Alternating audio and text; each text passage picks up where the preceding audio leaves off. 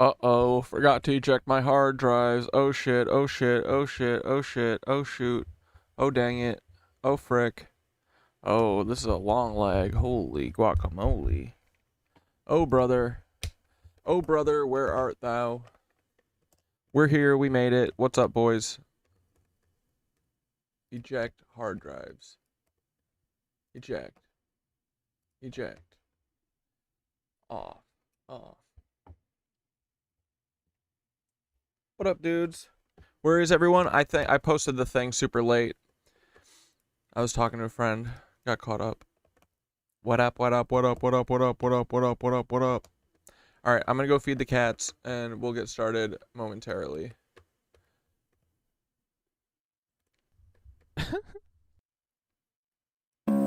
If I told you Timothy was Paul, what up, dudes? You tell me get in now. Here's the birds. Fuck the FBI, wizards of propaganda. And that's word to all the charred corpses at Waco, Texas. Before I was even questioned, you already got your answer. I was charged for having a voice like a payphone message. It's all respect, but a great loss of love till it's bounty on your head. Paper towel to stop the blood, might as well arrest Congress too. It's all fucked, they don't respect the Constitution. They look for loopholes and chop it up. If you want something deviled, you gotta break a couple of eggs. I'ma see how much chaos I can fit inside this truck bed till it's 168 dead, 19 kids who truly lives. I'm the baby held by the dead mother at Ruby Ridge. I'm losing it, and the proofs and the hallucinogens. Follow the white rabbit now, let loose from the loomy bin. Don't listen to the news again, it's all a lottery like karma coming for anyone trying to give truth a spin. Who is Tim? Who is Tim, bitch? Who is Tim? Who is Tim, bitch? Who is Timmy McVeigh? Who is Tim, bitch? Who is Tim? Who is Tim, bitch? Who is Timmy McVeigh? Who is Tim? Who is Tim? Ooh. Who is Tim, bitch? Who is Timmy McVeigh? Who is Tim, bitch? Who is Tim? Who is Timmy? Who is Timmy? Who is Timmy McVeigh? Yo, everything was so much simpler back in the day, before the internet came and started having its way, before these pesky ass hooligan kids tweeting and twitting exposed the whole plot of us FBI bitches. If you only knew what I was capable of, the lives I've destroyed and the buildings I've turned to dust. You can call me God or the devil or maybe Yahweh. You can call me any name you want except Timmy McVeigh. Who is Paul, bitch? Who is Paul, bitch? Who is Paul, bitch? Who is Paul, bitch? Who is Paul, bitch? Who is Paul, bitch? Who is Call Paul, me any bitch? name except Timmy McVeigh. Who is Paul, bitch? Who is Paul, bitch? Who is Paul, bitch? Timmy Who is Paul, McVeigh. bitch? Who is Paul, bitch? Who is Paul, bitch? Don't point out the obvious and call me Timmy McVeigh. If I told you Timothy was Paul, would you tell me I'm wrong? Would you hear the truth? Stop saying that. If I told Fuck you the FBI agent Paul White so bad. was Paul, And you know what? That guy could look just like the OKC baller. What's his name? Timothy McVeigh? It's not true. All the asses connected. Paul man. is not Timothy. Stop saying that.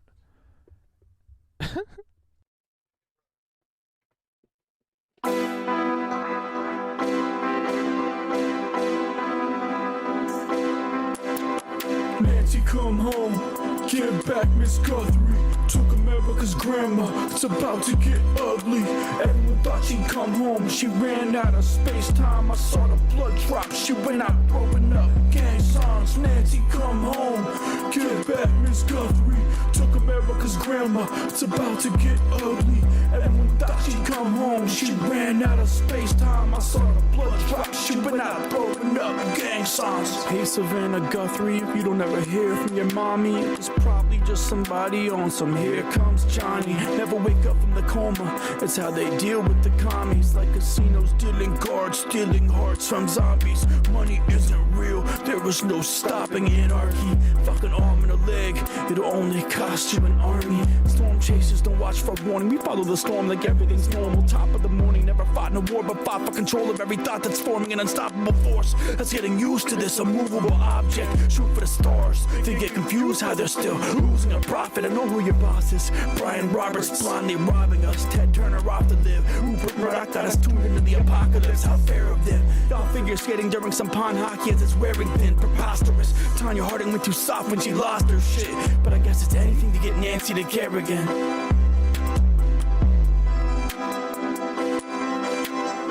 Nancy, come home.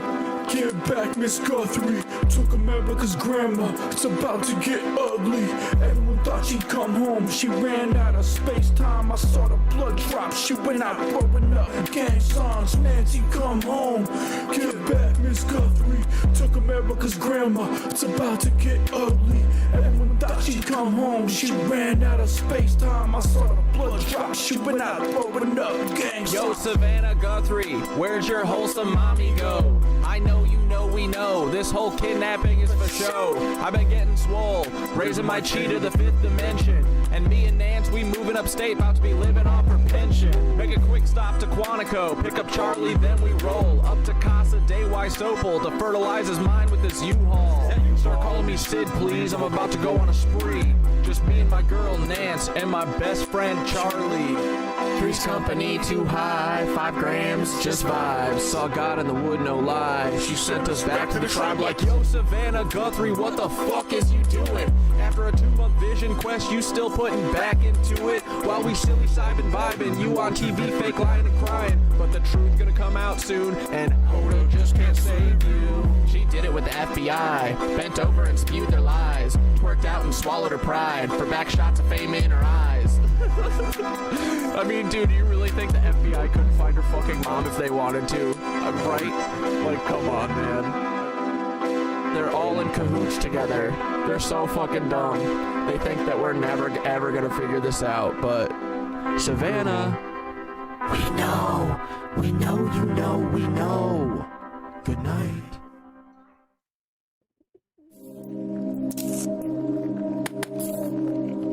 Hey boys, this is a Mormon MLM. I would run away from this as fast as possible. Kids today, they're tweeting and twitting, banging away on their Xbox 360, stuff I never heard of when I was a kid. Wasn't even available. Wrote the sounds, dreaming big, woke up and deleted it. Make polishers with Rip War, boner plead the fifth. It's all a joke, not even trying to be funny. Somebody get policy BD, got the sounds, dreaming big, woke up and deleted it. Make polishers with Rip War, boner plead the fifth. It's all a joke, not even trying to be funny. Somebody get policy BD, study how words work. Listen to birds, short for some mints, but let the dismal to my lungs, for some bourbon in my guts. Cannabis and caffeine keep me up, bro. To make the beat, look at me, we're disgust. 3 blunts, size of fucking tree trunks. Only free cause I'm whiter than the Jeep was. Learned Illuminati secrets, use the Fibonacci sequence. Know I have my demons and the God that you believe in. Wrote the songs, dreaming big, woke up and deleted it. Make polishers with Rip War, boner plead the fifth. It's all a joke, not even trying to be funny. Somebody get policy BD, got the songs, dreaming big, woke up and deleted it. Make polishers with Rip War, boner plead the fifth. It's all a joke, not even trying to be funny. Somebody get policy BD gum. There's no signs of life here, other than the fact that Paul seems a tad bit mad. But when your life is like a nightmare, it's probably like he's having a tag team match with every bad dream had. I wanna be the reason Paul can't relax when he has a vacation. His job was to make sure the crack is cocaine. This rat face was always set up in the Trappist location. FBI vampires getting fiends, plasma donating. Wrote the songs, dreaming big, woke up and deleted it. Make polishers with Rip War, boner plead the fifth. It's all a joke, not even trying to be funny. Somebody get policy BD, got the songs, dreaming big, woke up and deleted it. Make polishers with Rip War, boner plead the fifth. It's all a joke, not even trying to be funny. Somebody get policy BD gummy. Whatever rituals your neighbor is doing To your wife, not my business. He's not available. He's not available. He's not available. Paul is not available. I just want to make it clear. Fucking Theodore? No, this is Mike. This is Mike. Who the fuck is Mike? Who the fuck is this transition? Somebody get Paul a CBD gummy. Who the fuck is Mike? Who the fuck is Paul? Greatest fucking transition ever. What up, boys? How we doing? How's everyone feeling? It's warm today. What the fuck, dude? My I made my downstairs neighbor today was like, bro, how much was your fucking electric bill? And they've been running the ACs. I have not used the AC. I've used the AC one time this summer so far, and it was when it was 104, and it was just for the night. Every other day, I have I have a little fan here right next to my computer. Look. Proof. Tiny fan that I turn off when I leave here. And then I have a little box fan that I move from room to room with me. I don't even have two box fans. I just have one that I move from the living room to the bedroom. Okay? Granted, sure, the box fan probably running most of the time that I'm here. Turn it off when I'm not. Okay? My fucking electric bill? $200 for a fan, dude. I'm losing my fucking marbles here. Remember when I was saying how much the fucking heat was this winter? I mean, these motherfucking criminals, dude. We gotta start gutting these people like fish. Got to. I'm gonna find the families Con Edison, and I'm gonna fucking gut them like fish, bro. Metaphorically, of course. But this shit crazy, bro. Anyway, how's everyone doing? What up, what up, what up? Sorry, I posted the thumbnail super late. Anyway, want to start with we could just start with a nice, easy, maybe some Minutes of Horror or something. We haven't caught up with Florida Dad in a minute. Well, what do we have here when it comes to these horrible fires that have happened over in Spokane, Washington? Matter of fact, one of the worst fires that has happened in the state's we got history. A late night thunderstorm. These fires destroyed at least 700 buildings, scorched about 12.5 square miles, and forced roughly 67,000 people to evacuate. Now, these fires had started back on August 1st. There was 3 in total. The Old Trails fire is the largest of the 3 major blazes that have burned. You just paid $1,100 for a tooth? I mean, where are these fucking people coming up with these prices, bro? Shit's crazy. Dude, I'm telling you, I don't know how people are going to survive. They're literally bleeding all of us dry. It's crazy. It's never going down. And you're never getting a raise, so around Washington. And it has come out that authorities arrested and booked an individual on suspicion of first-degree arson in connection with the Old Trails fire. A 37-year-old Aaron F. Farinacci. But how did they get him, right? I guess because there's cameras everywhere, even flock drone cameras, you got Axon cameras. But apparently, investigators were led to Farinacci after a witness reported seeing a nervous-looking man crouched near dry grass close to where the fire ignited. They didn't see him start it, but he just looked nervous. Deputies detained him, questioned him, and eventually released him, but detectives reviewing body camera footage and witness statements later determined the fire started where he had been seen. When he was detained, authorities said he was carrying matches and a butane lighter. So they detained him, questioned him, I guess body searched him, released him, and then for whatever reason they reviewed the evidence again and then detained him again. Okay, but when it comes to the people that lost everything, you have some individuals that are even questioning if they want to even... What up, Tabitha? I went down the 1933 Romance of the People rabbit hole. What the fuck is that? Like, for example, the 76-year-old couple... Romance of the People. I like that. That sounds similar to the Fruit and Fuck. The Fruit and Fuck timeline that we all want to attain. That says there's nothing to save, quoted as saying, at our age, do we even want to rebuild? And that's what a lot of them are saying. Do they even want to start over again here? Because, again, there's absolutely nothing left to save. And, bro, isn't that the fucking point, right? Ain't that the fucking point? Dude, how many families have rebuilt on Lahaina? That shit was a couple years ago now, right? I bet everyone's back, right? It's got to be most of them, probably, I would assume. For many people, there's nothing but just ruins left. And when it comes to police getting their man, Farinacci has no previous history of arson, but he does have a record. He has a record for ending his father's life during a fight in Mesa, Arizona, before trying to end himself. And supposedly this fight had started because his father asked him to wash dishes. Yeah, it definitely sounds like this guy has problems and should not have been out there. But when it comes to me, when it comes to this channel, I like to look at everything as a whole. I like to put things in a cup and look at it. I just like to look at the timing of things. I like to look at who benefits.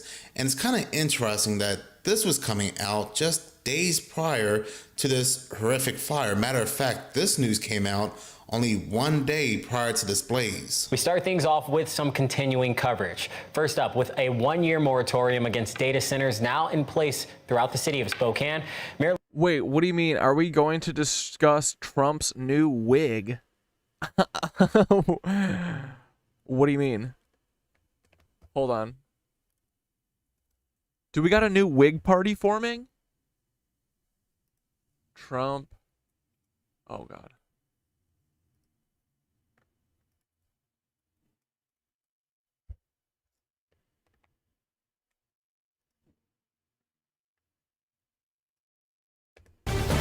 All right, Donald Trump is on stage right now. He is allegedly wearing a wig. It was just discovered, and he had to chase a child on stage, and he is, maybe not so surprising to you, not able to speak. Chasing a child. Now, you remember earlier today, what's going on? I did a report on how someone who was endorsed by Donald Trump for a congressional race in Michigan lost his seat to someone who, what? Dude, what kind of medication makes you lose all your hair? He's probably doing cancer treatment, right? Is that why he has a wig? Isn't even running. The person dropped out a month ago. I think we're starting to understand why. That person's first name was Ahmad. And here's what happened at the Trump rally when they invoked a police officer's name who they were there to pay respects to. I know Pastor Tice spoke about. Where is Trump's wig? I don't give a fuck about this guy. I said Saeed. So there you go. Now, Donald Trump was, as I said, allegedly in a wig. Aaron Rupert mentioned it. So did Tim Miller, who put this GIF here. Hold on to your. And dude, as you can see, what have we always been saying? Trump would love nothing more than to be RuPaul and to live his true fucking self. But no, he's stuck in this Nazi real estate magnate fucking body. Looks like there's a lot more volume than normal. Well, dude, thank you. You're so, oh my God, he's got so much hair now. They're like, no one will know, Donald. Donald's like, why is everyone talking like me? They're like, maybe you'll understand us better. Thank you, everybody. Bro, it's luscious on the side and everything. Thank you, and congratulations on getting in, because you got thousands of people I can't believe they fucking blew his wig off, bro. outside. I wish they'd blow his wig off. Isn't that a euphemism for shooting someone? I'm just kidding.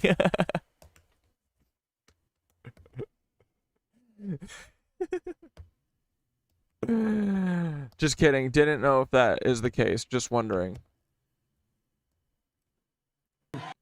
And he seems drugged up.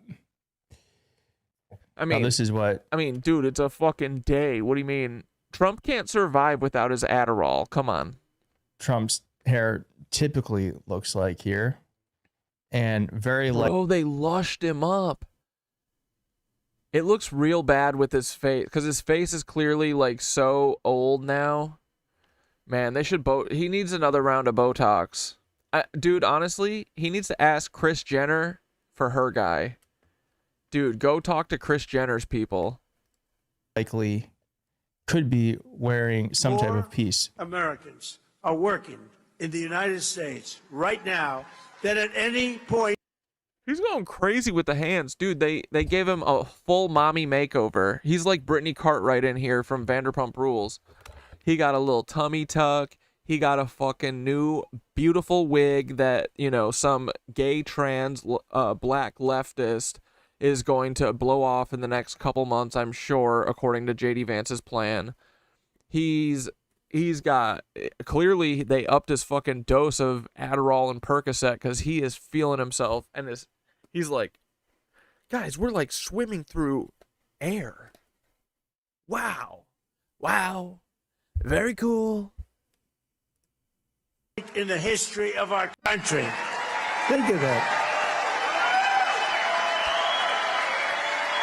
Where's the wig blow?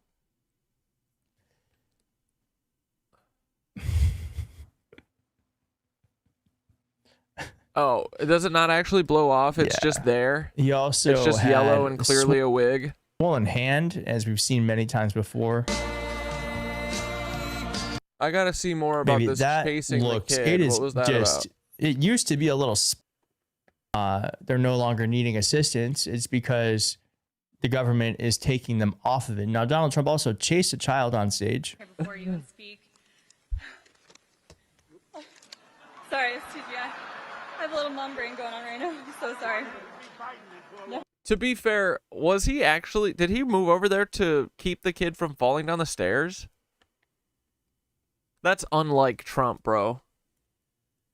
On stage. Before you and speak. Sorry, it's TGI. He kind of moved quick there. He moved a little quick for a big old boy without a fucking sphincter. The government is taking them off of it. Now, Donald Trump also chased a child on stage. Before you and speak.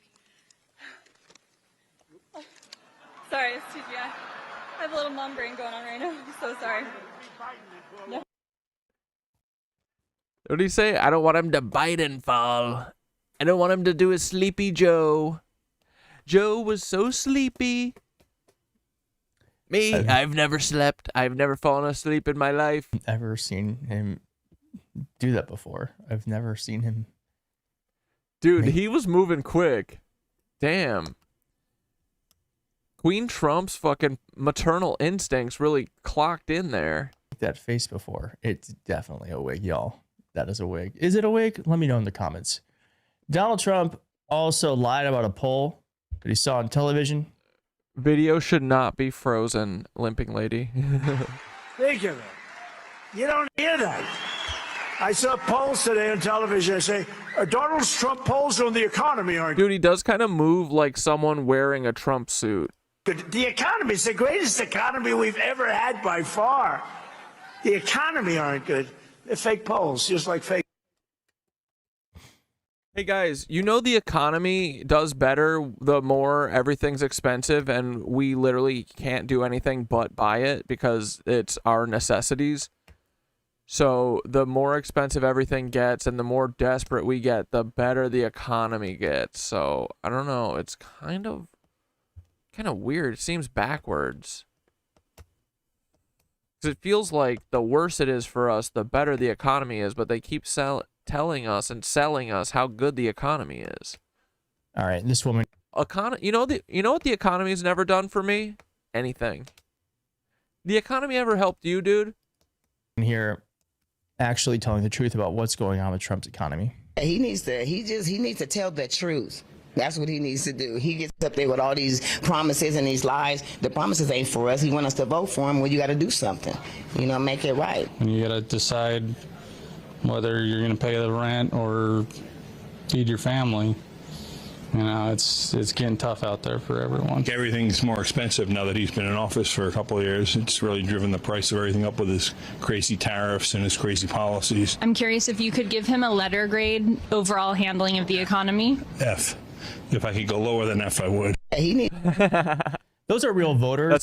That's a fucking G. He's getting a G, bro. He got an H. Aren't pundits. Those aren't politicians. H. Those are the real people who have been impacted by Donald Trump's. All right. Anyway, this dude's annoying. But yeah.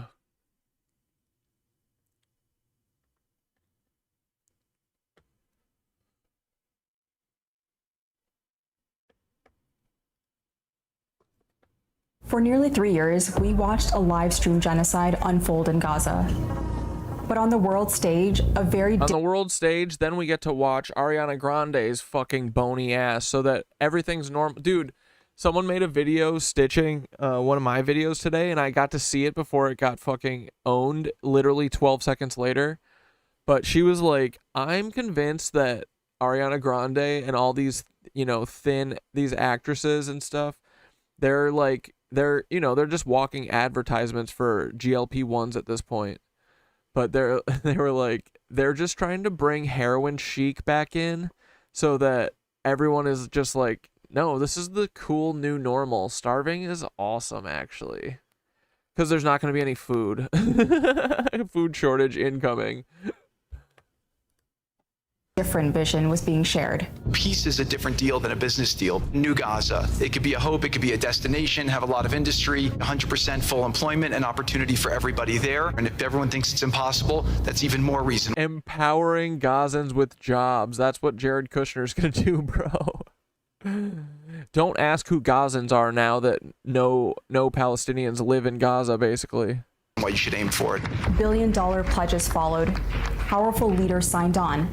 Even FIFA pledged $50 million for a new Gaza football stadium. And in July, President Trump's Board of Peace announced a tentative peace agreement for Gaza. But that's where things start to get murky. There's a World Bank fund that was supposed to hold billions for Gaza's reconstruction. The balance? Zero. And at least some of the money that was supposed to go to the fund diverted into a private JP Morgan account. It's not clear who controls the account, why it exists, or how the funds I'm gonna say Jeffrey Epstein. are being used. So I did what we all... Guys, I got a crazy fucking... Now, don't lock me up here. But I'm gonna say someone, either Jeffrey Epstein herself, or someone loosely associated with him. I'm going out on a limb here. Always do. I followed the networks of money, and I took a closer look at the men inside the board. I spoke with insiders, including an ex-Blackwater mercenary.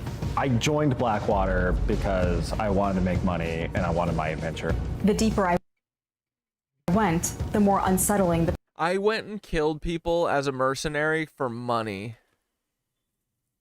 Ooh, boy. Picture became. Because Gaza doesn't just look like a place to be rebuilt. It looks like a testing ground for a new kind of control. And it could just be the start. To understand how we got here, we need to start in the one room that was supposed to stop the suffering. Inside the UN Security Council, resolution after resolution is brought to the table, calling for ceasefires, aid corridors, and a Palestinian state. And each time, this happens. Those against? Israel and the United States. So weird. Those against? Those against? Rat Those people. against? Those against.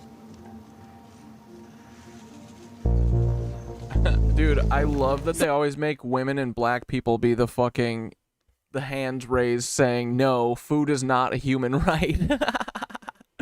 Water, not a human right. When the U.S. offers a new way to bring peace to Gaza through the Board of Peace, the Council immediately approves it. You might be thinking, why? In a generous read of the situation, the UN might have thought the US could finally put... And the rest of the UN sits there idly by like a bunch of cucks. ...some kind of pressure on Israel. But when I sat down with journalist Casey Michel, he had a much more cynical take.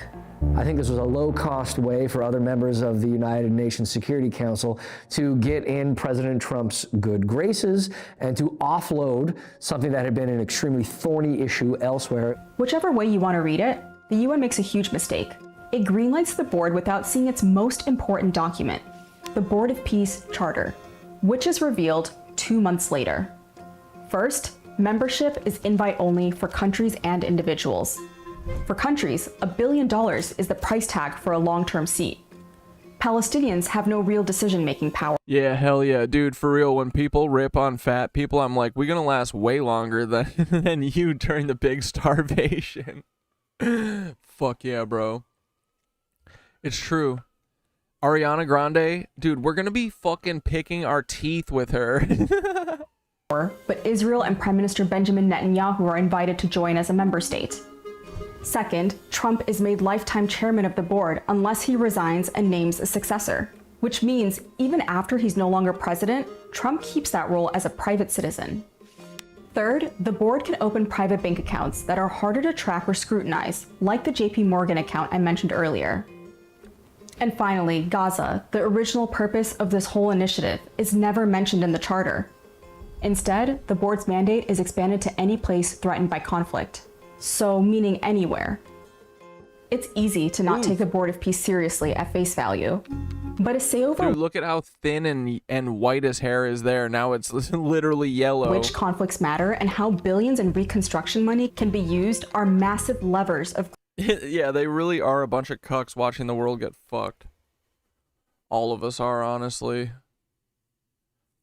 What the fuck are we gonna do, dude?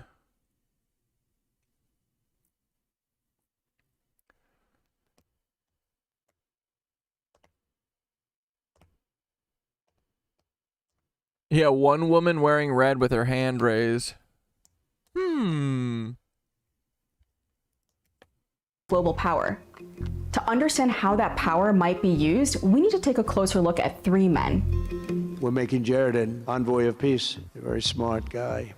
Like Jared Kushner, founding executive board member who... He's my favorite son-in-law. ...who was tasked with brokering high-stakes peace deals. He's my favorite son, Jared Kushner. Yet when you track his post-White House moves, it leads you to private equity plays, foreign funding, and investments. And no, I have not seen any Mitch McConnell videos, but I heard that he has went home for recovery. So, dude, everyone should just go to Mitch McConnell's house and check on him. That's what I think. Right? That makes the most sense. Tied to the same regions he's now meant to mediate conflicts for. Almost immediately after Donald Trump leaves the White House in early 2021, Jared Kushner is looking for new ways to monetize his relationships that he developed in the White House. He and a number of others start... Wait, Saint Siren Salt, I didn't see this before. I have been paying for dental insurance, but get this, I'm not actually covered until I pay the insurance for a year. Which would be December. I've been paying monthly just to pay out of pocket anyway. That's fucking insane. Why would you have to pay for a year to get dental? It's so crazy, dude. Like, I feel like dentists are the easiest, most preventative care type shit you can do. Like, if you can't eat good, then you can't be healthy. You know what I mean? If your mouth isn't good, then you're fucked. And they fucking gatekeep this shit, bro. Teeth cleanings. Fucking nuts.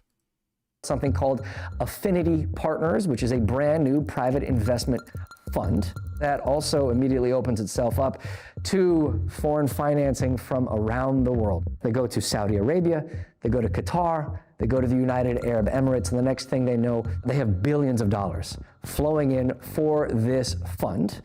With that foreign money behind it, Affinity goes on to buy the largest stake in a firm called Phoenix Financial.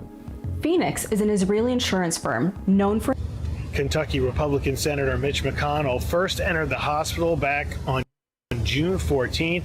Since then, he released some statements as well as 2 photos posing alongside his wife, Elaine Chao. He was discharged today. A statement was released saying he was discharged. I'm at the home right now, and I wanted to just give you a look here at the scene. Nothing.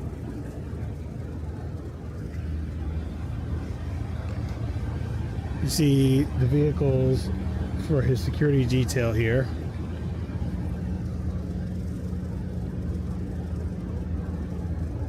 And that is the house, and this is the street. And there's a second vehicle further up the street. So McConnell was discharged from a rehabilitation center. He was first admitted to the hospital, George Washington University Hospital, back on June 14th. Kentucky Republican Senator Mitch McConnell. But they're probably like, oh no, he's in oh yeah, wait, this comment. Someone said he's back in Louisville. Sure he is. Oh, I bet he is. Mitch McConnell Aaron Parr ass. update, he's been discharged from the hospital. That's what he says in a new statement, that he is spending time. Photo of Mitch McConnell leaving the hospital. Out of the hospital, at home. He's thanking everyone for their prayers, but he won't be back before the August recess. Now, they didn't release a picture, they didn't release a video, but he won't be back before the huge break. Incredible, dude. Apparently he's out of the hospital. That's what he says. His full statement earlier today was okay, but like if he's not voting and he's not doing his job, maybe he should just fucking retire and die. Like, what the okay, so for the rest of the year, no one's gonna vote from Kentucky? Okay. Charged from the rehabilitation center to continue my recovery at home. Elaine and I are grateful for the many well wishes and support from friends, colleagues, and Kentuckians, and for the attentive care I've received from excellent doctors, nurses, therapists, and hospital staff. On the advice of doctors, I'll maintain an intensive regimen of physical therapy from home during the state work period, and I'll continue to engage with my staff and colleagues on important Senate business. That is all we got from dentists are cops and Epstein pilots too. Dude, I mean, that is true. The dentist, I feel like dentists are like the most fucking snake oil salesman of all.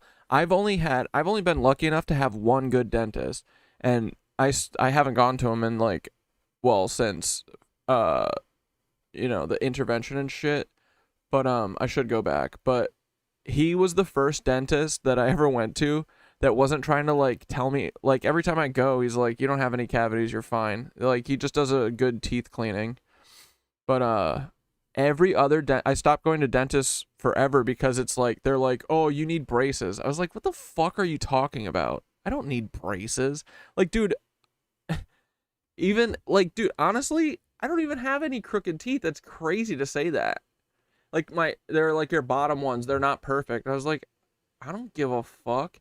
Then they would be like, you have 17 cavities. What? Be like, oh, they're all micro cavities. They're like, it's $400 per cavity. Okay, well, no.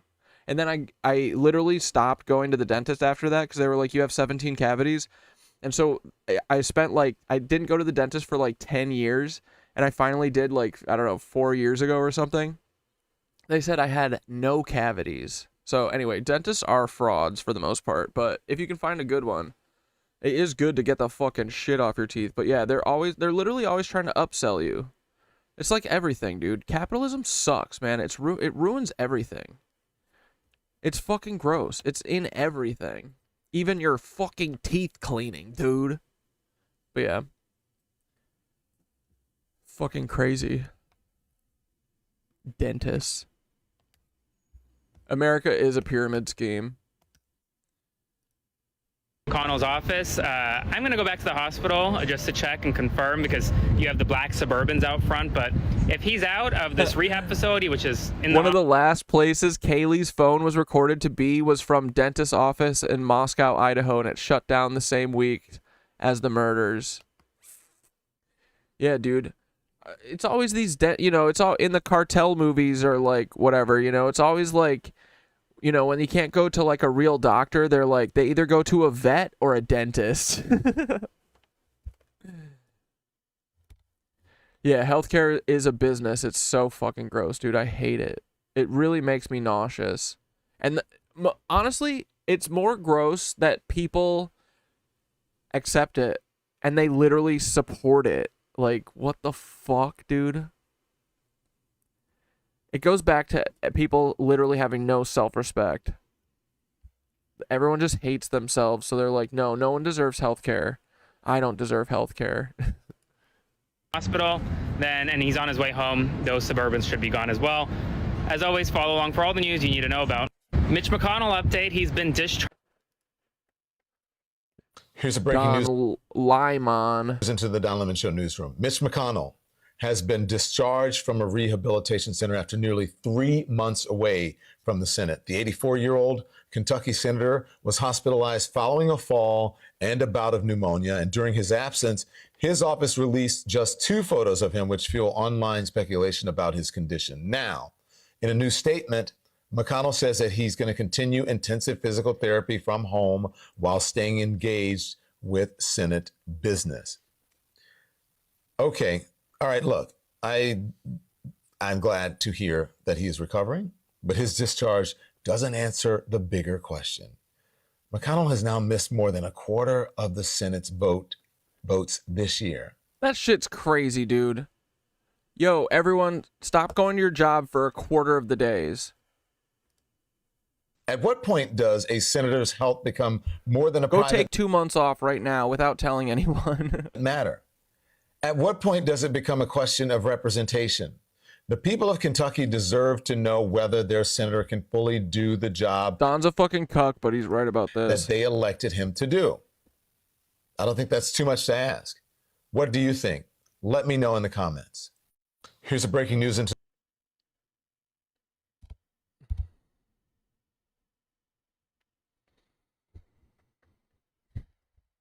Don Limon. Investing in companies with links to illegal settlement activity and expansion. It's not insuring just little mom and pop stores or providing health insurance in Israel. It is providing the insurance for the... That is true. Most insurance company bills come out of Utah. Very, basic infrastructure for these settlements that are being created with, of course... Yeah, and why couldn't they do a live video of Mitch McConnell by now? Dirt nap, dude. It's because he's rotten. Israeli backing. Jared Kushner, who again, it's worth repeating, is the son-in-law of the sitting American president, has every financial incentive to push for policies that benefit Israel without any buy-in, without any incentives for the Palestinian voices on the ground to be heard. Affinity's investment in Phoenix raises serious questions about what it means to be both a special envoy for peace and also hold investments in the Middle East, namely Israel. But beyond Kushner, there are 2 other Board of Peace members. Jared Kushner being a part of the Board of Peace is so good. They really should spell it B-O-R-E-D. To know. First, Mark Rowan, whose Apollo Global Management is also connected to Phoenix Financial. Phoenix and Apollo have a standing deal where Phoenix can join Apollo's investments in Israel up to a total of $2 billion. The potential here is tremendous. The coastline alone, $50 billion of value on a conservative basis. The housing stock, more than $30 billion as rebuilt. The infrastructure, more than $30 billion. $115 billion of value. It just needs to be unlocked and financed. Then there's Steve Witkoff, a Trump ally and also a special envoy of peace, whose family firm, the Witkoff Group, has also done major deals with Rowan's Apollo. Through the Witkoff Group and a crypto venture co-founded with the Trump family, the Witkoff's family's finances are deeply entangled with the same Gulf states he's negotiating peace deals with. Witkoff claims he's divested from both, but he hasn't fully separated from the family firm, and his sons still run the companies. Show me the incentives and I'll show you the outcome. If you see where the incentive structures lie, almost every single time, you can see what the outcomes are going to be. There's no evidence that Kushner... Shut up. Live stream press conference? Turtle Watch is over? No way. No way. What do you mean? Where? Where? Tell me. Don't get my hopes up.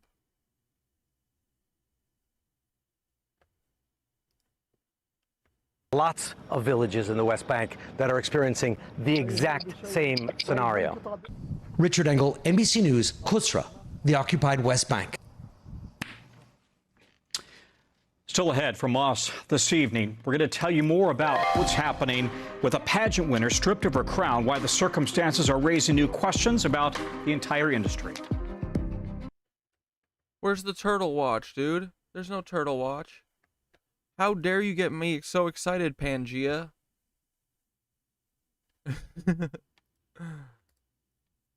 Rowan or Witkoff have formalized any deals through the Board of Peace, but the incentives here are striking.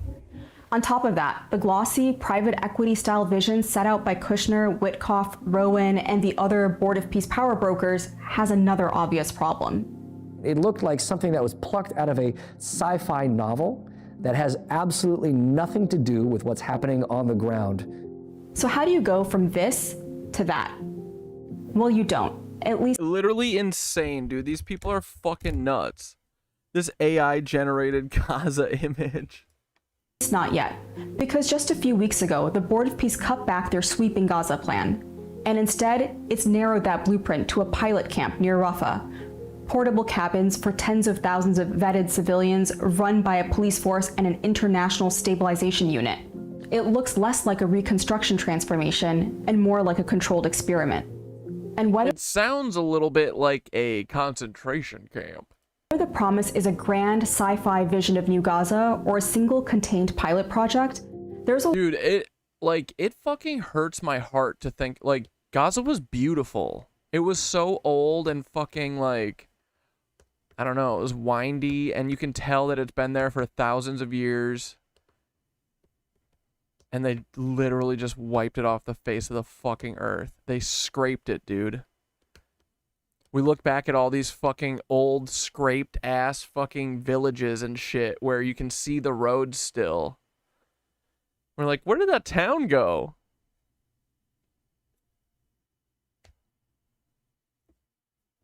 Ta-da! It's just what they do, bro. And then in 40 years, literally no one will have ever heard the word Gaza, and they'll be like, man. Well, no, they'll know New Gaza. They'll be like, New Gaza is an incredible city, and we can't believe no one had anything here before. This is kind of an amazing place. They're like, it'd be cool if, you know, there were some olive trees or something here, because that feels like it would go well with this land. But, you know, all these invasive palm trees are pretty sick, too. Yeah, it was paradise for them. They just fucking leveled it, bro. Oh my god, someone's ringing the buzzer. a whole second layer of players who stand to win big from carrying out these plans on the ground. So I traveled to Arizona to speak with an insider who gave me a rare look into the secretive world of private military contractors. My name is Morgan Lorette. I was enlisted in the Air Force, and then I worked for Blackwater in Iraq for 18 months in 2004, 2005. The former contractors aren't big fans of me, I'll tell you that. But at the end of the day, Blackwater really gave me the opportunity to, one, make a crap ton of money. That was always number one for me. And two, go and get that war adventure that I had been training for and been wanting, you know, as a military member for so long. Blackwater was a private corporate army hired by the US to fight and provide security during the Iraq and Afghanistan wars.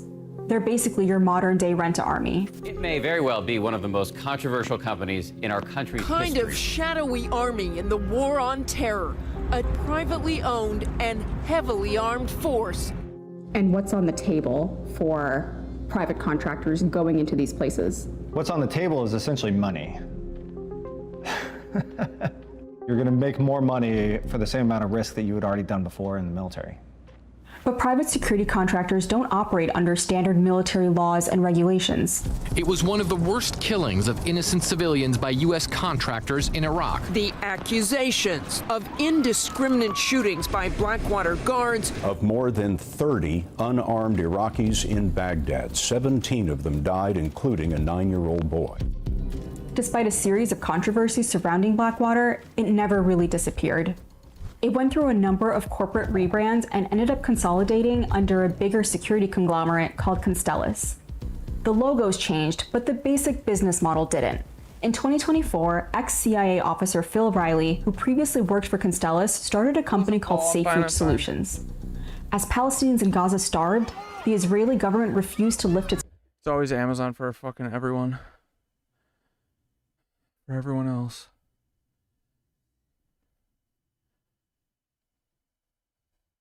Dude, I would do anything for them to switch, because when you look at my buzzer, my apartment's the top one, and it shouldn't be. It should be the last one. So the people come and they just see the top one, they're just like, wah, wah, wah, wah, wah.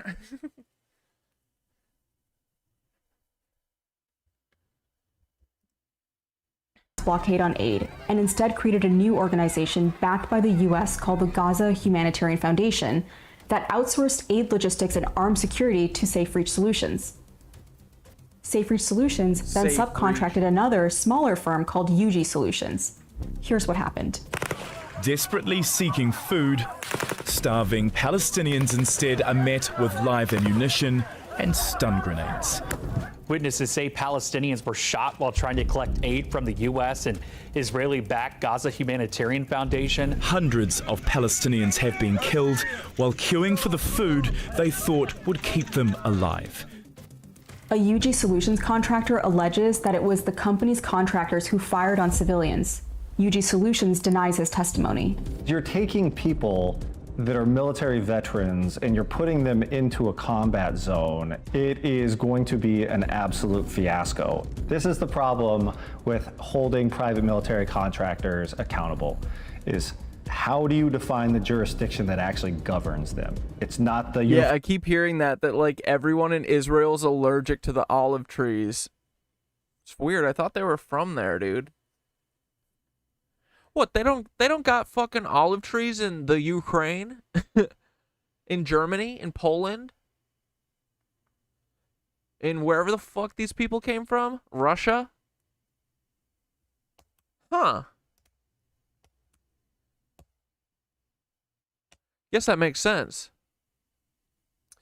But you'd think they wouldn't be allergic to them if that used to be their land.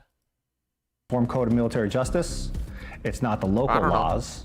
It really is this legal gray area that continues to be exploited. And the only people that end up getting screwed by it are usually the guys on the ground. It's not the companies. It's I do love that, though. Even nature's fighting back against these fucks. Not the politicians. It's literally the guy that was standing there and thought he was making the right decision. And the civilians on the ground, right? I mean, from a contracting point of view, I don't care about that. Like, not to be a jerk, but at the end of the day, the rules of engagement are not the same as the military. Gaza Humanitarian Foundation. Wait. What the fuck did this bitch just say? Exploited. And the only people that... Because this is the mercenary, right? Uniform Code of Military Justice. It's not the local laws. It really is this legal gray area that continues to be exploited. And the only people that end up getting screwed by it are usually the guys on the ground. It's not the companies. It's not the politicians. It's literally the guy that was standing there and thought he was making the right decision. And the civilians on the ground. He's like, dude, the only people who are getting hurt in these wars are the mercenaries. They just don't understand the rules of engagement. It's a gray area. There's no other victims in this war. It's just the mercenaries. Right? I mean, from a contracting point of view, I don't care about that. Unreal. I mean, dude, these people are straight up monsters. Literal monsters. They deserve the worst. Like, not to be a jerk, but at the end of the day... You're worse than a jerk, dude. You're vile. You're repugnant. You're a fucking hog. The rules of...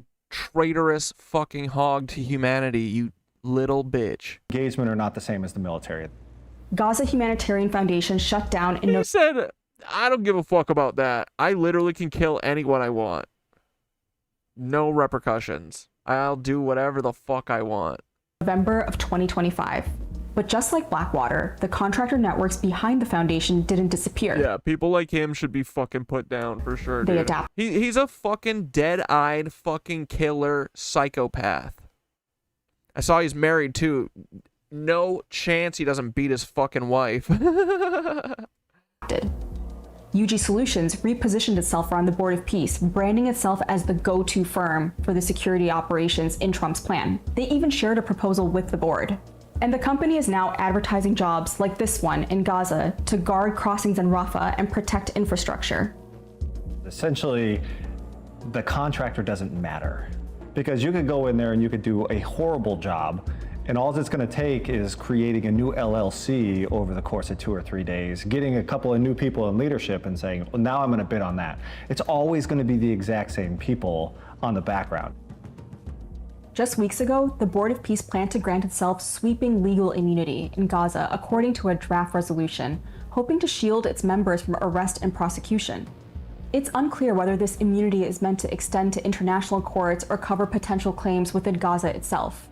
But Secretary of State Marco Rubio is now launching a campaign against the one court that could hold both the board and Israel accountable, the International Criminal Court. As we speak, the ICC and its friends I hope she's fucking his best friend. are waging a war She is. Dude, I'm telling you, who has bigger ears than Marco Rubio? Holy fuck, dude. All of his lies grow into his ears, clearly.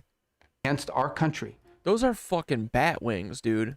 Not with bullets or missiles, but with statutes and compacts and the force of so-called international law. It makes you wonder, what exactly is the board planning to do that requires immunity from the law, especially in a moment when Rubio is also attacking the ICC?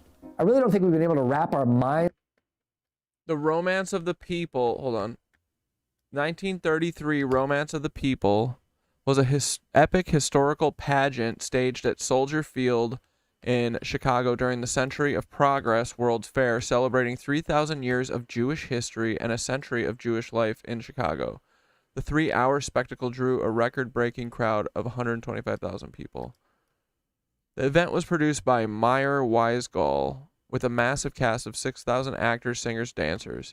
Staged as a bold assertion of Jewish identity and cultural presence, it featured elaborate floats, choral dances, and thundering horses that depicted everything from biblical scenes to modern Zionist aspirations. The spectacle served as a powerful cultural statement showcasing Jewish pride against a backdrop of rising anti-Semitism in Europe.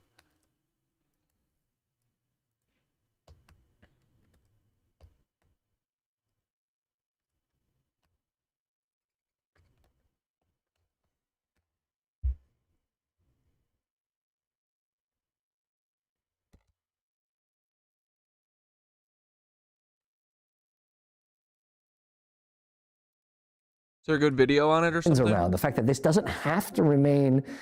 Oh, now watch the video.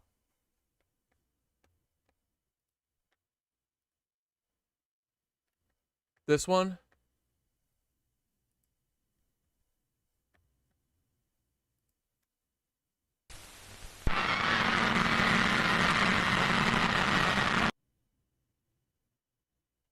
Yo, is that fucking Moloch?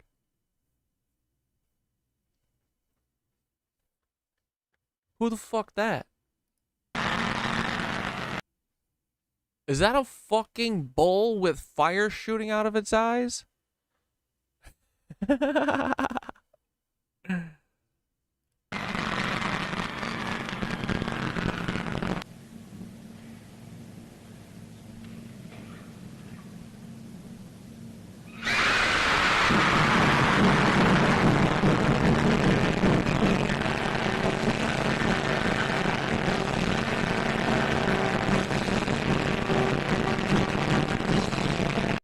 This music is lit, bro.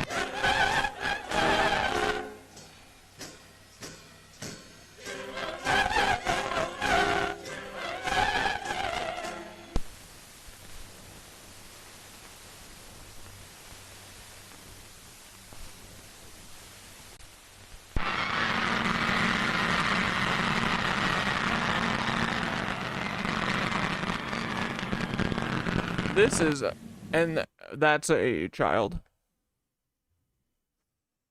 Ooh, what's going on here, dude? Oh, brother. I don't know, man.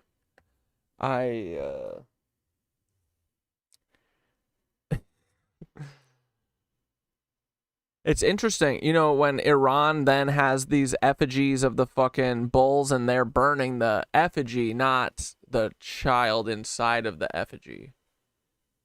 Like a sacrifice. The fuck, dude? Oh, brother. Where art thou? Delegated only to Gaza can, of course, be extended to the West Bank, but it could also be extended. Rubio's 90% earlobe. That is so accurate. And it even further beyond. Maybe it's Lebanon and Syria. Maybe it's Iran. Maybe it's Ukraine. The deeper I followed the Board of Peace's networks of influence, the more I kept landing in the same unsettling place. A system that normalizes a market for endless conflict. Yeah. Dude, that guy going, nah. She's like, oh, the other victims besides the mercenaries are the civilians. He goes, nah, I don't really care about that. Fuck them. One where every phase of war becomes a financial opportunity. weapon sales to Israel, raze and destroy homes and infrastructure. Like, it pisses me off too that like shit like this doesn't go. So you think, hold on, let me get this right. You think that the rules of engagement just follow whoever's paying the most. So you'll kill people for money for the highest bidder. That's essentially your job. And then make him be like, yeah. Like, I'm sick of this fucking, like, pussyfooting around what he's doing. A contractor? Fuck you, dude. You're a fucking hired gun. Mercenary. Scum fuck. Like Graham Plattner. Take off your shirt and prove you don't have a Nazi fucking insignia tattoo on your chest. Or somewhere. Making a place completely unlivable. Stabilization through private security contractors. Channel global capital. That black and white video was intense. Yeah, that fucking Moloch thing too. It kind of reminds you of like the owl. I don't know. Weird, right? Into redevelopment. War will always be a moneymaker. Look at the fucking glee in his eye, dude. He loves it. Look at this scum fuck, dude. Dude. Yeah, these people need to be put under the jail. It's amazing. Her little cold stare is not enough. Like, push back on these motherfuckers. He says it's amazing. Contractors. Channel global capital into redevelopment. War will always be a moneymaker. It's amazing. I think history is going to repeat itself.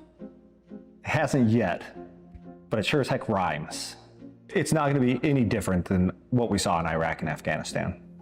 So what then is the alternative? You cannot have peace without addressing historic wrongs, without addressing justice on the ground. So maybe you start with the most obvious problem. There are plenty of other options to pursue moving forward in terms of American policy regarding Israel, regarding Palestine, ranging from cutting off arms sales to Israel to launching new programs of sanctions, targeted sanctions against those violent settler communities in the West Bank or presumably in Gaza. The Board of Peace is one vision for Gaza's future. The question isn't whether this plan will bring peace to Gaza, it's who gets to control what happens next. Dude, wouldn't it be awesome if like Stephen Miller had a fucking psychotic sexual break like Perez Hilton and started doing like the Buffalo Bill and then cut and flayed himself on TikTok live? I would love that, honestly. Who pays the price for it? Because the more things change, the more it stays the same. Thanks for watching. Don't forget to like this video and subscribe. Yeah, it's all the fucking same, bro. Ain't nothing changed. Fucking Moloch. Fucking Polacks and Molochs, bro, right? Oh yeah, we forgot our Minutes of Horror video. Lisa Brown is putting together a team to consider the potential impact of a data center. KRIM 2's Caitlin Galloway joins us now from the newsroom to break it all down. Caitlin? Well, hey, Brandon, people have urged the city to consider the impacts of a potential data center thoroughly and responsibly, and that's what the mayor's work group aims to do. The potential for a data center prompted a lot of feedback from the community, who shared their thoughts at this week's city council meetings, and to the county commissioners and planning committee, urging them to consider moratoriums, zoning, and policy to regulate data center development. People with land that is within 5 miles of these data centers, they're not going to be able to sell their homes. They're going to be upside down in them because no one wants to live close to these things. So please don't do that to our kids. If you have kids, if you have grandkids, if you care at all, don't do something that's going to poison our community more. Paul said, the more you get media trained, the more your frickin' ears grow. That would make sense, bro. Yours are huge. Some people urge the county and the city to prohibit data centers altogether. Others say they know data centers are inevitable, but called on the county leaders to move forward with more they're actually not inevitable. They truly aren't. transparency. Anybody can say we're bringing jobs.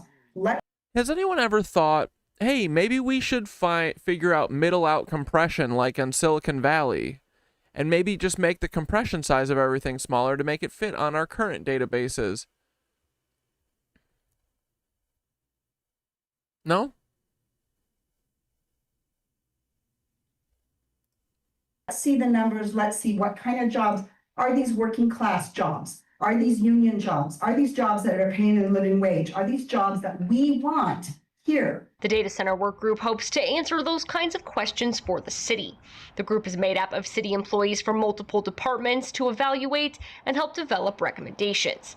In a presentation at Wednesday's city council meeting, the mayor's office presented fundamental questions to guide the work group's focus, centering around what types of circumstances a data center could be allowed under and how it fits in with the city's environmental and economic goals. Spoiler alert, it doesn't. Regardless of whether people at the council meeting support a data center in their community, they urge the city to move forward responsibly. Hopefully the big ask is this moratorium doesn't become an absolute no forever. That there's a path forward that's reasonable, makes sense. Our members are pressing us every day, new construction opportunities to grow our economy and have them strive locally. I really would encourage the council to, during this data center moratorium, really lean into the science and the negative impacts that data centers have in their current form on human health. Well, the County Planning Committee says they will discuss data center specific zoning and coding as part of their process. In the newsroom, Caitlin Galloway. Now, don't get me wrong, for YouTube purposes only, I'm not blaming the data centers or the data center or the companies behind them for starting these fires, because again, supposedly the authorities had already gotten their man. I'm just saying there's an interesting timing here that shouldn't be ignored. Right where the active blazes like the Old Trails fire that they said Farinacci had started and the Fairview fire have been burning, a massive data center project has been proposed right there. Like it data center cult security told me he worships AI computer god. Dude, I think all these dudes do. Completely overlaps without missing a spot. Public records requests reveal the data center could eventually consume up to 1,000 megawatts of power, and not just that, chew through millions of gallons of aquifer water every day. The Spokane County Commissioner, Al French, has been a major proponent of the project. He really wants it. He gives that old talking point that's going to bring lots of jobs, and when you ask what jobs, they never say. He also stated that the data center portion is intended to financially subsidize a next-generation hydrogen fuel production facility. So needless to say, it's going to put lots of money in his pocket and also in the pockets of other city officials. But there was such intense backlash by the public, and that's just putting it lightly, when it came to this Big Rock data center project that they had to place a data center moratorium on the area. That one-year moratorium on this data center was placed on June 22nd.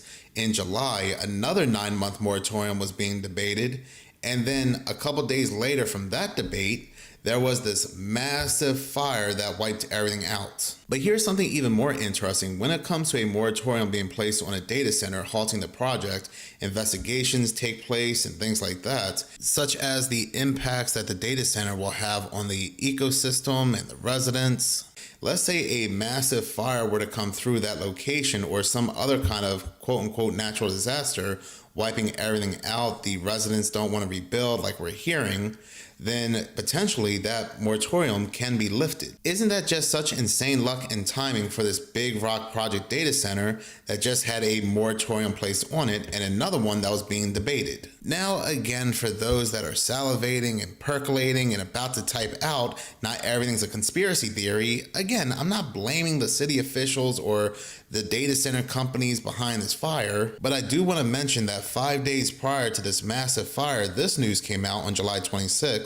Spokane County leaders held unknown discussions with data center developers seeking massive facility on West Plains. A lot of the calls and emails were between the city commissioner, Al French, and this data center company, and when they were exposed, he's not really talking, he's staying mum, but he did say that he had his IT guys look into it. He investigated himself, and he discovered that a lot of the emails that are coming out were generated by AI. They were fake. But at the end of the day, these fires were absolutely devastating and horrible, and that's just putting it lightly. So many homes and buildings destroyed. Again, a lot of people lost everything, and a lot of the ecosystem, the animals, had also been destroyed as well. But on a separate topic, we have another location building a massive data center, a $15 billion hyperscale AI facility over in Port Washington, Wisconsin, and this news clip came out. So this is your standard electrical room. Standard for a data center. We saw that touring Vantage's Virginia facility with Vice President of Site Operations Ryan Keogh. How does this compare to what you'll likely see in Port Washington, because it's a bigger facility and will need more energy because it's an AI facility? Spot on. So with it being more power dense, you're going to see larger electrical rooms.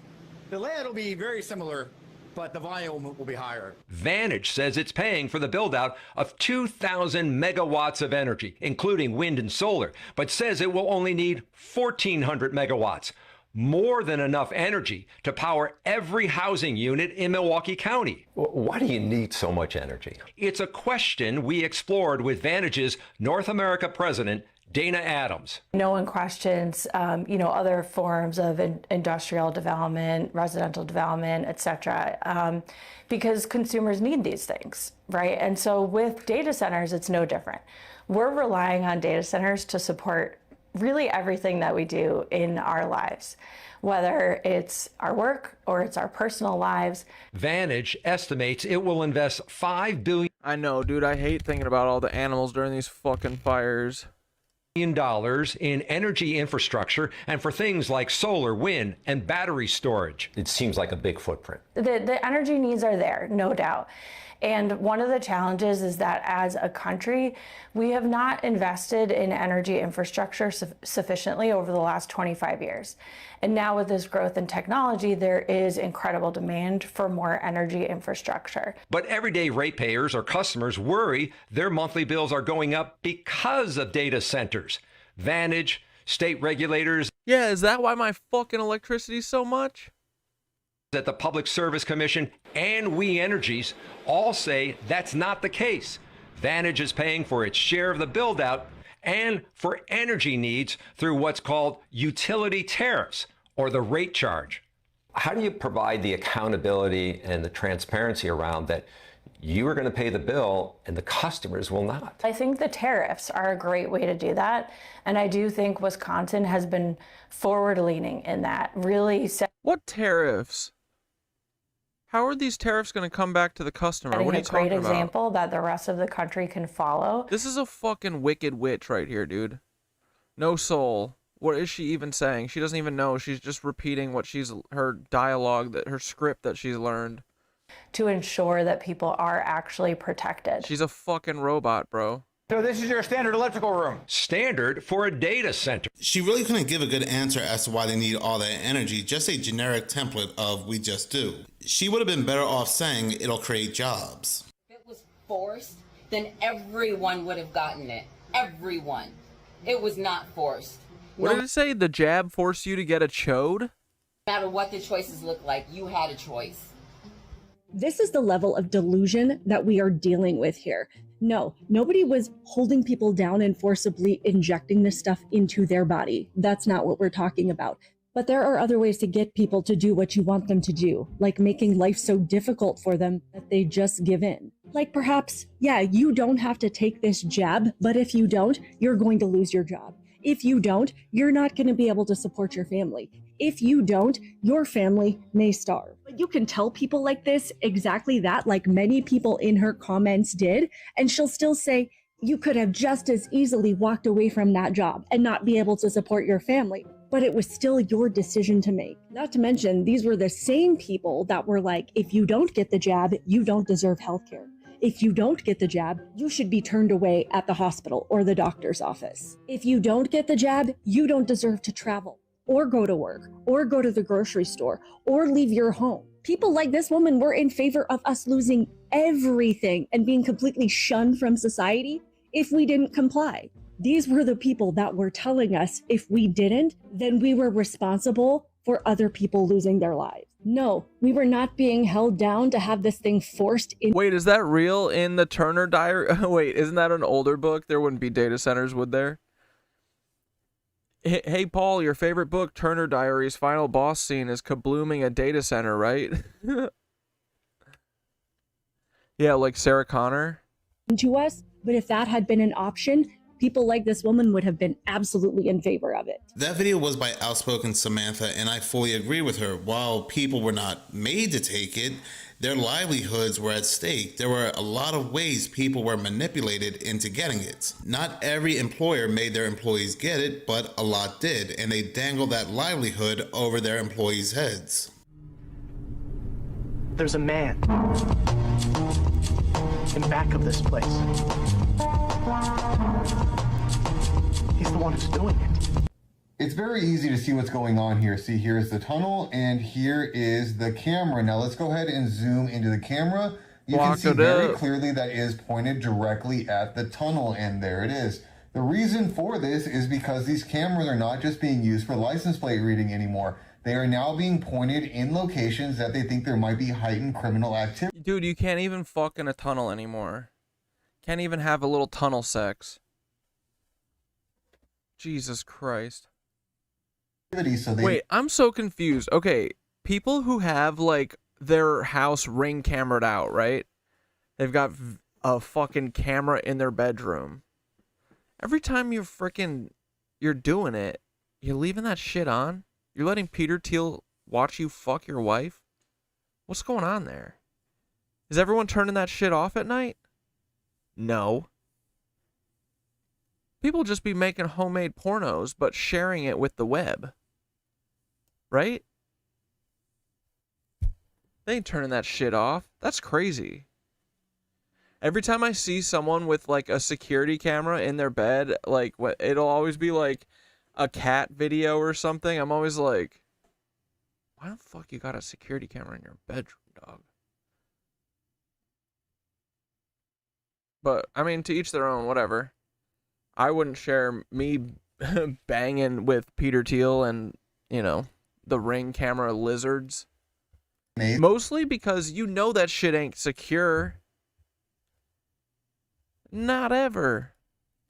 I think that some and, dude, worse off, they're categorizing the way you have sex, and they're judging you. They're putting you in a category, and they're saying, oh, he's one of these kinds. And then they're sitting there like Kinsey, just studying us, watching us bone.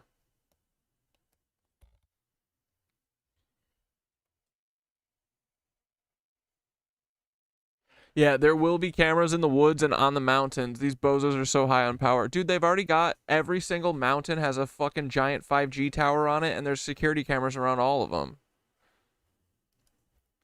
Criminals are going to do things in this tunnel. The problem is that we were told that these are license plate readers, but they're not being used for that. They're being used. What, you think your phone isn't watching you fuck? I mean, but at least it's literally not straight up beaming it. Like, dude, every time you move in your house, don't you get a notification that's like, blankety blank is in your room, moving around? It's just like, Elsie Joe's banging. Elsie Joe, like, sending that shit to Peter Thiel, uploading clips. That's a little different than your, like, IR phone. And also, yeah, I mean, your phone's definitely watching you for sure. But the cameras are literally on the security cameras. What do you got? Do you got a security camera in your bedroom? If so, I'm serious though. I'm not just goofing. I gotta know. Do people turn these things off, or they literally got like unlimited homemade fucking pornography because they don't?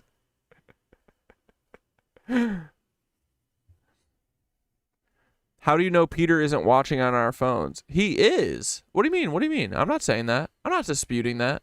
I'm just saying like, sure, your phone it's a little less invasive than a security camera pointed at your bed at all times. Are you just saying it doesn't matter? Like, it doesn't matter? Yeah, but I'm still not trying to have like fucking, you know, random nudes going around. That's the other thing too. Are these people never like? I don't want to beam up fucking nude shit to their fucking servers, dude. I mean, these people, every time you give them a credit card, they lose. There's a data breach. Like, there's no way this stuff is fucking secure whatsoever. So what? Either no one's walking around their house naked, or they don't care. That's weird to me. That's different too than your phone.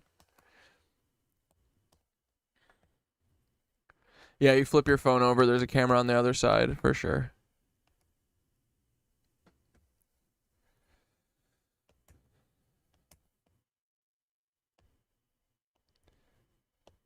Catching your heart rate go up via heat sensor cameras. Yeah, feeling it. They probably got haptic sensors in your phone. I'd crack a can of Surge right now, not gonna lie. Bro, why would you have to lie about that? Losing Surge was one of the all-time greatest lows of humanity. That's when I knew it was all downhill, bro. They took away Surge, and then they took away Four Loko. That was it. That was the end. Surge was much earlier, but... Peter isn't happy till he has penis. Yeah, yours. He wants it beamed to his phone from your phone.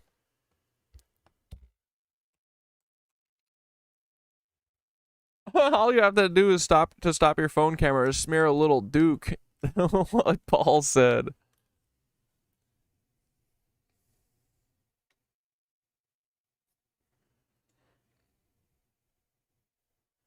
Have you seen the posts by people who wake up and there's a man watching them sleep through their phone screens and tries to talk to them? What are you talking about? No. Oh God, who's jumping into our phones, dude? It's probably Bale. What is Chatterbait? Isn't that like that's like from when I was in college? That's like, wasn't that like a what's the fucking thing called? It's essentially the same. I mean, isn't that one thing? Or no? Omegle? What's that video website where it's just always someone's dick? You hit next and it's just a dick. Dick. Yeah, Chatterbait.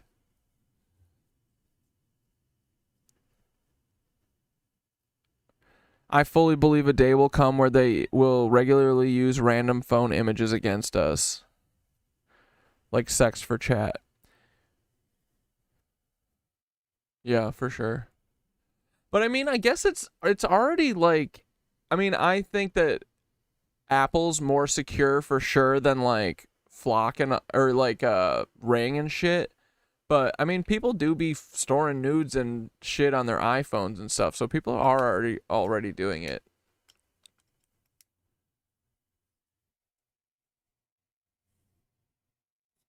Omegle at 14 was not okay. Dude, the fucking AOL chat rooms. Oh my God. Do you remember that? I was like, how old? It must have been like 5th grade or something. Hanging out on the fucking chat rooms with my friend Sam.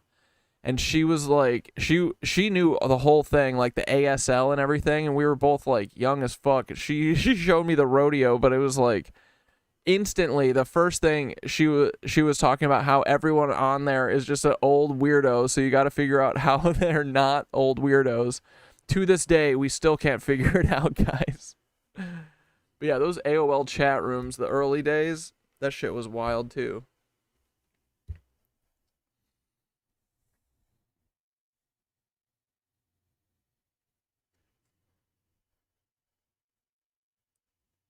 I refuse to live in fear. I get what I expect. Fuck them. But wait, are you talking about them using revenge porn against you? Yeah, I mean, fuck it. But I still am like, I don't know, security cameras in your bedroom still odd to me. Although, I guess if you and your partner are like, yo, you want to fucking pull up fucking July 19th, 2021. That was a wild night. Relive it. All right. Whatever. But no, for sure, Ring camera is categorizing the kind of fucker you are. They're like, oh, he's a gentle fucker. Ooh, selfish fucker. Lazy fucker. Strong fucker. Anyone remember Merc chat days? MIRC. What does that stand for? What, Microsoft? No, that doesn't ring a bell to me. My shit was always the AOL chat rooms, and then obviously Instant Messenger. Oh my god. That sound of like the door opening or the AOL sound, I'll hear it every once in a while, probably in my dreams. I'll hear it in a crowded room and go, huh? Dude, you should put your chat, or every time you get a text, put it to that to that AOL Instant Messenger sound. That shit used to make me so happy. Not anymore.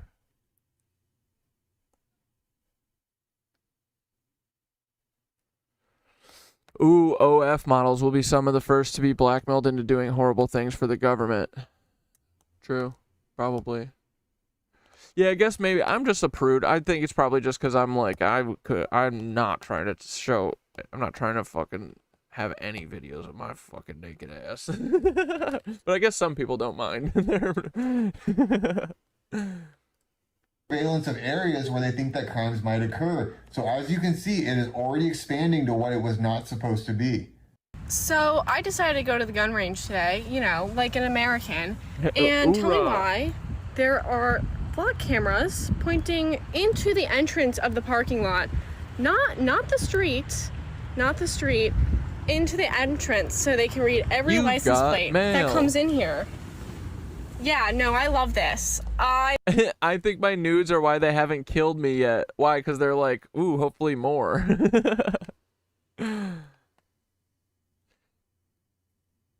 Wait, oh, it's chat roulette? Wait, chatterbait is dick by choice. All my news are airplay.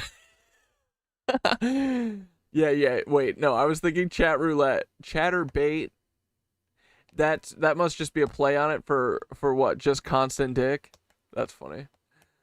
Yeah, no, chat roulette and Omegle went crazy in college.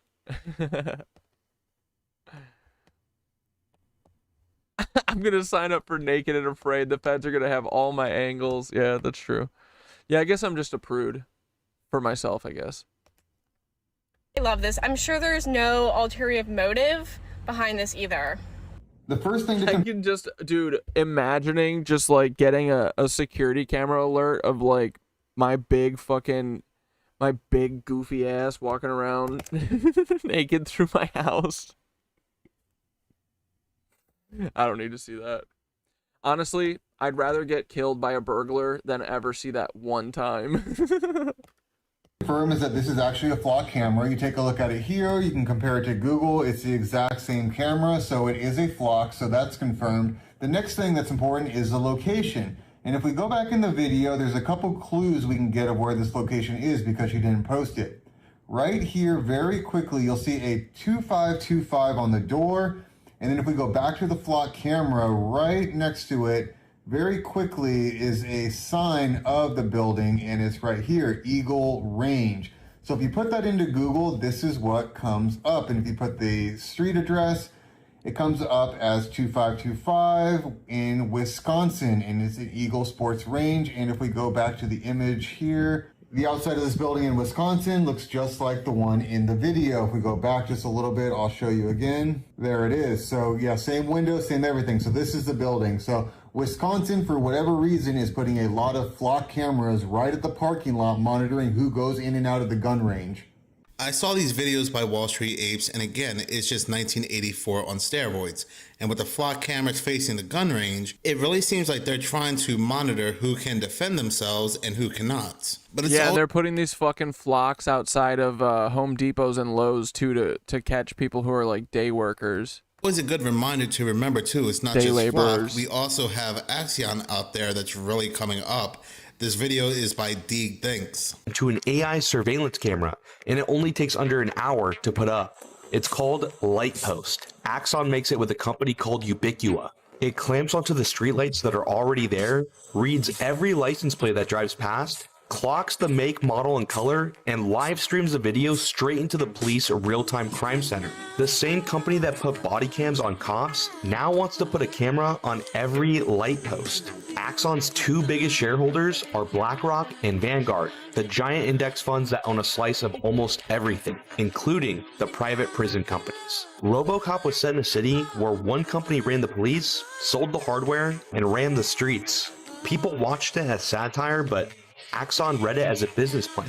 Companies like Axon are the exact motivation behind the project I'm building called Paranoia. It scores every company you use based off of how much of your privacy and data they give away, the fine print you agree to but never read, and it's all backed up with the receipts to prove it in just one place. You can check it out through the link in my bio, but as radar test. Now, there are things that look like anomalies that I believe are radar tests. This one I recorded this week in Rio de Janeiro. I believe this radar test is called clear mode. But this one I feel is a little different. If you've seen my other videos on the radar anomaly, you'll know I did a deep dive and I found that everything that came up on the internet image-wise related to magnetic flux or fusion, but basically really complicated stuff, not just a radar test. Many people, including myself, did see similarity between this radar anomaly pattern and the Large Hadron Collider at CERN. Well, that's in Switzerland. Well, I did a little search for CERN and Guanajuato. Seems particle physics is kind of a thing in Guanajuato. They have get-togethers, including with CERN. And they've had them for years now. Since magnetic flux came up, I did briefly wonder, could it be a UFO? Well, this lady found some very interesting research herself. All the volcanoes located in that part of Mexico, they're all connected underground. All connected underground. The bottom portion of this page is a paper written by a Harvard scientist, and he is putting forward the theory that UFOs or UAPs enter and exit through underground access points like volcanoes. He even mentions a volcano in central Mexico that has a high number of UFO sightings each year. Well, I tell you what, let me show you a closer look of the footage I got of the radar anomaly. I asked some people and they said if it was a test, it would last just a few minutes. This went on for a couple of days. And just like the blob, it did show up on multiple weather sites. Does it kind of look like it maybe takes off? I mean, I'm just saying, entertainment purposes only. Just kind of does look like it takes off. Well, I'm sure it's just a glitch. See you in the comments. Take care. That video was by a good friend of the channel, Glamham Radio, and to me also, it looks like an Aztec calendar, the Aztec calendar wheel, and it really makes you wonder if ancient people modeled their stuff after things they may have seen in the skies. But it also makes you wonder too how much of what's popping up on these weather radars are also frequencies to mess with the weather, like for example this video from Ariana Masters. This is huge. This is a massive story. Record this, download this. This is a potentially dangerous story for me to share, but you need to see this because we need answers. I am happy, healthy, and not prone to accidents, just saying. For context, I do a radar and satellite review show on my website every single day. So when I tell you this is freaking weird, I know what frickin' weird is. As I was reviewing radar data, I spotted an anomaly in Florida. It appears that a wave was emanating from each tower, which was subsequently pushing the cloud cover in precipitation outward. That alone shouldn't happen. The mainstream narrative is that these towers only track systems, but here we have clouds and rain being moved in a perfect circular outward fashion at the exact same speeds near each tower. And look at this area. When the clouds collide in the middle between two separate waves from two separate towers. Then as I looked along the Gulf coastline, this is where things got even more crazy. All the towers along the coastline are doing the exact same thing at the exact same times. Texas, Louisiana. When you look at Louisiana, the wave is emanating outward to the point where the clouds and precipitation spreads out equally in all directions and is then eliminated. In fact, even more strange is at every area of precipitation near the towers along the Gulf and Atlantic coast. Like, dude, look at all these fucking towers. This shit pisses me off so much. Line disappears And they're all in coordination. They're all linked. simultaneously. And that's not even the craziest frickin' part. The craziest frickin' part is the time code for when these waves occurred, about 1940 UTC. These areas felt seismic activity. The local news reported it as an earthquake at a 3.1 magnitude. Well, at about 2:41 this afternoon, apparently there was an earthquake out about 10 miles deep in the Gulf, 70 miles Sherlock said, "Cooks!" south of Gulf Shores. A rare event in this area. You heard me right. The moment we saw these waves around these towers, they reported that there was Did they track down a woman using the flock spy cameras who was getting an abortion? Yo. an earthquake. I mean, yeah. That's what all this is going to be used for. How are you going to rebel against the government if you literally can't move? If you can't move without being tracked. They're tracking the bike trails, the roads, the fucking train tracks everywhere. Here's the thing, though.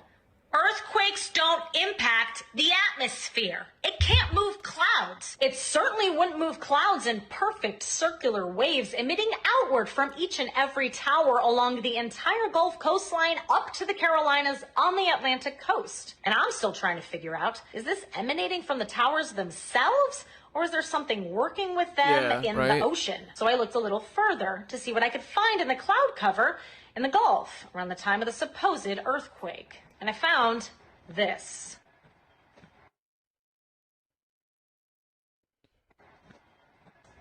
What is moving these clouds out there like that?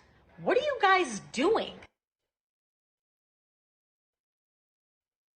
Yeah, dude, fuck these assholes. So you're telling me that private equity is coming into small towns, just like Highland, Michigan, and buying up certain industries so that we, the people, have absolutely like no chance at ever opening up our own small businesses. Do I have that right? Apparently, that's exactly what's happening in Highland, Michigan. My next door neighbor who built my house has become one of the best neighbors that I didn't even know you could dream of neighbors like this, guys.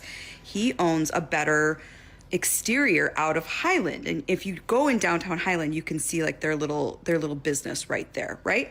Family owned, operated, generational kind of business.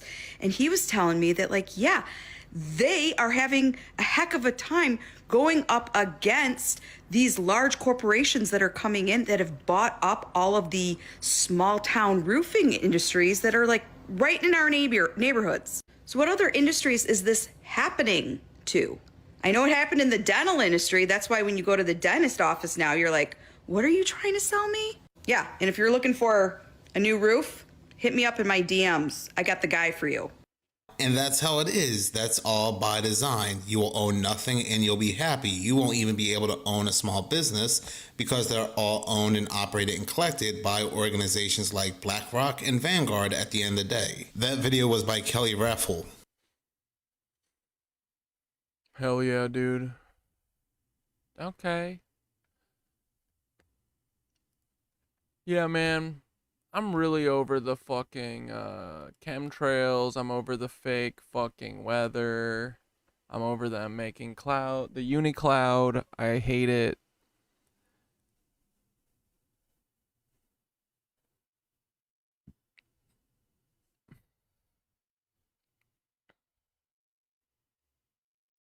All right, let's get through some tabbles. All expecting some news today, but unfortunately, it turns out that Mitch McConnell is still alive.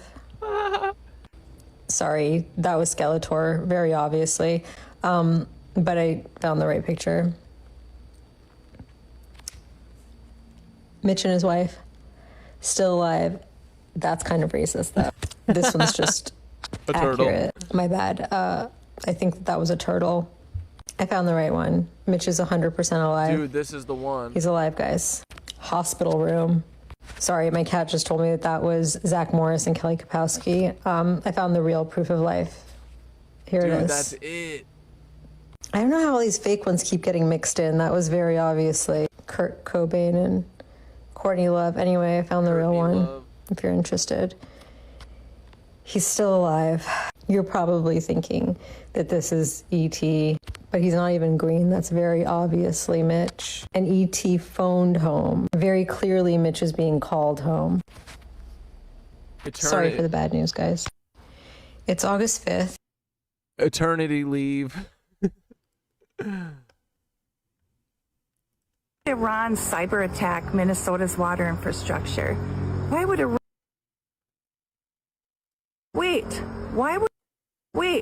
Why would Iran cyber attack Minnesota's water infrastructure? It doesn't make any sense. Why would Iran even care about Minnesota's water infrastructure? That doesn't make any sense, right? You're right. That doesn't make any sense. But do you know who does care about Minnesota's water infrastructure? Unfortunately, the answer is Israel. Meet Waterfall Security Solutions. Waterfall is an Israeli tech company, and it's contracted with St. Paul, Minnesota, to protect the city's water system. Waterfall is stacked with Zionists who have literally held leading positions in the Israeli military. Why all these Zionists got control of our water, dude? That don't make no sense. Which is now helping the United States bomb Iranian schools, hospitals, and yes, water infrastructure. And Waterfall's founder has boasted of doing offensive cybersecurity, aka cyber attacks, for the Israeli military. Activists with WHAM and Vets for Peace began pressuring the city of St. Paul to cut the contract with this Israeli company last year. Just weeks after the start of our campaign, St. Paul suffered a cyber attack. St. Paul officials would later use that attack as a convenient excuse to extend the Waterfall contract for another 5 years. Very convenient, dude. Actually, that works. It's like you 9/11 the water, and then you get to do whatever you want. And it worked for 9/11. Why not do it for water? This month, just weeks after St. Paul extended the Waterfall contract, Minnesota's water system receives another huge cyber attack. Interesting. But what is the lesson here? We at Women Against Military Madness think it's very clear. Israel does not keep us safe. Israel is not protecting anyone. It is murdering babies, stealing land, and generating worldwide violence and chaos that threatens us all. And if you're in St. Paul and you're outraged about your city's complicity with Zionism and apartheid, please stay tuned to WHAM's socials as we announce our next steps towards getting the city of St. Paul to cut all ties with the genocidal state of Israel. Free Palestine. Wait, why would Iran cyber... Let's go. I love this lady. Oh, yeah, this is pretty good. If I was gonna stage a coup in an upcoming election, what exactly would I do to safeguard my protection? I think I'd build myself a great big room with some strategic placement, and I'd put guided missiles on the roofs and data centers in the basement. And in case they try to send the troops when I perform my little coup, I'll need a private army against war, dude. When I stage it, and from there it's not too difficult, so I won't overcomplicate it.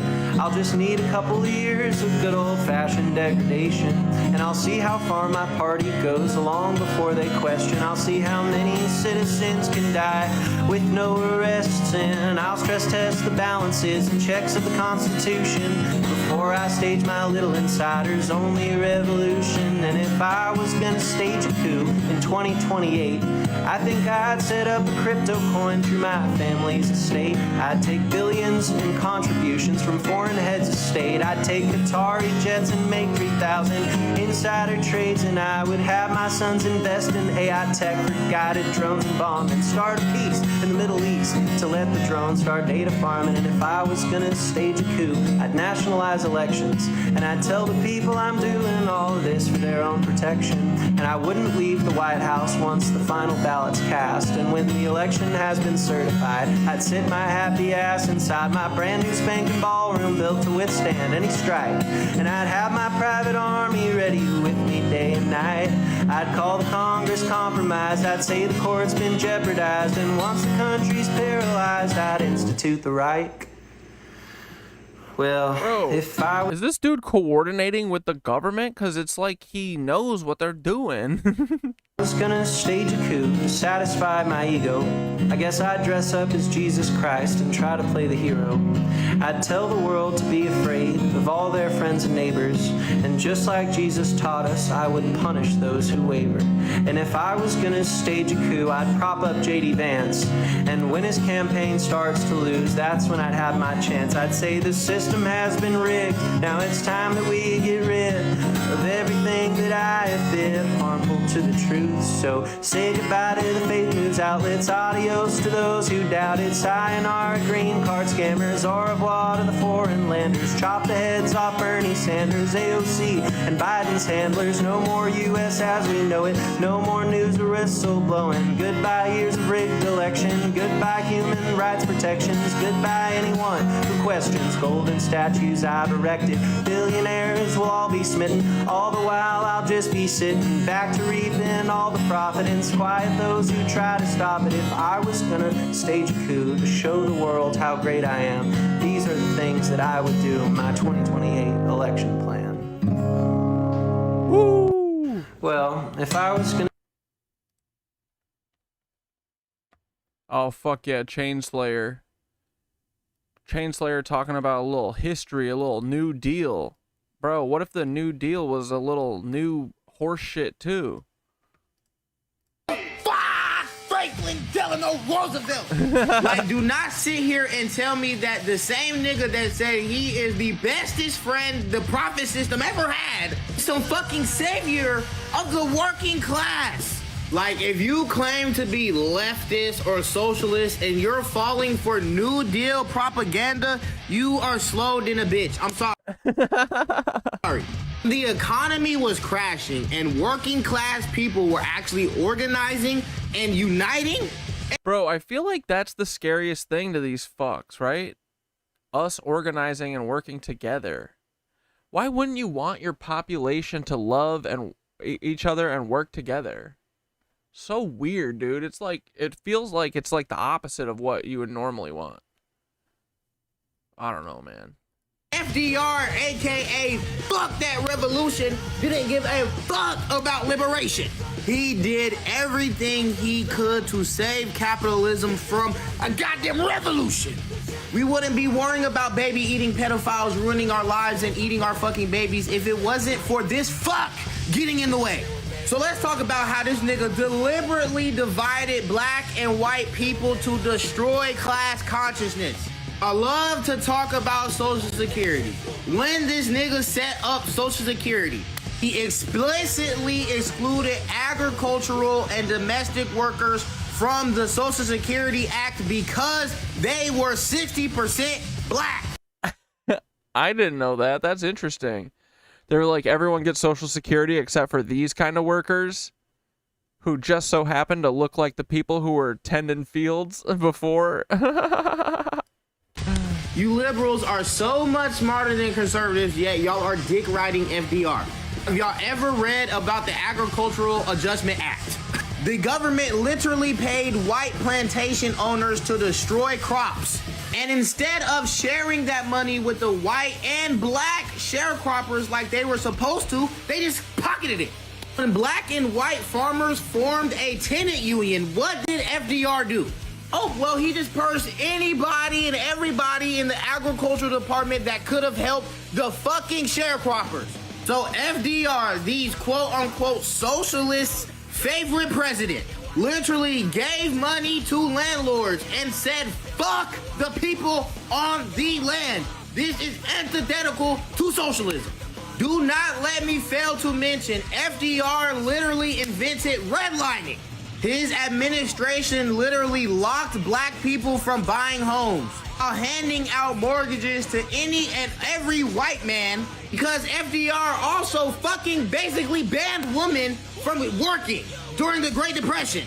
The nigga refused to support his own wife's anti-lynching campaign, bro. You keep going all day. He put over 100,000 Japanese people into fucking concentration camps. Any fucking leftist talking about FDR like he's some fucking hero is delusional. Co-opted the labor movement. entrenched and institutionalized racial division even further. And he locked in racial capitalism so that working class people would never unite against the fucking state. Nigga, fuck Franklin Delano Roosevelt. Dude, I always love Chainslayer's energy. We gotta stop being nice to these people. Dude, this lady ate fucking Ariana's ass up, bro. Because I'm over this. I'm sick of people.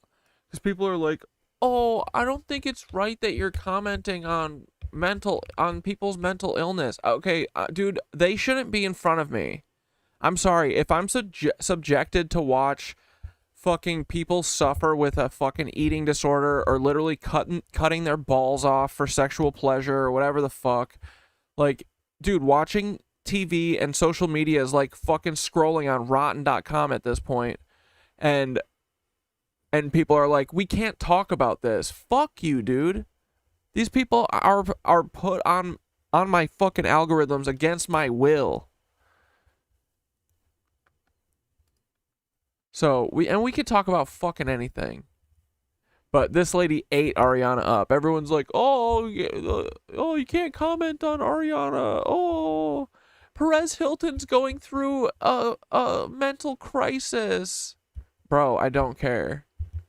He literally, I watched a bunch of the clips of him doing his live or whatever. Bro, he was lucid enough to, like, he wasn't showing hog. I didn't see any hog. So he knows enough that he can't show his dick. Then in the meantime, bro, he's like, I saw a clip, like, the cops come. He's like, uh-oh, the police are here now. And he's just like, moaning. It's like, it's kink fetish content. He's not trying to off himself, dude. He's literally moaning in pleasure. It's disgusting. And we are all subjected to this kink fetish content non-consensually, bro. But yeah, I mean, he's like lucid enough to, like, he was literally saying in the fucking video, I can't believe that TikTok hasn't banned me yet, hasn't kicked me off yet. He knew what he was doing. Like, I'm sorry, this shit is criticizable. Ariana Grande, her fucking music video is literally like, well, I'll talk about it after. I watched her music video today too, and people are like, oh, she's fighting against the fact that people expect her to be thin. It's like, no, she's not. What do you mean? She's literally caving to it. She's like, dude, if she was fucking fighting back against that, she'd come out with like a fucking Adele body and be like, fuck you, I can be whoever I want. But no, she's like, oh, they're telling me to get skinnier, and that's not right, but I'm doing it anyway. The fuck? I mean, that's literally what the problem is with it. I don't think it's good for young people who fucking look up to people like her to be like, dude, this shit trickles down. Young kids idolize people like her. They do everything that these people do, you know? They get obsessed. It's parasocial.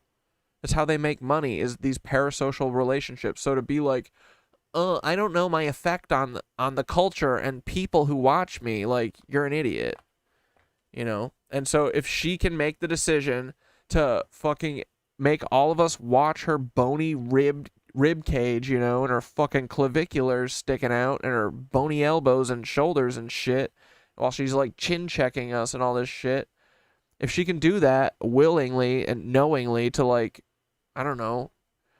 Dude, this lady's like, she's fucking pissed off that she didn't get this fucking Audrey Hepburn biopic. And dude, if you watch the music video, she's swagger jacked all of Audrey Hepburn's shit. Like her look, that's even who she's been talking like, dude. She's trying to be this tiny little, like, Audrey Hepburn to be like, see, I can be Audrey Hepburn. You guys didn't want me? Well, look, I am Audrey Hepburn. I'm gonna become her because I don't have a personality. Pedal is not about her being angry at her fans. It's about her not getting the Audrey Hepburn biopic. That woman has never heard the word no in her life. She has been in the industry since she was 12. She's a narcissist. She thinks she needs to And dude, also, don't get me wrong. She is totally a victim to this shit. Her brain is so fucked. I mean, Dan Schneider was like her first boss. So, I mean, she's sucking her toes on fucking Nickelodeon. I'm sure horrendous shit has happened to her. The people around her are gross. But at the end of the day, she knows enough. Like, she can fucking make different decisions. Walk away from this. Speak out about it. I don't care. Do something. You're Ariana Grande. Go on a live stream and fucking blab. I don't care. But doing a chainsaw massacre in your music video where your little bony bird arms literally can't even pick up the chainsaw, even the fake chainsaw in the music video, is like concerning, and we shouldn't be subjected to have to watch this shit. And definitely kids shouldn't. I'm sorry, dude, I sound like fucking Nancy Reagan or Tipper Gore over here. My God. But like, dude, everything's too dark. What the fuck, man? Can we have a little hopey, changey vibes in the atmosphere ever? Have and get whatever she wants when she wants it at that very moment, and everything at all times has to be about her. And if you dare to do otherwise, And she licked them donuts, dude. Hell yeah. she will make your life a living hell. She doesn't care if she hurts herself or anybody else to make that point, because if Ariana's not happy, no one's happy. Oh, you're not petite enough. You look nothing like fucking Audrey Hepburn. You look like Ariana Grande inserting yourself in movies with very mediocre acting, stealing the entire budget. Yeah. And like, dude, it's not. People aren't like, oh, you can't be Audrey Hepburn because you don't look like her. It's because you're a shit actress. scenery and history of the movie we're trying to make, just being yourself. Sorry, not sorry. So instead, she gets violently anorexic, dangerously deathly thin, bony, body checking for a year and a half, makes an entire album about it. If she perceives you as inferior, which would be every woman, and you just have a man, and for whatever reason her daddy issues got struck that month, she will steal the man. She doesn't care what damage she causes. This is a repeat. Dude, that shit with Ethan Slater, like, and don't get me wrong, Ethan Slater has his own agency as well. But she literally fucking snagged him because she was like, I can't be dealing with this guy being happy. I gotta take her man. Repeatable pattern. It's psycho. Everyone's saying she has a personality disorder. I think that is a symptom of her trying to get whatever she wants at no matter the cost. Yes, she's an energy vampire. That's her strategy. She is a witch, and there are good witches and bad witches. Yeah, Yeah, Paul's wife, Terry Nichols, better be careful because Ariana will steal him. Babe, I don't feel bad for her in any way, shape, or form. As someone who's been a loyal fan to her since middle school, as most of us have been, I don't feel even this much bad for a bitch worth $500 million. Doing psycho things for attention. It's low-key, it's giving 8th grader. Imagine how much of a... Dude, these people are all in Arrested Development. They're stuck.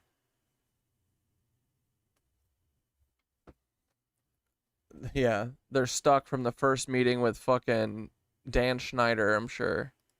Stunted, passive-aggressive, fucking narc child you have to be to not get a movie role and make an entire album and music video that's depicting...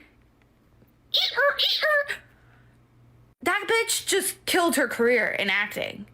Like, she was trying to, like, be like, I'm above pop music. I'm gonna go into acting again. Now neither wants her. Not the music industry or Hollywood. What up, Why Jose? are you acting like that? It's embarrassing how much I've loved her over the years because of this behavior. Psychologically speaking, this is equivalent to a child throwing a tantrum because they didn't get what they want. They are making other people suffer like a brat because they just didn't get what they wanted. Like a spoiled, rotten child. It's icky. Ariana Grande's Pedal is not about... Hell yeah. It is fucking icky, bro.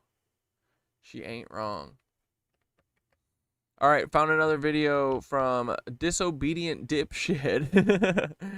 I'm going to point out some things about Joe Fells that are a little suspicious to me, and it's not what everyone else is talking about. Honest, I don't know much about the Freemasons except the stereo. So, yeah, I don't know. What the fuck is going on? I didn't see all of his... He does have the fucking pillars of Joaquin or whatever and Boaz on his back. That's kind of weird. Society that they're bad or... In this video, he claims he doesn't know anything about Freemasonry, but he is covered in Masonic symbolism. On his back here, you can see the pillars of Jack. Like, the pillars are kind of odd. And Boaz from Solomon's Temple. And on his arm, he's got Jacob's ladder, which is also depicted in the Masonic trestle board. On his ribs, he has a Maltese cross overlaid with not just any Celtic knot, but a quadruple Solomon's knot. His bust has an all-seeing eye on it, along with a Masonic pyramid. He has a video I'm not sure about that. With a rope around his neck. In Freemasonry, that's kind of weird. Symbolizes death and rebirth. It's called the cable. But also, these are, you know, these are like moments taken from one video, so I don't know, but toe. It acts as a tether of obligation and a symbolic umbilical cord, signifying a new spiritual birth. When I first saw Joe's videos pop up on my feed, I always had a weird feeling about him and never followed his page. I'm someone who's very interested in alternative energy, ancient artifacts, and conspiracies. Normally, a page like this would be interesting to me. He just seemed disingenuous. It is. I'm not gonna lie, that was my initial read too. I'm telling you, when I first heard about this, I was like, did Joe fucking fake his death so that he could get out of some debts or something? 100% suspicious to me that this man is covered in Masonic symbolism. Like, I do think that that's more likely than him killing himself. You know what I mean? Not to speak ill on the dead or whatever, but also fuck that phrase, speak ill on the dead. What do you mean? We're going to talk about who they were. If they were a cuck, that's their problem. But somehow also, then part of me though is like, Tyler Hansen hates him. What's that about? So I don't know. Found secret Masonic documents and then allegedly died, and every single truther account and mainstream media is covering it. That's personally weird. I don't think dude, Entertainment Tonight was covering that shit. TMZ did like an 8-minute piece on him. He's physically dead. I think this was a Masonic rite symbolizing spiritual death and rebirth. But what are your thoughts? So I'm going to point out some things. I don't know, bro.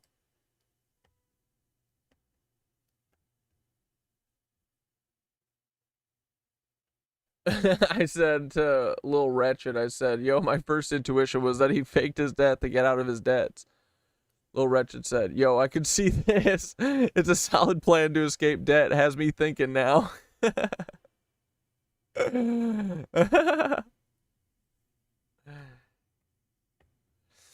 Ooh, someone, disobedient dipshit said, ooh, that's an interesting take, because I saw someone say that they were dealing with issues on their rental properties. I wonder if it was time to retire his character. Yeah, I don't know, man. I hope that, like, dude, I do think that, like, I never got into him because he did kind of skeeve me out. But, yeah, I don't know. I mean, it's just something to keep our eyes on. I'm not calling it either way. I agree with Tabitha. I don't think he would kill himself. He doesn't seem like the type. He's not the type, dude. He ain't that guy. He ain't that buddy, pal. Just in my opinion there, bud. But so that leaves, you know, him doing it. Or, like, him faking it. Him getting killed. I don't really see him being, like, I don't think Joe is, like, a fucking threat to, I don't know. Unless, dude, he was, like, spot on. The only thing I can think of is, like, him doing, like, off-grid shit, but, like, I don't know. Or they're gonna kill anyone who's like, hey, guys, you should put 3 solar panels on your roof and get a battery pack. Instead of pay your fucking Con Edison, which is going to be $9,000 this month. You know, are they going to off him for that? And you know what?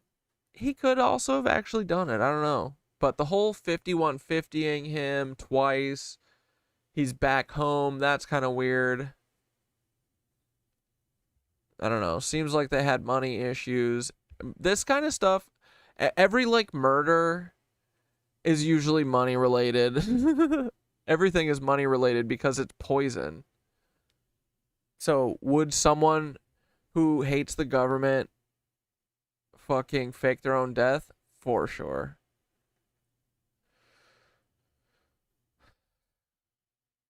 Yeah, you can't really be off grid if you're on the internet too. Not, you know, I get using the internet and stuff, but like no, that's not true. You can be off grid and use the internet. But yeah, I don't know. It's interesting. We'll keep an eye on it. Bro, this shit was too funny. For Trump, I am saying that they are picking up law-abiding citizens. They're destroying families, jobs. John Gannon is a 75-year-old businessman and lifelong Republican who supported President Trump in 2024. I wouldn't do that again. Not after this fiasco. His fiancée, 45-year-old Venezuelan immigrant Yasmin Suarez-Reyes, was detained by ICE at George Bush. Yeah, that's what I'm saying. He could honestly have offed himself too for money issues. He could also have faked his death for money issues. Money makes people do crazy shit. But that's what I like. If it has something to do with money, that makes sense to me. Or he owed someone and they got him. I don't know. But I bet this has more to do with money than anything. Like, it's weird as fuck. Like, this is happening. He comes back. Like, dude, Joe Fells, you don't think that if he's, like, actually struggling and he was, like, I don't know. I don't see him going quiet into the, you know, into the abyss. I feel like he would post something or do something. He just disappears off the face of the internet for, like, 6 weeks after being around nonstop. I don't know, kind of weird.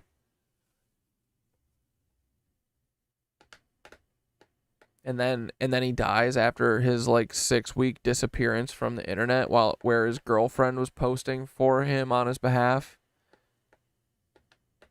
I don't know. So, all I know is something is a little fishy and I'm going to keep looking.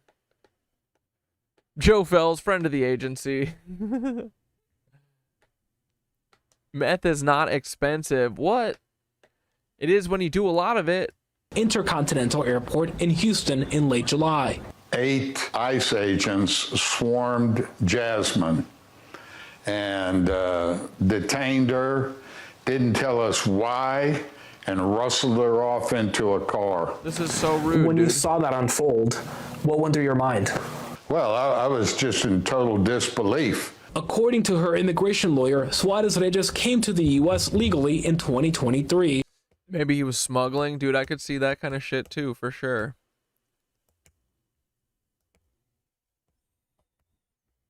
He was showing how to make fuel from trash via gasification, which is a real thing. But why wouldn't they get Julian Brown then? Julian Brown's the one doing it. Paul would synthesize meth in his RV.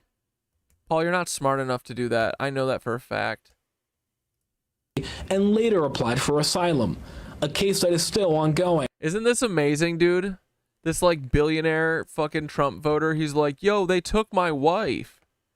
She's from Venezuela. This ain't fair. I never thought in a million years that my chickens would come home to roost. But her underlying permission to be in the U.S. has lapsed. Some people may say this is what mass deportation. Yeah, I guess why wouldn't they get Alex too? I don't know. We're just thinking. We're just thinking. Look like they're not going after the hard guys. That's too difficult. It's easier to pick them up at the airport. You know, it's like shooting fish in a barrel. Yeah, it's almost like what everyone was warning about. That it's actually not for criminals, it's just for everyday people. But I don't know, I guess not. I guess you never heard that message. Suarez Reyes was arrested as part of a recent crackdown by ICE at airports across the country. ICE is here, help us! Back in Texas, Gannon says he deeply misses his fiancée, who remains in ICE custody, facing deportation. Jasmine's good as gold. Love Jasmine. He's like, she's one of the good ones. Let her stay. Come on, Mr. Trump. Yeah, isn't this sad? This is pretty sad, buddy. This is why we don't want this happening, right? Little guy?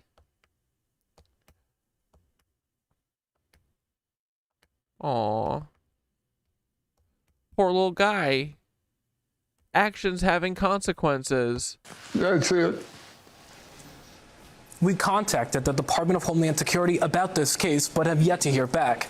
Immigrants like Suarez Reyes would typically not have been targeted for deportation and arrest under prior administrations, but the Trump administration... Say my name.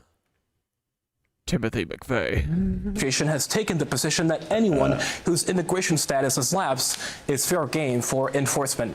I voted for Trump. I am saying that they are picking up... Unbelievable, right, dude?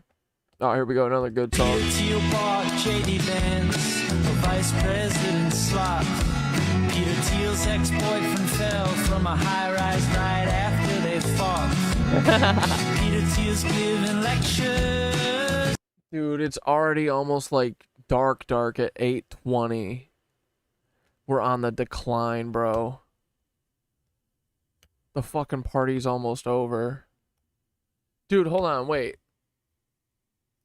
Is daylight savings happening this year? They are doing it again. November 1st? No.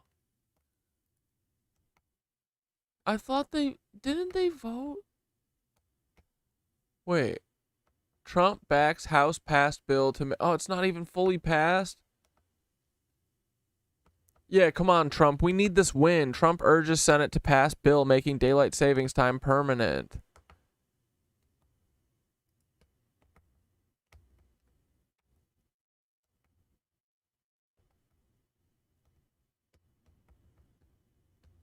He wants them to pass it quickly, arguing that ending the twice-yearly clock changes would improve public safety, boost the economy, and benefit Americans' health.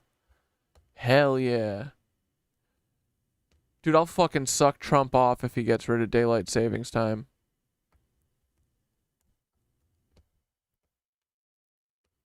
People are sick and tired of having to change their clocks twice a year, he said. It is foolish, inconvenient, and in some cases very costly. Agreed, bro. For cities and states with watchtowers and hard-to-reach places, it costs millions of dollars.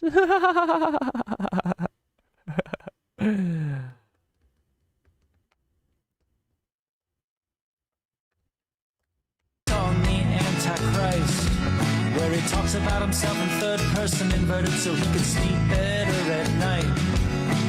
Peter Thiel wants a doomsday bunker out in New Zealand so he can hide away from the apocalypse in part started by him. Mostly him, bitch. Net worth $26 billion. He's got nothing behind the eyes. Wants to build a machine god so that it never dies. But are you sure you're really living when you miss the point of life? Oh yeah. Peter Thiel bought hell yeah, dude. J.D. Vance, a vice president slot. Peter Thiel's ex-boyfriend fell from a high-rise. Peter Thiel is a lizard fuck.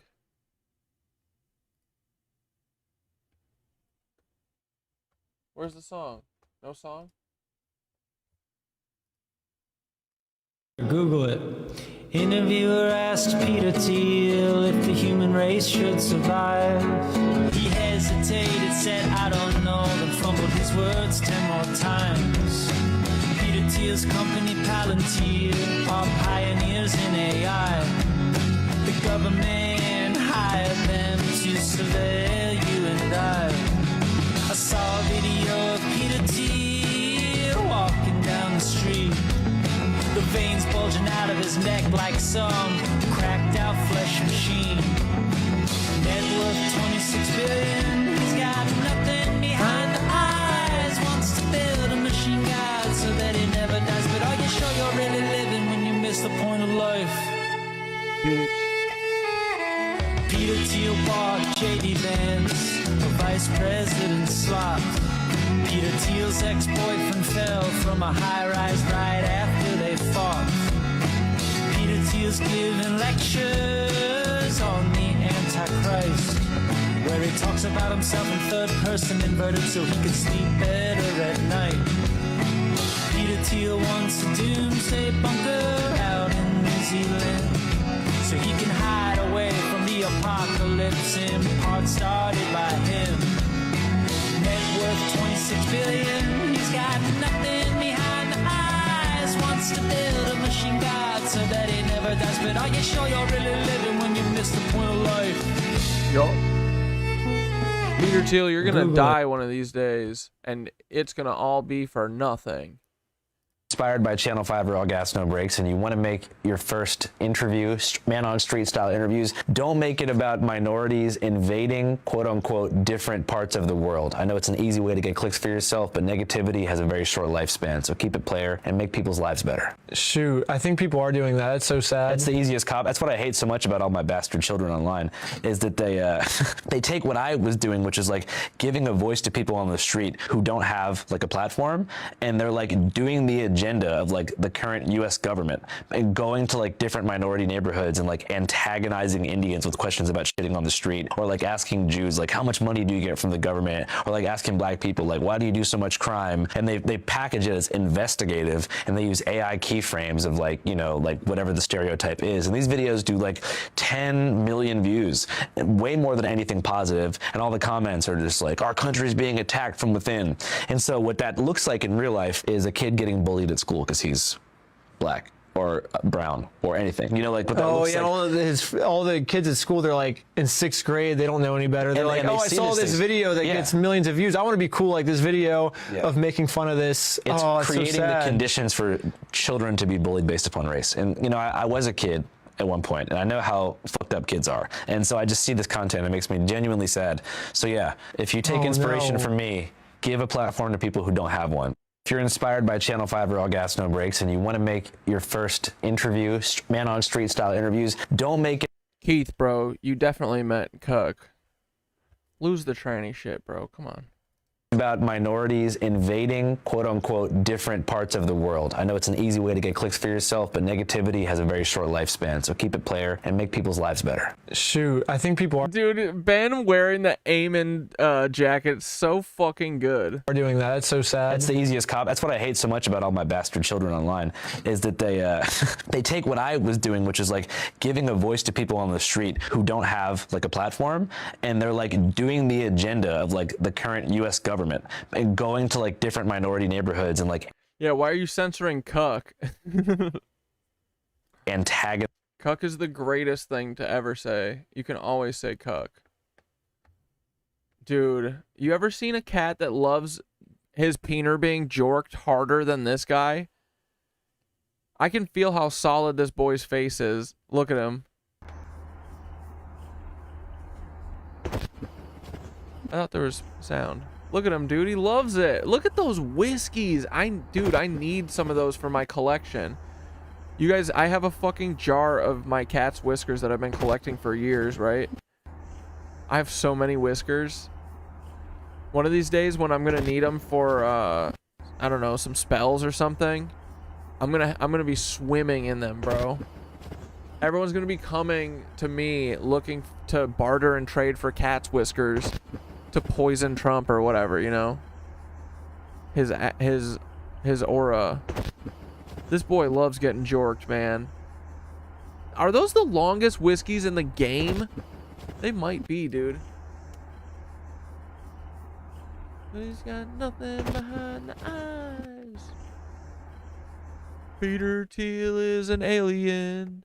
And he's a big old bitch. Oh, this song fucking ruled too, dude.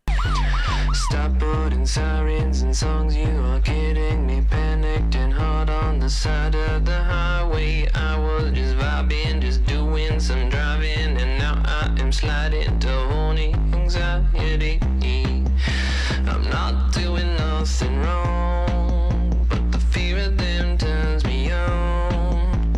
I hate them, but I want to fuck the police, baby. Fuck the police, baby. I hate them, they're scary, they act military, but somehow my heart rate and body betray me. Strange fascinations and fantasizations of a home invasion. I need them to tease me.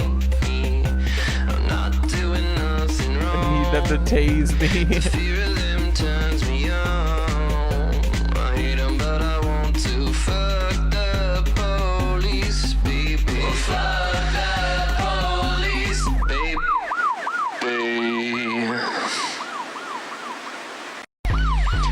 Stop putting sirens and awesome song. Bro, I think that this is debunked because I'm pretty sure that at the end... Well, wait, here, we'll watch it first. Been learning Russian for fun, and he brought up a really good point. Man in Russian is mushina. Bert Kreischer has built an entire career off of one joke where what probably was happening was those Russian men were calling him man, and because man sounds like machine, mushina, he just thought they thought he was a badass. His one joke is just him being a moron. What? My friend and I have both been learning. Everyone in the comments is like, no, that's kind of the point of the joke. But I was like, oh, so Bert does know that it means man instead of the machine. But I was like, oh, I bet that's like the end of the joke. I've probably never seen the end of that joke because it never ends, dude. It's literally, I don't even think the bit has ended to this day. It's still going. Yeah, his one joke.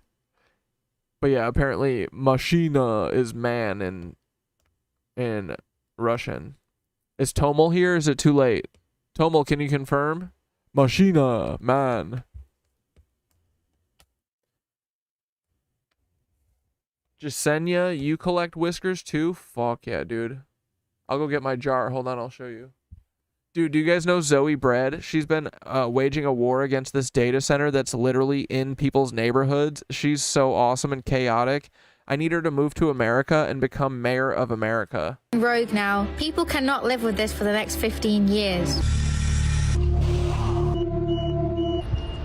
And if it was noise being caused by a domestic property, the council would fine that person up to $5,000 and seize their noise-making equipment. But when it's a company, they do nothing, despite every single surrounding house complaining. It just shows we really do have to take matters into our own hands. We got that green light turned off, now we have to hit whistle where it hurts, in the pocket. So let's call up all their clients. And you can help by tagging them too. Up first, we've got F&F, which is test.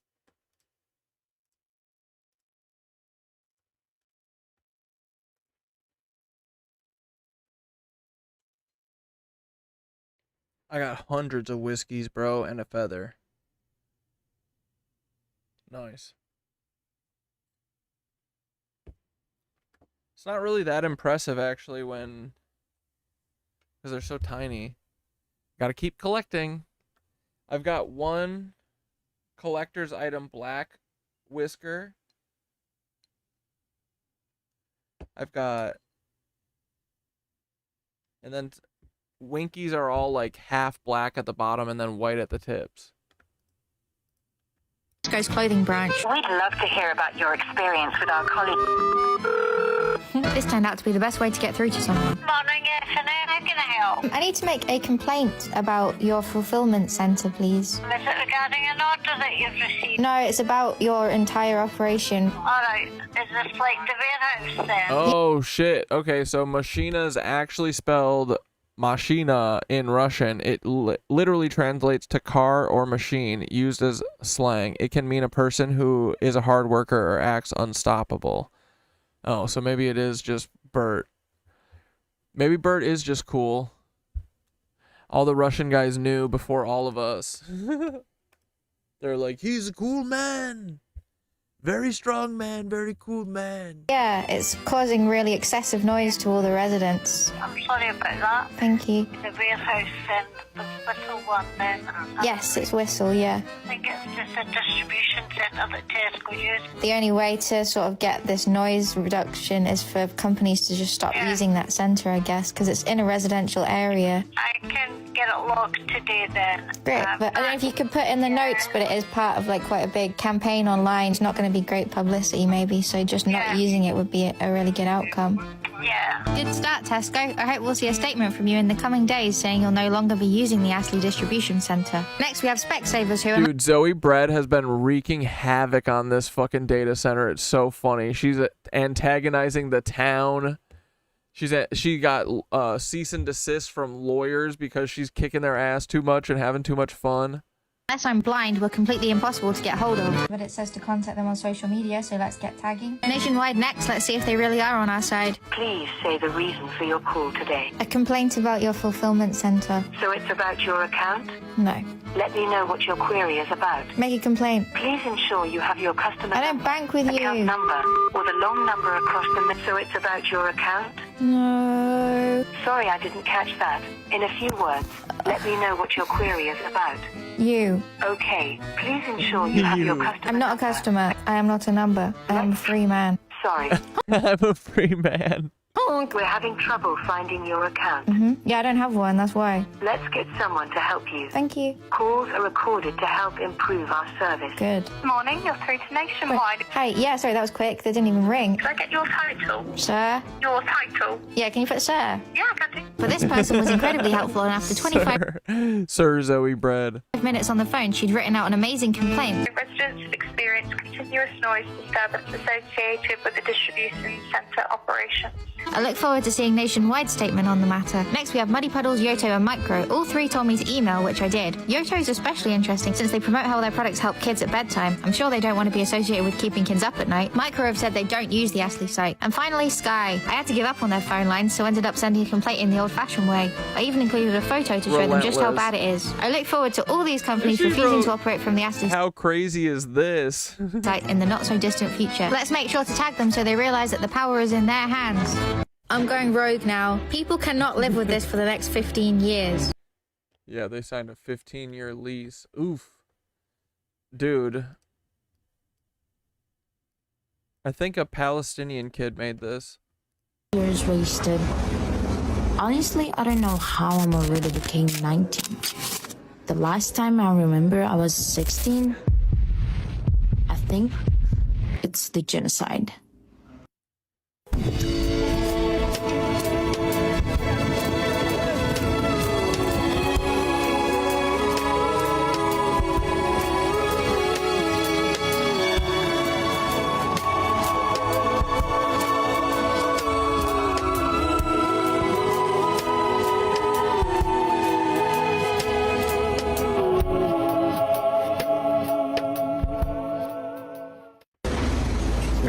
Wasted. Honestly, I don't know how. Dude, this shot is How awesome. I'm already became 19. The last time I remember I was 16. That's a great shot. I think it's the genocide.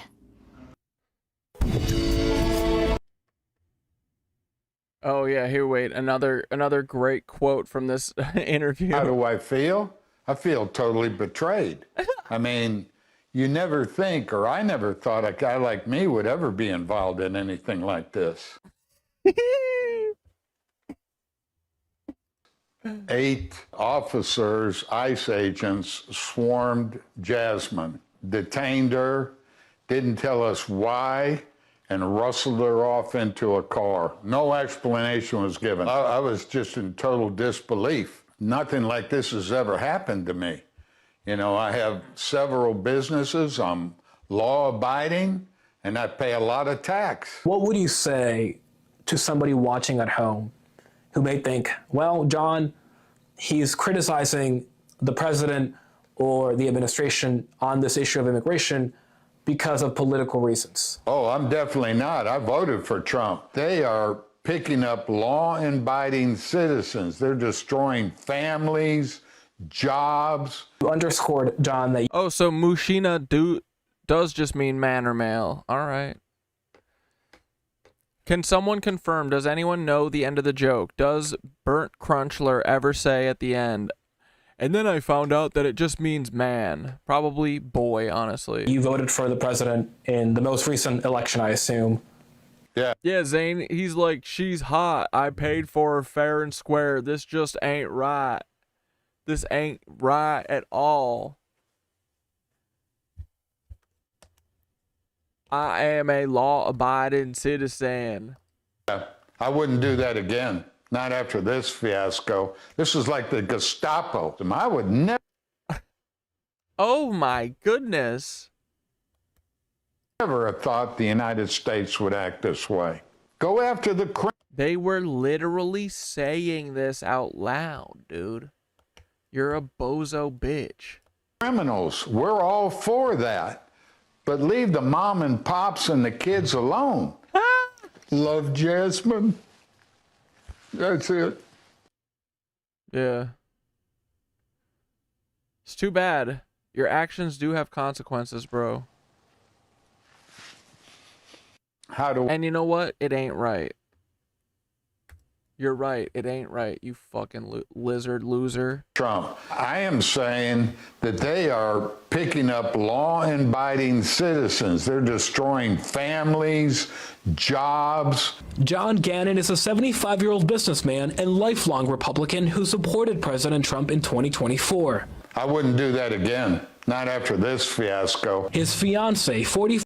Okay, H said, I don't recall him making that connection. I think he still thinks he's the machine. I think he does, dude. They made a movie about it. Dude, should we watch The Machine? Think we get away with it? 5-year-old Venezuelan immigrant Yasmin Suarez Reyes was detained by ICE at George Bush Intercontinental Airport in Houston in late... At George Bush's airport of all places, man. Shameful. July. 8 ICE agents swarmed Jasmine and detained her, didn't tell us why, and rustled her off into a car. When you saw that unfold, what went through your mind? Well, I was just in total He says they took my fiance, Jasmine. disbelief. According to her immigration lawyer, Suarez Reyes came to the U.S. legally in 2023 and later applied for asylum, a case that is still ongoing. But her underlying permission to be in the U.S. has lapsed. Some people may say this is what mass deportations look like. They're not going after the hard guys. That's too difficult. It's easier to pick them up at the airport. Literally, right? I know. It's almost like we knew this was coming. You know, it's like shooting fish in a barrel.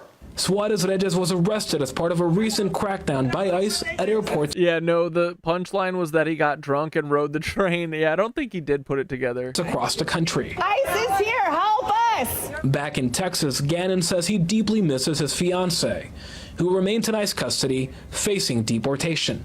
Jasmine. I don't blame him, honestly, bro. Is good as gold. Love, Jasmine. That's it. We contacted the Department of Homeland Security about this case, but have yet to hear back. Immigrants like Suarez Reyes would typically not have been targeted for deportation and arrest under prior administrations. But the Trump administration has taken the position that anyone whose immigration status has lapsed is fair game for enforcement. I voted for. As a grown-ass man, bro, if you have a cat, nigga, you are gay as a motherfucking bitch. Yo. Alright, bro. What direction are you fucking looking at? But, the reason why people don't I love this guy. like cats is because cats have boundaries, okay? They love you on their own terms, and you gotta earn their trust and respect, okay? They're not gonna just give you unconditional love like a dog will. And that's why people don't like cats, is because the cats hurt their feelings. That's Okay. a pretty cat, dude. That's a good cat right there. Oh, you collect antlers? Nice, dude. If you know anything, you could do some witchy shit with antlers for sure. About cats. Ooh, Ex Machina is a decent movie. Another Alex Garland classic. If you're spiritual at all, you know cats are amazing. Their purr creates a frequency that heals the body, helps with anxiety. They can literally see into the spiritual world. Okay, they're basically a bridge between the spiritual world and Yeah, it's not a dumb question, I don't think. It's honestly, he's right. Nikita said, how do they find her at the airport? Just an alert when she checks in? They have a database. I mean, this is what Palantir's for, right? They're scanning, like, the easiest thing to find because of TSA and shit is every single person's flight records, right? So they're just always checking against who has flights, what names, and if it matches any of their people, the Palantir AI will send a message to get fucking ICE agents there. Yeah, and they'll be like, here's their flight number, here's the time of the flight, go get them. Like, most of these people, it's like they're getting picked up at work in places that they know they'll be because Palantir is watching all of us. the physical world. There's a reason why the Egyptians worship them, okay? Cats are amazing. And look how cute they are. True that. As a grown-ass man, bro. If you got a cat. If you have a cat, nigga, you are gay as a motherfucker. Grown-ass man. It's true, dude. It is fucking true. Me from 2020 where I used to be really thin, so if it triggers you, be careful. Yep, my head is too big for my body. And I'm not making this video to shit on Ariana because I genuinely don't have a fuck to give about this woman anymore. Live or die, I don't care. But one thing that I do care about, and I should care about, as a woman who used to look like that and survived it, thank God, is I'm not gonna let a fucking PR team piss on me and tell me that it's raining by using the words public scrutiny and athleticism, which is a fucking crazy choice of words. So athleticism means Ariana hasn't died on stage yet, so what's the big deal? And public scrutiny is referring to the genuine fear of millions of women for Ariana's life. The same people that put out this statement of, you bullied her into going away, happy now? These are the same people that for the past couple of months at least have been photographing, recording Ariana's dying, withering body, a body that is starting to sink into itself, you can tell by her face. You've been recording this body in 4K footage, posting this footage to social media on the daily. Every time we go on our phone, Ariana's ribcage is right here. You dress her intentionally in clothing that's almost always like this. She poses in this outfit in a way that shows off all of this. And when we tell you this is not normal... And dude, too, on sets, for film, everything, you're scrutinizing everything. And no one's like, hey, should we cover up the corpse? The skeleton corpse? Or, oh, we're gonna actually feature the skeleton corpse? Okay. This is triggering. This is sick. This woman needs rest. We're public scrutiny. So if I wanted to protect Ariana from the scrutiny, I turn off the cameras, stop flaunting her ribcage to the world, and not Dude, I wish I could grow a little gay mustache too, a little pencil thin one. I'll do like the John Waters one. Cast her withering away to millions of people on the internet. You don't want the elephant in the room to be talked about constantly. Don't bring the elephant into the room. And when you do, you have no right to deny people their eyes and their intelligence, telling them they're not seeing what they're seeing. Way too many women have died because of this shit. We're not falling for your PR crap. I want to show you guys a photo. Yeah. Oh, the New Mexico Epstein Commission had some initial report. Let's see what they're saying. They're like, absolutely nothing to be found here. No funny business whatsoever. The FBI has been investigating. They said, weirdly, literally no evidence of anything. Actually, everything's going perfectly swell.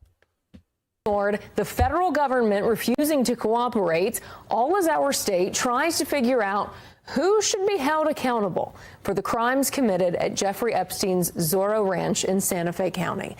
Today, our state's Epstein Truth Commission released its first report on the web this convicted sex offender was able to weave in New Mexico.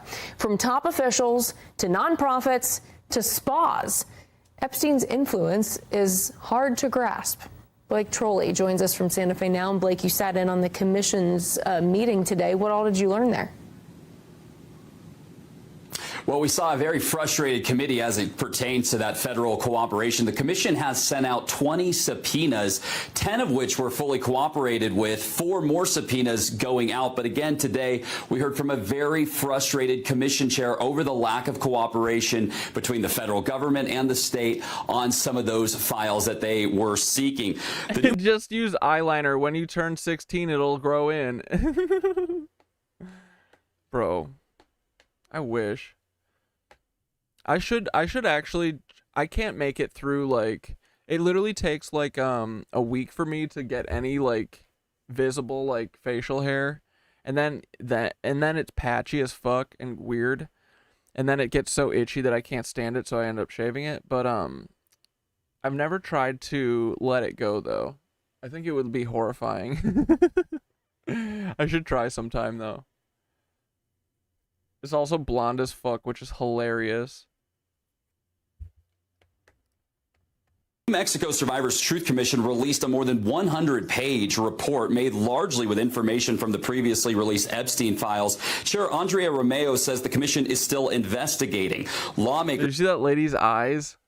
Released a more than 100-page report made largely with information from the previously released Epstein files. Chair Andrea Romeo says the commission is still investigating. Lawmakers from the commission previously issued 20 subpoenas. Again, 10 parties have responded. One key agency who did not respond, however, is the FAA. The committee was seeking unredacted passenger logs, as it says 80 flights on Epstein-flown planes had no passenger information. We know that Jeffrey Epstein and a number of people were invited to the ranch. We wanted to corroborate the information that we have publicly in the logs available with what the FAA has as primary sources that they have to. I wish I could grow a fucking beard. I know, a wise old man beard. Maybe in my later life. Even my dad was like, I couldn't grow a beard till I was fucking 35. Well, past that, I don't think it's ever happening for me, dog. To keep record of. Again, there's a lot of first names or initials that we have yet to understand who those too much of a fucking soy boy folks were. Now to focus on some of these new subpoenas that went out today. Other subpoenas sent out include to the New Mexico Department of Workforce Solutions to get former employment records from the ranch and the New Mexico Tax and Revenue Department for key payroll records related to Epstein's employees. Commission Chair Andrea Romeo says one question she still has is why state investigators agreed to... His fucking house is on a literal pyramid. Look at this shit. I love that they destroyed his fucking his weird Zodiac killer garden too. Stand down and let the feds take the case over. Now, I should say that today's report is an interim report. This commission is continuing its work. A final report is expected at the end of the... It like kind of looks kind of clear to me that there's like a building underneath this house, right? It kind of looks like that. The feds take the case over. Now, I should say that today...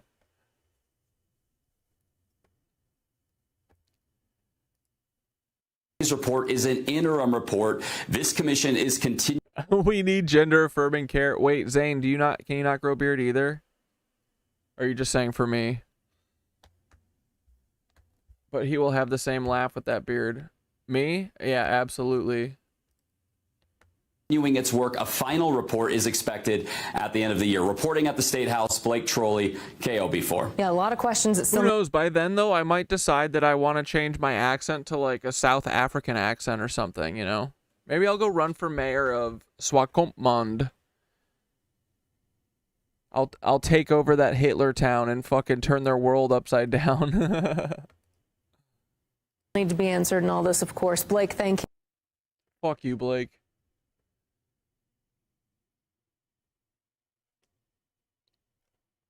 Oh, Corbett Report was talking about the Ceuta shit.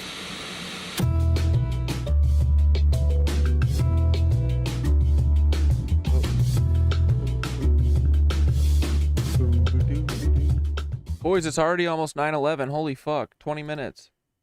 Welcome back to New World Next Week. I'm James Corbett of CorbettReport.com. And I'm James Evan Pilato of MediaMonarchy.com. The screen went blank, flashed several times, and the phone appeared to restart. We have got that fantastic story, plus criminal courts. Criminal courts. But first, of course, the biggie story around the world. Spain says migrants returning from Ceuta after 57 die in border. Yeah, there probably is a bunker below it, which is why an insider bought the property. And, dude, if you look from that vantage point, that house literally can see for miles all around it. It's like at the highest point. Why would they want to be, and they own all that land too. Why would they want to have a huge buffer and literally visual sight lines from up on a hill? What's under there? A cloning lab? Border rush I've seen. Sometimes it says 60-something. Sometimes it almost says 70-something. Grabbing this from Reuters. Spain said on Friday it reversed a huge rush of migrants into a Spanish enclave in North Africa, with most of the more than 50,000 people who had crossed the border by land and sea already heading back voluntarily. It does seem to me like they're overhyping they all totally went back angle. The Spanish government's representative in Ceuta said 57 bodies been recovered on the Spanish side. Wait, actually, do we have any interest in this video? This Whitney Webb and Chris Hedges always he looks like that dude from PragerU, but I don't think he is that guy, is he?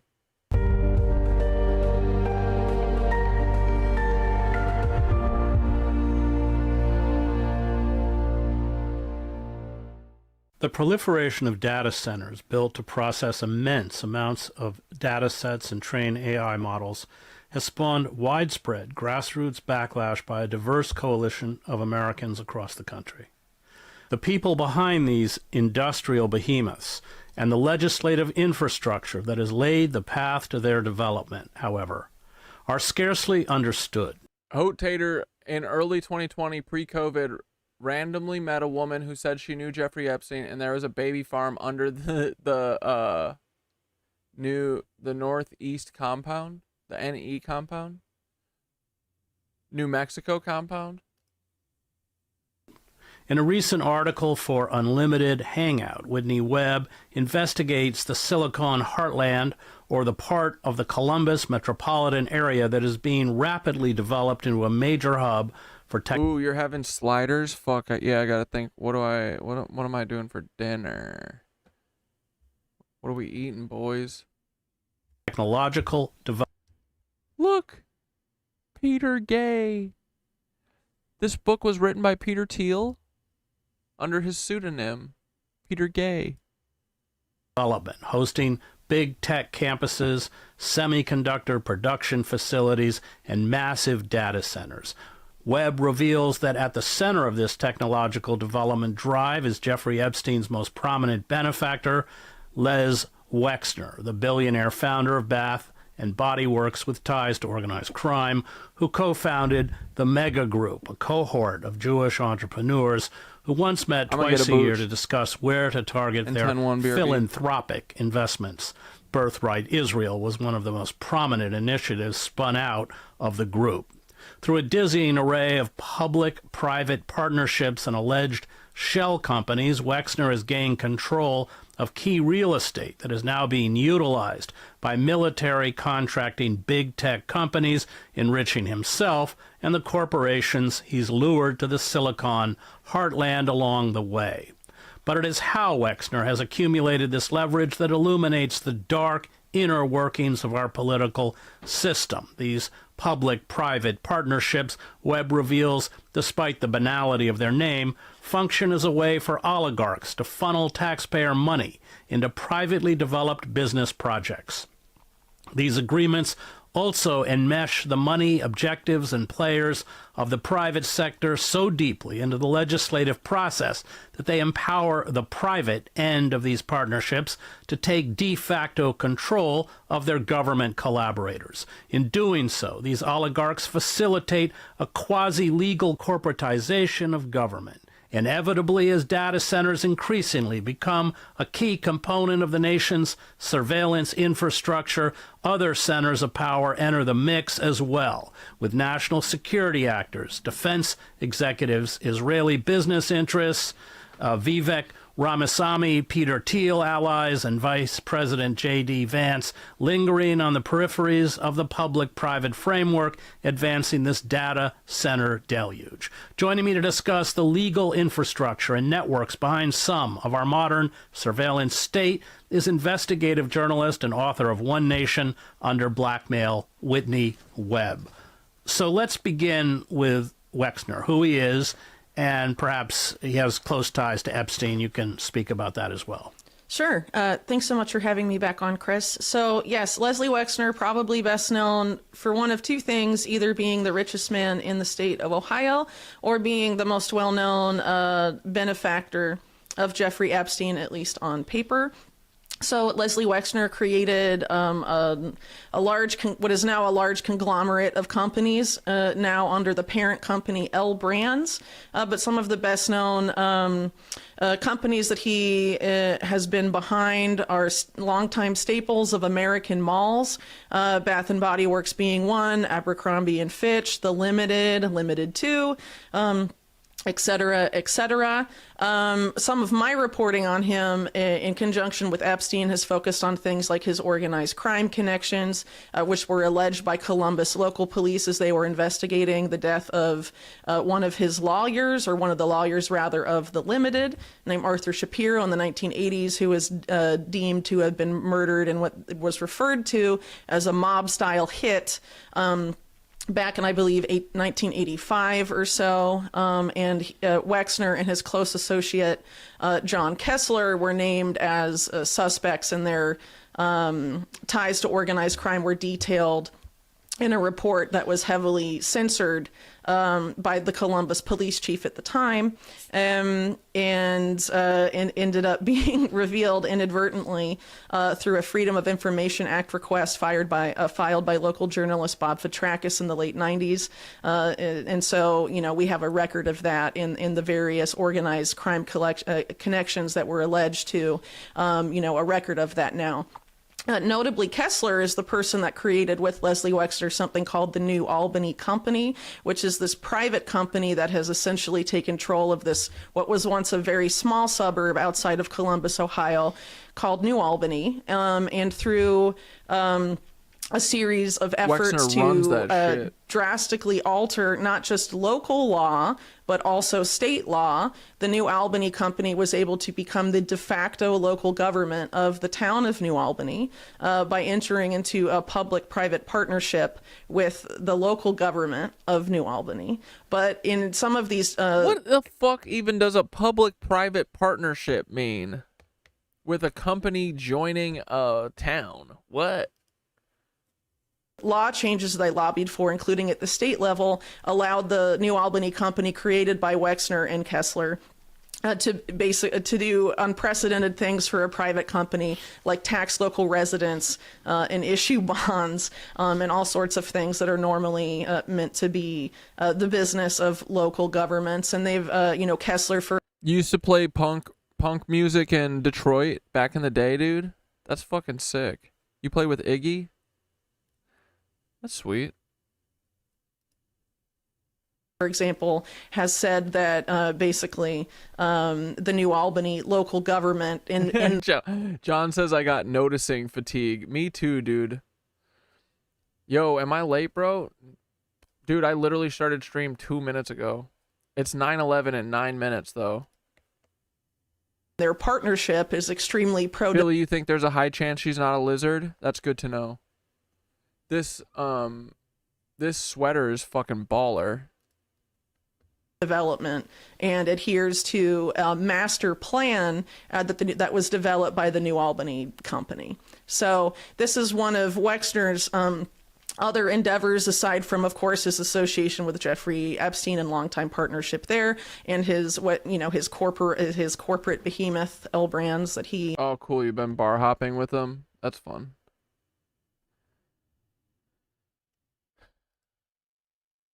Runs, and that made him a billionaire. But this is one of the other things that he has been developing for some time, the town of New Albany, which is now, obviously as part of the broader Columbus region, home to the vast majority. Where's Whitney Webb originally from? Is she from Wisconsin?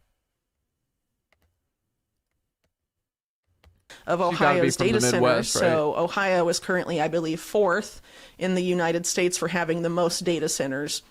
Behind Virginia, Texas, and California, I believe. But they have about 193 Florida, I guess. 93 data centers currently, I believe, and 121 of those are in and around New Albany. Your article shows that Wexner and various public-private partnerships that he spearheaded are serving as a key node in the development of this data center in Ohio, the Silicon. Black Death said Tel Aviv. You think she's from Tel Aviv? You don't trust her, or you're just goofing? Yeah, she's from Sarasota. Heartland. Now she lives in Chile. But there's not Argentina, right? That would be suspicious. a much broader coalition of people and institutions that are driving the data center push, wrapping big tech, the U.S. government. Although, doesn't Bad Empanada, he lives in Argentina, doesn't he? Government elements of the military-industrial complex in the mix. What's the objective and why data centers? I gotta clear this bowl do you mean for in 9/11. Ohio or in general? National. National. Well, both. I mean, but because Ohio is kind of, I think, your case study. Right, sure. So obviously it's fair to say that the network behind the data center push is extremely large and influential, obviously spearheaded by big tech companies that at this point have for all intents and purposes fused with the national security state. And this has been ongoing for some time. So a good example is to look back at the 2018 National Security Commission on AI. And dude, like all this AI shit and data centers and fucking surveillance shit, this is all birthed from like Jeffrey Epstein and Peter Thiel. Like they're at the center of all this shit. Oh no, Alec, what does Cat Daddy think of Tucky Carl for Fed Prez? I mean, I could totally see them doing that. I don't think so though. I don't think he'll ever run for office. I think he's like a kingmaker. Like Tucker Carlson, you know, his whole shtick is like, oh, what am I gonna do? I'm just little old Tucker Carlson. But so many people fucking listen to him. And now especially because they think that he's like anti-establishment. Oh, he was shunned from Fox News. Like, dude, his dad is the CIA. You know what I mean? This was such a play. It's the exact same play as Candace Owens. Oh, she was scorned from the Daily Wire. And she went independent. Like, these people are the smartest, worst feds because they're good at playing the field or playing the game. Like, there's like useful idiots like most of the podcasters and shit, but like Candace Owens, Tucker Carlson, even Charlie Kirky, I think they were like kind of the elite feds that like know exactly what they're doing. They know exactly how to manipulate every conversation to basically debate lord their way of seeing the world into our fucking brains. But Black Death, Candace Owens, so fine. I love that Black Death is never gonna give up on Candace. Yeah, I'll post the link. But yeah, I see him more as like he's like a kingmaker, so he'll help JD Vance become president. But I think that Tucker knows that like being the president is not, he doesn't want to be president, honestly, I don't think. He likes what he's doing.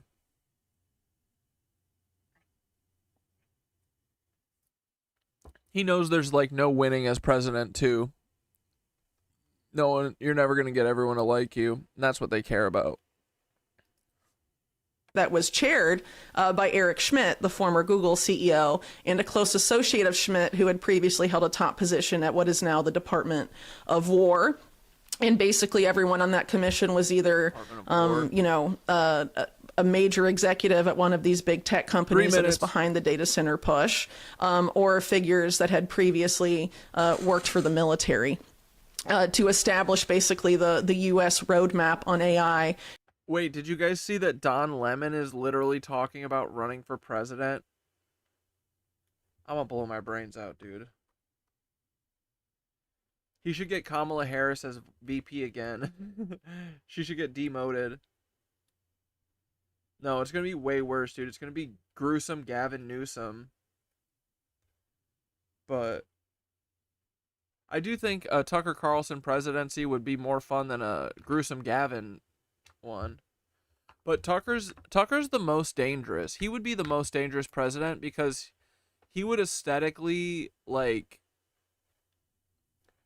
you know, he would get the liberals to like him. He knows that it's like an aesthetics game.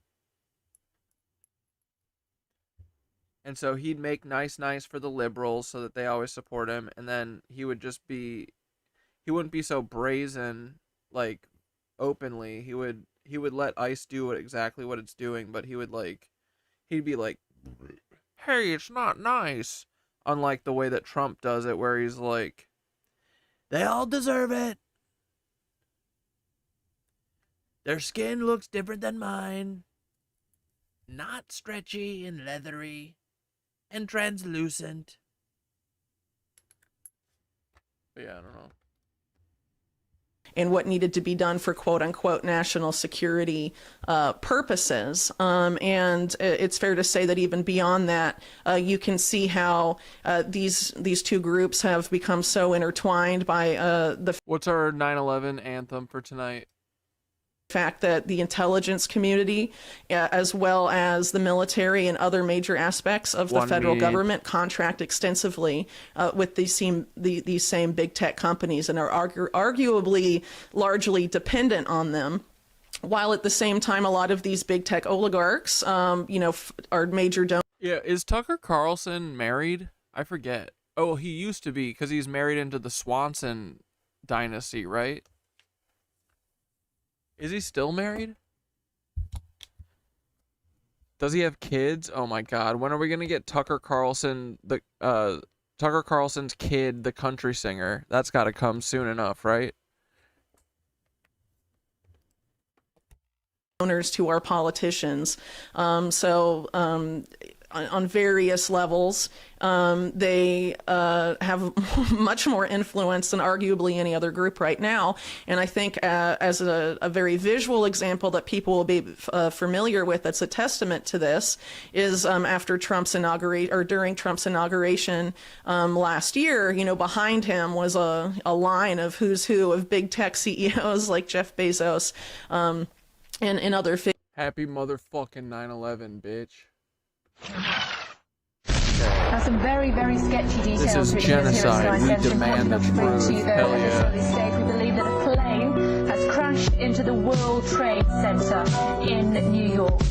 911, the World Trade Center. Osama bin Laden, Al Qaeda, the offender. A man from a cave, far from a contender. A false flag high for political agenda. Way back in the 80s, a connection began in the Soviet occupation of Afghanistan. Like Operation Cyclone, a CIA plan. Trained a holy warrior to stand for his land. Every man that was trained in the combat ways, his name got placed in the database. They called it Al Qaeda back in those days, and Osama was a hero that the whole world praised. A CIA asset, nothing but a scapegoat. So who made the Twin Towers implode? I don't believe the commission and the shit that we're told, but I believe the demolition with precision was controlled. We demand the truth with the real evidence. The shit that you speak is insulting my intelligence. The rule of jihad is never the offense, to be a struggle within and then self-defense. We demand the truth with the real evidence. The shit that you speak is insulting my intelligence. The rule of jihad is never the offense, to be a struggle within and then self-defense. You can think what you want, conspiracy to facts. Government states what do you say? The rule of jihad, that it's never for offense, it's defense. The max, create an enemy, make the people react, kill the innocent while the paper is stacked. Damn, I love genocide. The artist, not the atrocity. Scrapers collapse and blame it on religion. Control the population through the form of television, while the real agenda is never in the vision. Make the people surrender to a globalized prison. From making new laws and spreading more lies, devise new attacks with their CIA ties. How many people out there really realize six of the so-called hijackers be alive? Realize nobody claim responsibility. Lies like Iraq's WMDs, but talk like this, they call it a conspiracy. Cause the TV blamed it religiously.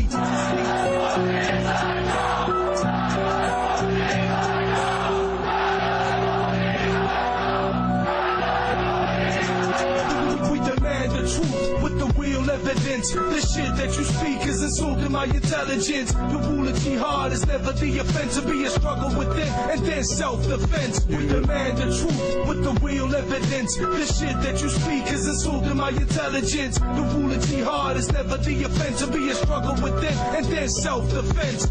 Yeah, dude, 9/11 did have us hating Muslims so hard. They can never pull it off again, you don't think? They're trying. But yeah, I mean, honestly, I feel like everyone kind of knows what's going on and they're just gonna hide it forever. I don't know. Keep us all separated so we don't talk about it. Genocide. Yo, we're on the beat. Yeah, this ruled. Fuck yeah, boys. 9/11 forever.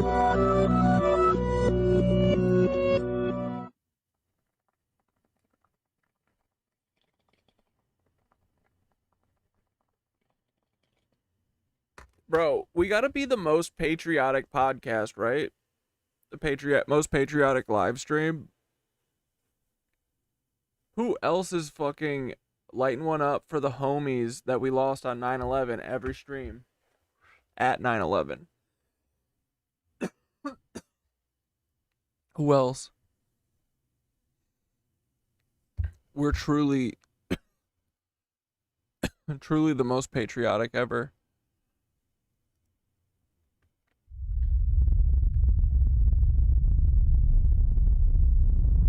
Wait, who's What if I told you that we... Yes. Oh, wait, I remember them. I don't want to watch an hour video of this. What were we watching? This? No. Yeah. Figures like him, a testament to their role and importance in getting him elected for a second term, and he has obviously so far been generously repaying their patronage. He's got some more solid tracks. Fuck yeah, dude. We'll check him out again. Remind me next time. Yeah, I don't think anyone else never forgets harder than the Nitwitches. Dude, they can never pull some Hassan ass shit on us, right? They're always like, oh, like, dude, CNN, all the news and Fox or whatever, all they do now is just talk about Hassan. But yeah, they can never pull some fucking, oh, Cat Dad and the Nitwitches, they love 9/11. No, dude, we hate the FBI so much because they did 9/11. We'll do anything we didn't deserve 9/11. The FBI deserves 9/11. And by that I mean Quantico getting 4 planes crashed into it. That'd be fucking awesome. They do deserve that. And by 4 planes, I mean 2 fucking drone planes and fucking 2 missiles. Fake ass shit. The fuck out of here. But yeah, they can never get us with some America deserved 9/11 shit. We love America too much, and we love 9/11 too much. We never forget every single night in honor of the homies. We thank Larry Silverstein for what he did to sacrifice our compatriots for American victory and glory.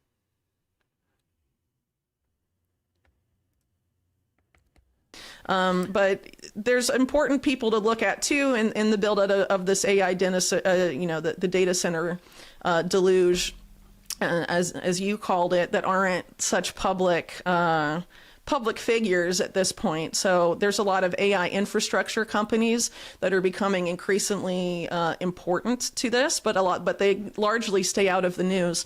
So one good example, I think, for this would be a company called Crusoe AI, which is, for example, building the Stargate project for.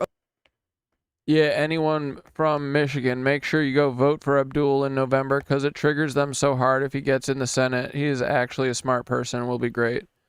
Yeah, I mean, any fucking movement toward normalcy, towards fucking common sense, towards us taking care of each other, I support. So, fuck it. I mean, throw a fucking vote. Who fucking cares? Let's see if this guy can disappoint us too. But if he doesn't, I mean, he's a smart mouth. I like his smart mouth. But I need someone to like fucking shed the like niceties once they get into office and just be a fucking baller and just talk mad shit. Like be a Republican but for good. Night, Lori. We'll see you on Sunday. Can't believe it's already our frickin' Friday, dude. Can't believe I'm... Yeah, and just a reminder, dudes. Next Saturday, I'm adios. So, get your fucking fill. Get your fill. We're gonna be going dark for a couple weeks. It's gonna be great. Everyone's gonna love it. We have so many episodes. But honestly, I don't know. I'm not sure what else to do. But I'll be back. Dude, I'll be back for fucking our favorite holiday, 9/11. And the day before, 9/11 Eves, Charlie Kirk's Hollow. Charlie Kirk Day. And 9/11.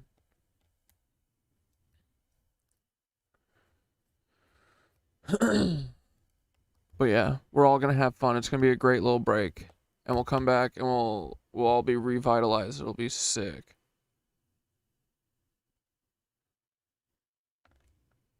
What's up, Tristan? OpenAI and Larry Ellison's Oracle, which was announced in the early days of, I think, one of the first announcements, actually, of Trump soon after his inauguration this time around. And they're Black Death said, if they take out Cat Dad, I will be his dead man switch. No, dude, they can't take me out. They can't. It's already set in motion. I've already seen it. I've already visualized it. It happened already. I can feel it. I'm just going through the motions. But, Paul could try it. Dude, honestly, I could totally see them being like, dude, El Nino. El Nino. Do it. Nuke them with El Nino. So I'm calling it here. If they do an El Nino while I'm there, it was Paul. Steer clear of helicopter. Yeah, no, I'm not going nowhere near no fucking helicopters, dude, ever. If you ever hear a story, oh, Cat Dad died in a fucking helicopter. No, he didn't. He would never get in a fucking helicopter. I trust helicopters less than I trust Paul, dude.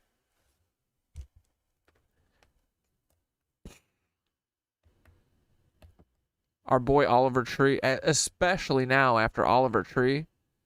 Dude, helicopters are literally just hanging on by one little fucking bolt. Nope. No interest. And they're loud. Fuck those. Fuck a helicopter, dude. This break is going to be tough. What if Trump dies while you're away? Will you do a special podcast? I mean, we'll see, but if there's some fucking breaking news. But honestly, yeah, what if we need to take a break because that is what triggers Trump dying? Dude, every time we take a break, something nuts happens. Not every time, but it is kind of a general trend.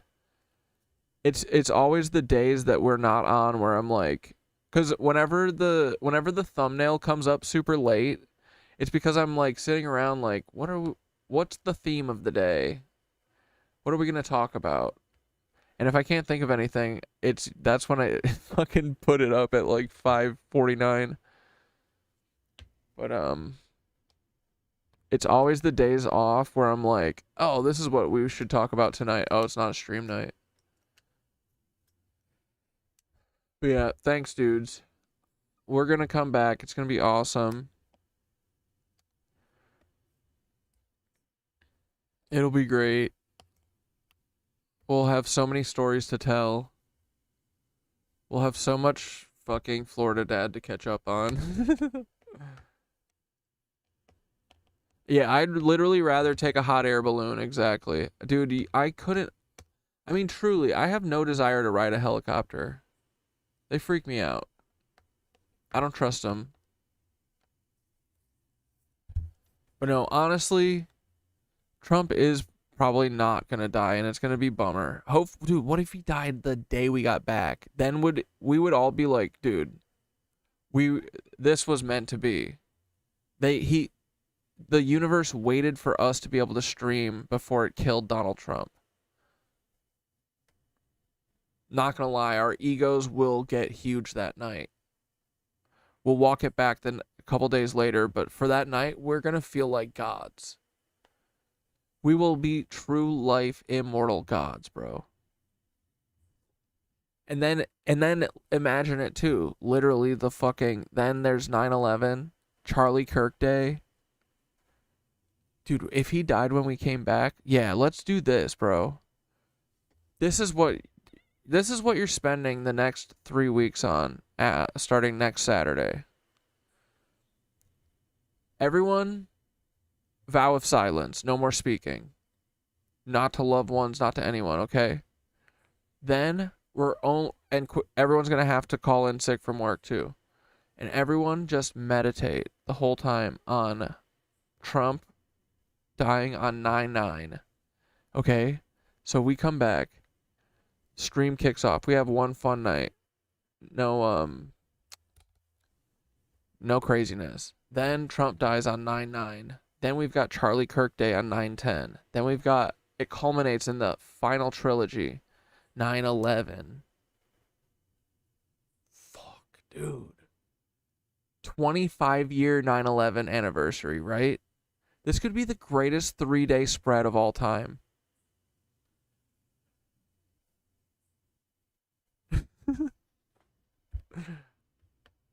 We're dreamers, guys. We gotta stop. Basically building a lot of the data centers and working as sort of a middleman between these big tech companies and the actual creation and infrastructure that they rely on. And so those companies are an important part of this, concept. Dude, what are your muscles attached to on your bones? Right? What are there, little hooks on the bones? How's it attached?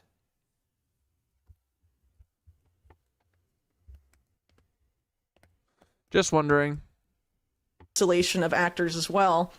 And it's also something that's happening well beyond the U.S. So one of the founders of Crusoe AI, for example, is named Cully Cavness, and he accompanied Peter Thiel the co-founder of Palantir, on his recent trip to Argentina to meet with Javier Milei. Later, they also met with Chilean politicians, apparently including the president of Chile, though it wasn't publicly announced, and also the president of Paraguay. And, not long after that, at least in the case of Milei, there have been these proposals of having, allowing companies with no human employees that are run by AI to operate in the country. An announcement of Stargate Argentina on behalf of OpenAI, run by Sam Altman, who's closely affiliated with Peter Thiel. So these people are looking to build data centers really all over the world. Why are they doing it? Why data centers? It's essential to basically their various plans from AI, which include not just their plans for AI. Tendon, ligament, fascia rooted to bone. Okay, love that. Hell yeah. No needles or hooks involved. Okay. related businesses, but also a lot of these people subscribe. Tendons attach muscles to bones. I think it's fascia. Hell yeah. It's a combination of all that. We love that. Did any nitwitches hear about a guy who went on a hot air balloon ride with his girlfriends, waited for the skydivers to jump out, then jumped out himself with no chute? That happened here this week. I've jumped from that balloon. What? The hot air balloon guy jumped? Why? What, and he left his girlfriend up there? How'd she get down? Was he like, fuck you? Fuck you, you figure it out, and then jumped? Oh my god. To specific ideologies that see that extreme investments in AI and AI compute capability are necessary in order to further the development of what they call artificial general intelligence or an AI superintelligence, and some of them hold an almost religious fervor, you could say, for having that come to fruition. And are openly transhumanist and think that the end goal of humanity is to have humanity merge with AI in some capacity. So they have not just the economic incentive, they also have this, I would call it quasi-religious incentive as well, which may help propel this along even when the economics of it don't necessarily make sense. And at the end of the day, I think it's a testament to how we're sort of living in an era of this is the importance to them of computing power over people. And so, you know, people that are negatively affected by them, apparently their concerns don't matter, and there's a coordinated effort to sort of paint any pushback. She had to ride down alone with the pilot. Oh, okay. It wasn't the guy flying the hot air balloon. He just like went up with his girlfriend. What, did he not realize he didn't have a chute? Did his intrusive thoughts? That's the thing with the hot air balloon. I don't like that you can like access over the hot air balloon. The whole time I'd be like, what if my body just jumped for no reason? Like I just lost control of my ability to control my body, and my body just jumped over this huge rock face right now. It's never happened before, but what if?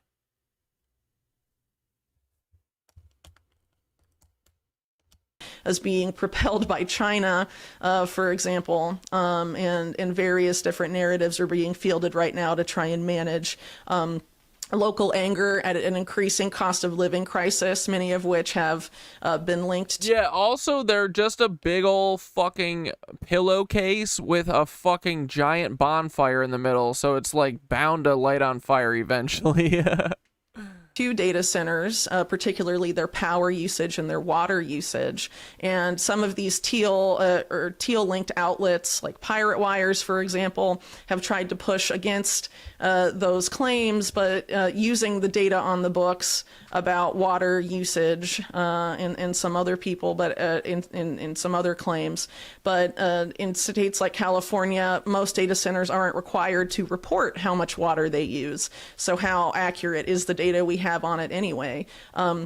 And a lot of data centers are moving into areas that have, water issues or are having droughts already.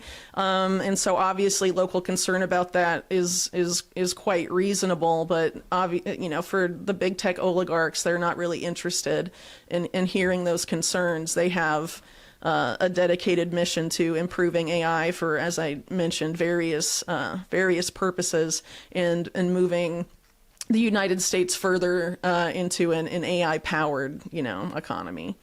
So could you explain what people like Wexner and Teal, what is their political and social vision? What are they trying to create? And how will these data centers and AI help them achieve this vision? So essentially what Wexner has done in the state of Ohio, and what I detail, is that he has privatized major aspects of local and state government. Through first in the example I gave earlier of New Albany, and then extending beyond that to first the Columbus region, and then really the state in entirety, focusing mainly on the Department of Economic Development. And where that essentially intersects with people like Peter Thiel is his interest, Thiel's professed interest in the writings of people like Curtis Yarvin in the neo-reactionary movement, who posit that the answer to... More like Curtis Barfin, dude. Current problems with our government is to privatize the state entirely and place in charge of it a CEO that would essentially operate as a dictator. Yeah, techno-fascism. Let's do it, boys. Let's just give it a try, man. So both men quite clearly have an interest in... Paul only listens to Radiolab, dude. privatizing major aspects, if not all. Radiolabs, does that still exist? U.S. They've had to have run out of stories at this point, right? Government. And so, you know, ultimately from that, what does that mean? And up until, you know, this point, the way to achieve that in a practical sense has been to expand and grow the power of public-private partnerships, where almost always the public sector is subservient to its private sector partner. And it's used to enrich the private sector partner in the public sector, ostensibly working as a watchdog here on private sector power, does not end up functioning that way. And so ultimately, this is what we're seeing, I think, especially with the ascendance of oligarchs like Thiel and people close to him, to the halls of political power. For example, the best example, obviously, being current Vice President J.D. Vance, is to further this. So we go. This Elon picture's too much, dude. Come on. AI. Go beyond the public-private partnership model that's predominated, you know, for several decades now. Also, Elon was in the fucking fart zone, bro. Move into this more extreme... Paul listens to call her daddy. privatization, which may happen gradually or suddenly, depending on how they think it could best be implemented to suit their interests. One of the points you make in the article is that they seize, I think, they took control of the liquor tax in Ohio, but one of the points you make is that once this public money pours into their hands, there's no accountability. Nobody knows where it goes. Yeah, so what I was talking about in that specific example is this organization that was created as essentially the privatized version of the state economic development authority, and it's called Jobs Ohio. And so Jobs Ohio was allowed to purchase rights to the Ohio liquor tax for, I think, $1.4 billion, which it made back extremely quickly. And they, because they are a private company, are not required to show how they use the funds they take in from the liquor tax. And are essentially referred to as a dark money organization. Jesus. They claim, of course, to be creating lots of jobs by offering, you know, taxpayer funded through the liquor tax and other means, incentives packages to a lot of these large data center companies and other corporations that are in the same sphere that have moved in, like Palmer Luckey's Anduril, which is backed by Peter Thiel. But Jobs Ohio has been able to supposedly, you know, they claim that these incentive packages help attract all of these businesses to the state, and if they didn't exist, those companies would go elsewhere. But studies show that's only true in maybe 25% of cases, and it's unclear how many Jobs Ohio has actually created since it was, you know, came into existence in 2011. And if you're looking at data centers, you know, a lot has been said about how many jobs they're going to create, but most of the jobs they create are temporary. They're construction jobs, and so once the data center is built, most of them employ maybe 20 to 30 people per data center, which is not very much. And so if you consider the amount of money... That's on the high end, too. I'm pretty sure it's less than 20. Which is often millions poured into these incentive packages, which also include, in Ohio, sales and property tax exemptions. You know, is it really worth it for, you know, 10 to, you know, 20 to 30 jobs per center when the losses to the Ohio taxpayer number in the millions? And this was money, if I remember correctly from your article, that was used to fund education, I mean, to fund kind of basic services. Once they took it, that money is gone. Yeah, so if you look at Governor Mike DeWine, for example, he pushed through a recent spending bill that gutted all of those services, and there was efforts at the state level to push through legislation that would curb some of these tax exemptions for data centers, and Mike DeWine vetoed that. Paul would love 30 Seconds to Mars. But, you know, Mike DeWine and some of the people that work under him have been heavily, their political careers have been very related to the fortunes of Leslie Wexner, who count among their biggest donors. Of course, it's fair to say also that Wexner donates to both parties, but the vast majority of his patronage in the state has gone to Ohio Republicans. Wait a second, hold on. Is this a fucking, like, video with the Andoril guy? Mod Retro M64 Deep Dive Console Controller Games.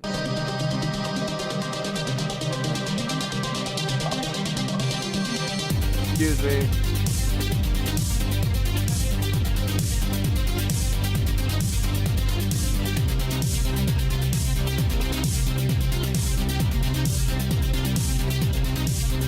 A deep dive with Palmer Lucky? Hi, my name is Palmer. Dude, all these video game perverts, like, we're literally living in Ender's Game. Lucky. I'm the founder of Oculus, Andoril, Erebor, and of course, Mod Retro. Wait, he's the one who made the fucking Oculus too? Oh my god. No way. Wait, he's the founder of this shit? The meta thing? And now he makes fucking drones for the government? What a cuck, right? And dude, this fucking guy can grow facial hair, but I can't. Come on. Today, we're here to talk about the Mod Retro 64, the best way to play and preserve Nintendo 64 games. The M64 was designed to last for centuries, play every N64 title with perfect 100% compatibility, and to do it in a way that preserves all of the learnings we put into it for the entire community. Wait, so he made this too? Oh my god. An open source device. Today we're going to be doing a deep dive of the M64's features, not just the console, but the controller, the games, and the accessories as well. Let's start with the system. The M64 is a console that uses FPGA-based hardware emulation. Paul said, sorry about the facial hair, Jeans. Thanks, Papa. To simulate the functionality of a Nintendo 64. Dude, I hate this guy. Allows it to play existing Nintendo 64 games. I think the bigger story is about his Hawaiian shirt collection. Dude, right? Everything about him sucks. It's so funny that they're all like these virginal fucking gamer boys. Like, that's what Peter Thiel is, bro. Even Jeffrey Epstein was a little gamer boy. Nintendo 64 games that we're releasing with indies, re-releases, remasters, etc. But unlike an original N64, it allows you to output to a modern television at 4K resolution, sub 4K resolution, or hook it up to old CRT displays, just like you did with your original N64. One of my favorite parts about the M64 is that we've really nailed the design language of the original M64. We weren't trying to make something that was a minimalist box. We're not trying to build a server blade that plays N64 games. We wanted something that looks like it would have been made in the 90s by a console gaming company, but brought into the modern day. One of the other things we've done with the shell is make it out of extremely thick plastic that is very, very robust, very, very high-end plastics that make it ridiculously durable. I know you can't see it, but I'm trying to twist this thing, and there's... Yeah, but you're a little soft, you know? Absolutely no play whatsoever. Something else we did was a custom tool that allows us to have a matte translucent finish on most of the console with this translucent kind of... No, it's actually a story about how his dad only passed him down Hawaiian shirts when he passed away. Not vouching for them, by the way.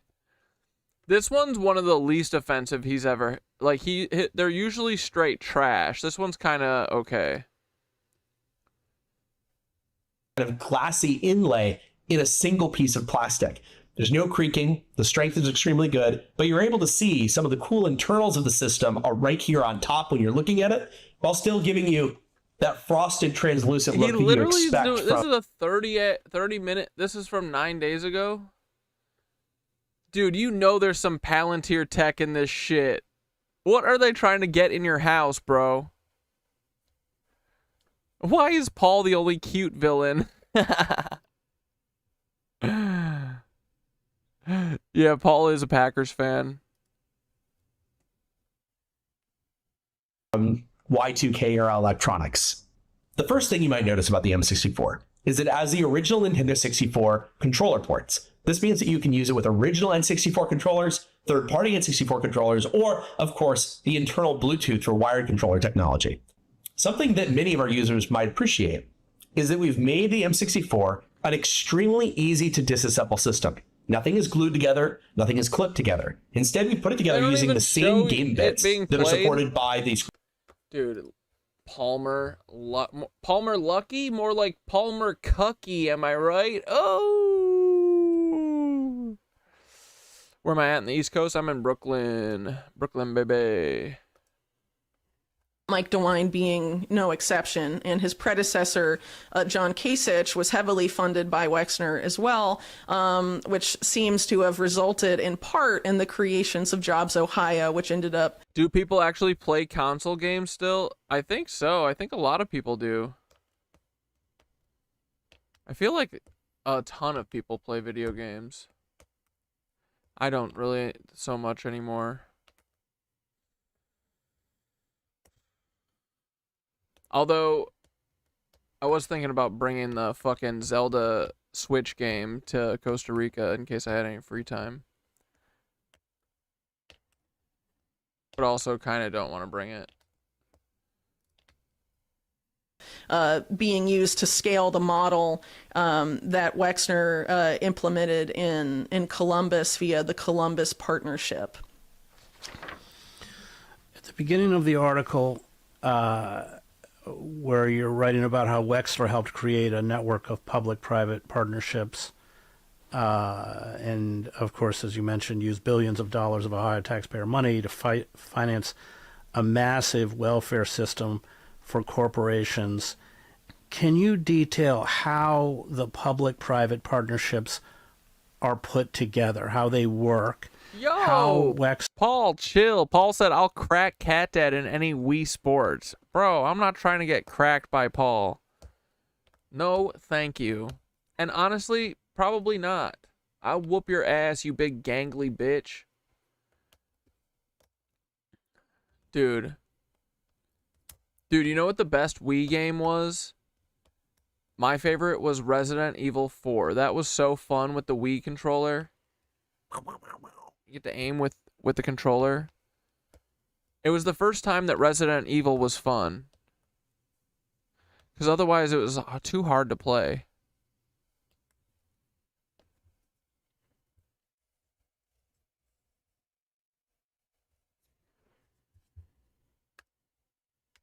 Wexner, and how Wexner used them to create this. Clip Laugh streams love letter to who? There's no love letter to Paul? No way. Who did a love letter to Paul? You're a liar. Yeah, Wii bowling was the fucking best, bro. Me and my mom and my brother played that shit forever. Last data center development. Yeah, so the culmination of that effort is the company that we just discussed called Jobs Ohio, but it started off in the region of Columbus. So as I mentioned earlier, Wexner successfully privatized the town of New Albany, which is close to Columbus and sits within the Columbus region. And in the early 2000s, Wexner and Kessler, who created the New Albany company that took over that town, created something called the Columbus Partnership. which basically became the de facto Economic Development Authority. And the Columbus Partnership then spawned something that is now called One Columbus, that is the Columbus region's Economic Development Authority. And it is a public-private partnership that the private sector donors to One Columbus include Wexner's companies, but also include very large companies that have a large presence in the state, like JP Morgan, for example, and ones that have large data centers in the state, and the Columbus area specifically, like Amazon. And so, not surprisingly, One Columbus is, as they say, is quote unquote aggressively focused on achieving the economic development goals of its private sector partners, which includes the build out of data centers. And so to facilitate that and subsidize that with taxpayer money, that is what, these public-private partnerships are essentially doing. And as I said earlier, there's no proof that these are necessary to bring the vast majority of these companies to the region or to the state, but it is a way to use taxpayer money to subsidize the build out of AI infrastructure on a massive. Holy shit, dude. Bale just spoke through me, tried to possess me for a minute, and I fucking shirked that shit off, dude. Yo, what the fuck? Sorry, that was gross. My bad. My B, bro. Did you guys hear that, though? That was fucking crazy. That was irresponsible.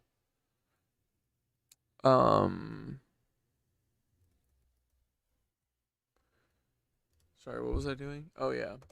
I was looking to see if Becca did anything. I don't think she did, though. Is there any fun short videos to wrap up on? Not you, weirdo.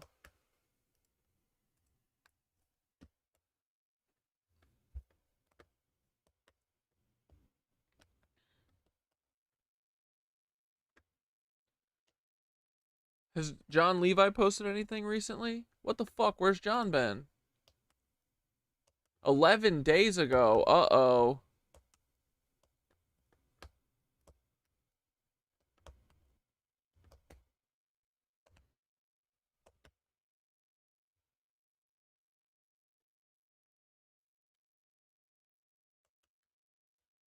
What the fuck does Peter Thiel actually want?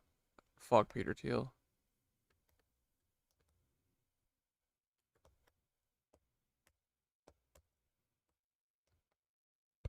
We can do some Tom Segura cringe. No. Oh, Friendly Jordies? I don't know. Oh, we could watch a little more Reckless Ben, I guess. We love you, Whitney Webb. I'm info dumped too hard. It's our Friday. God save us. Oh, cat stuff? Yeah, well, let's check on some cats. Let's see what Orange Boy Ron's been up to. No, I rebuke you, Ariana Grande.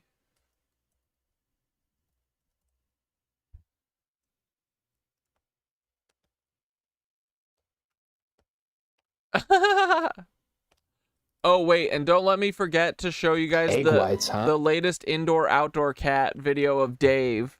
Dave literally got broken, dude. Abby works hard to hit her macros, and you work hard to ruin it. Ron believes that any food within paw's reach. Dude, Ron is crazy. Ron is crazy with those fucking paws, bro. It's too much.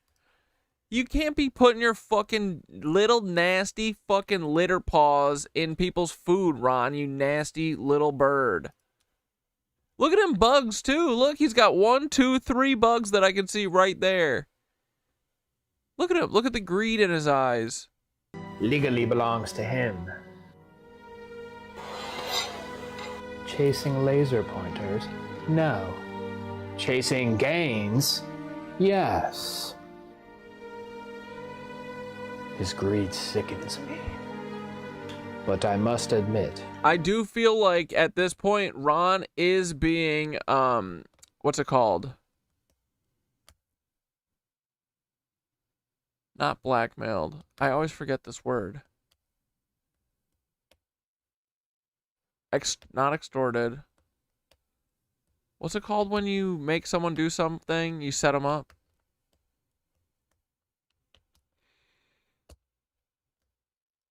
Your commitment, impressive. Here is No, he has ant bugs. They're not ladybugs. Knock it off. punishment. Something nice. Bugs. Yeah. Egg whites, huh?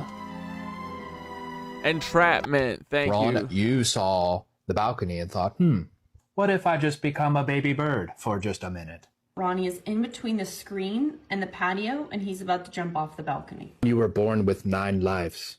You are not to speed run through every single one of them. Ron, really Bro, I'm telling. One day I had the window open in the kitchen because I was like talking to the feral cats outside, and little Bing Bong, remember Bing Bong with the tuxedo? My little crazy boy that would climb up all over my cat wall that no one has touched since he was stolen. He fucking hopped up in the window because he was chasing a bug, and the bug's flying around. He's doing this with his head in the windowsill, and I was like, Bing Bong, stop, go get on the floor. And then the bug, it was like a moth or something, flies out the window and starts going up, and Bing Bong literally launches off of the fucking windowsill into the air to go for the bug, and falls down to the ground, bro, like Wile E. Coyote. It's like he hung there for a second. I like almost reached him and grabbed him, and I didn't get him, and then he just fell. And then the best part is all that Japanese knotwood was there, so it made like a fucking canopy, dude. He fell through it, and then I couldn't see him, and I was calling him, and he wasn't making any noise or anything. And of course, my motherfucking neighbors were not home at the time. This was like years ago. But so I had to like break into their apartment with a fucking credit card to get back there to check on him. He was totally fine. He was completely unfazed, just chasing bugs underneath the canopy of the Japanese knotweed.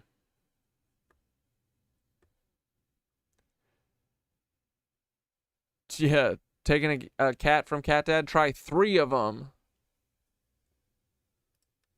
I lived a good life. Over absolutely nothing. He looks like the Lion King when Scar threw him off the ledge, except you tried to jump off the ledge willingly. Okay, which cat's in trouble? Ron really just tried to uninstall himself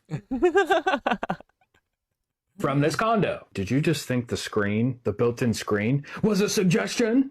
Ron said, this economy is atrocious. I am going off-grid. You will not claw through the screen ever again. Yeah, we do need to go off-grid, dude. Wait, you can use a credit card to break in? Yeah. Oh, yeah, dude. On any, like, normal lock, you can get, like... Don't use a credit card because you kind of scratch up and damage the card. Use like a credit card-like card that you can scratch up. Try it on your fucking door, dude. But if you can wedge in, you know where the door thing locks into the thing of it, into the thing. Well, you come up from above like this, and you go kind of press it there. And usually I take the handle then and you pull it back. And it nicks the like edge of the door thing, and it pushes it back, and you can open the door. It doesn't work on deadbolts, but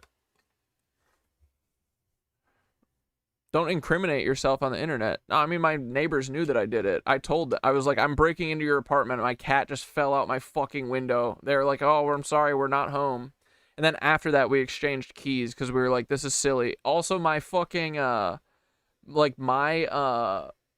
circuit breakers and everything are literally in their basement. So like there's been times where like a couple years ago when I still was using ACs, like the AC would trip the breaker and no one would be home, and it'd be like 3 a.m. on like Friday, and I'd be in the dark. So like we needed to have keys. But yeah, no, it's and it's not illegal to know how to like do this. But yeah, no, I'm not incriminating myself. And it was years ago. They're long gone anyway. But no, I've always been friends with my neighbors. They usually know. Even my new ones know. I just helped them today because they keep locking themselves out. But we kind of got to, because otherwise I wouldn't be able to turn the fucking power back on. But yeah, no, they knew. Incriminate myself. If it happens again, we're gonna have serious problems. Here is your punishment. But yeah, dude, it's honestly shockingly easy to open a door with a credit card. Try it on like a bedroom door with like a push button first. But you can do it with any kind of key one, like any normal key doorknob. Like, honestly, locks are kind of fake, bro. They're basically fake. Get out of there. Ron, you saw the balcony and thought, what if Okay, I we gotta check out Dave.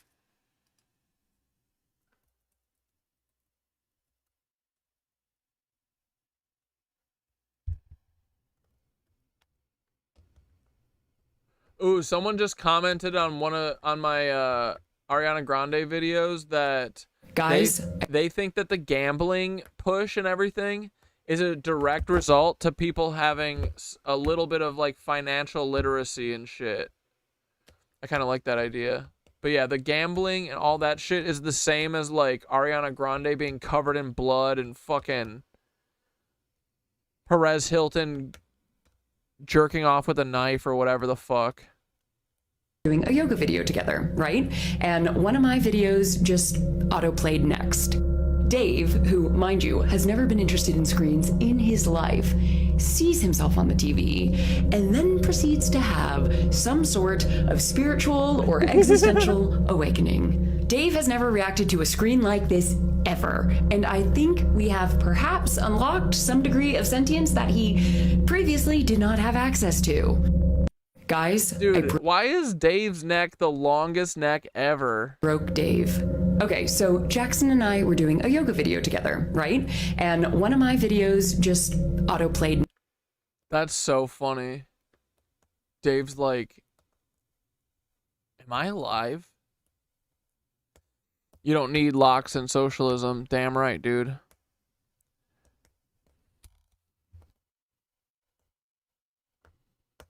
Yeah, every house door has a window next to it. You can just smash the window and get in no matter what. And also, most people's windows are unlocked for the most part.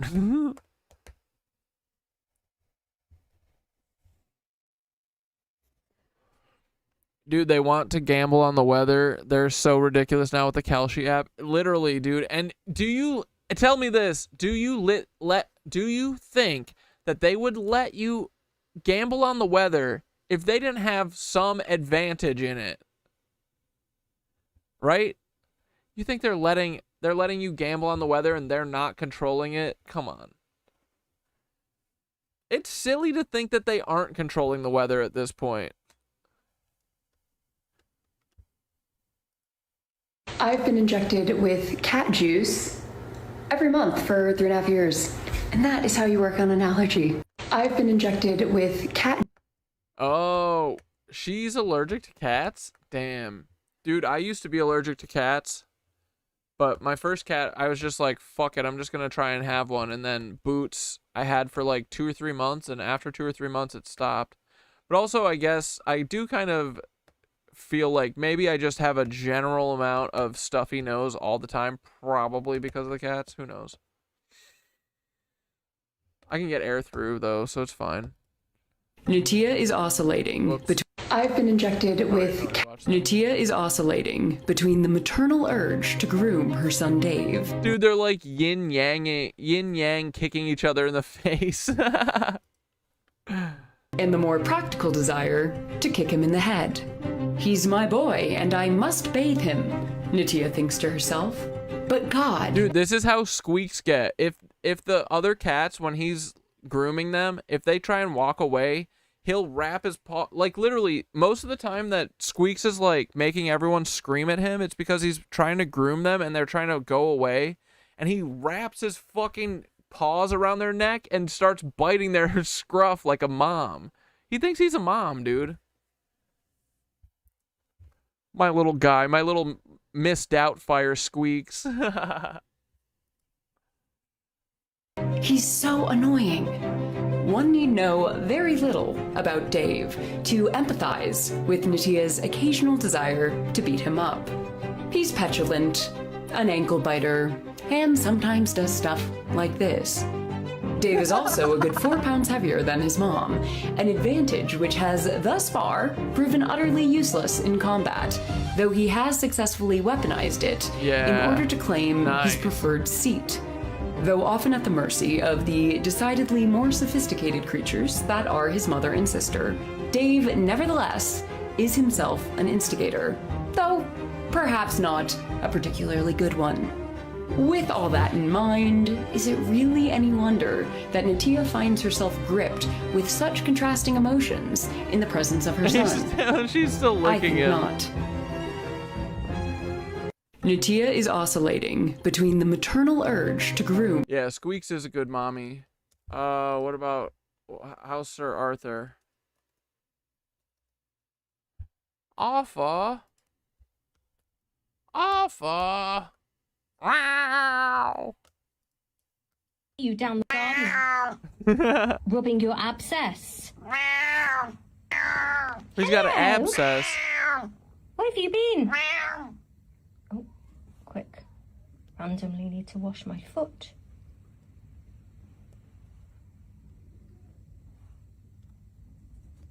Hi, can we continue? Where have you been? He's a handsome lad. None of my business. Well, Arthur, did I or did I not see you down the bottom of the garden, rubbing your abscess? Nothing to do with you. I witnessed it. Now look, Arthur, we need to make sure that this stays clean. I know you're not bothered. Where's he got an abscess? But I am. So Arthur, no more, okay? Dude, he's lost his frickin' marbles. Hello. It's been a while. Hasn't it? It has. It's been a while. They're all so goofy, dude. Oh, well, I'm sorry. Gosh, that's a lot of complaints that's built up there. Do you feel better? Good. So, what are you wanting to tell me today, buddy? Oh. I know you've been poorly. I know. Your cat Angelo is talking to him right now because he's meowing so loud. And you're feeling better Bro, now, I can this tell is because too you're much. meowing. Should we share with everybody what happened? Well, Arthur's had an abscess, haven't you? However, at one point we thought it may be something else, yeah. So you've been very poorly, haven't you? Where is Hasn't it? been meowing much. I've been worried, out of my skin. Haven't slept. Couldn't eat. And then yesterday, what happened yesterday, Arthur? He says, stop telling my fucking business, dude. It went pop. Yes. And it went pop everywhere. And I've never been so happy to see a smelly, pungent mess like that. Because it meant it wasn't a tumour. It was an abscess. Ugh. So, we're waiting How'd you get that, Arthur? for the results, aren't we? For what type of bacteria it is. And then we're going to treat it. But for now, I'm cleaning it, looking after it. Dude, Arthur truly doesn't give a fuck. Meowing. And how did we get this said I abscess? love his little notch in his ears. So cute, dude. Yes, well, it could be one of two things. Possibly remnants of the tooth when you had your operation. Or, which I think it probably is, somebody launched an unprovoked attack on next door's cat and possibly got a tooth or a claw in the jaw. I think that's nearer the truth. And I was very, very, very worried, Arthur. Yes. But we're okay. And we didn't tell people, did we? Because we didn't want them to worry along with us. Hey, has anyone ever worked for like FedEx or UPS or something? And, or USPS or whatever? Would people do at the end of the day, if you're like, you know, if it's like time to wrap up or whatever and your truck still got shit in it, would people do like, cannot be delivered just so that they can go home? Couldn't access doorway or something? Because my glasses that I'm gonna fucking hate, I can feel it. We're supposed to get delivered today, but I got one of those. Oh, couldn't be delivered. And I was like, what?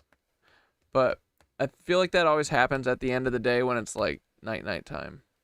And people are like, we'll do it tomorrow. That's fine, as long as it comes tomorrow. Or, you know, as long as it comes.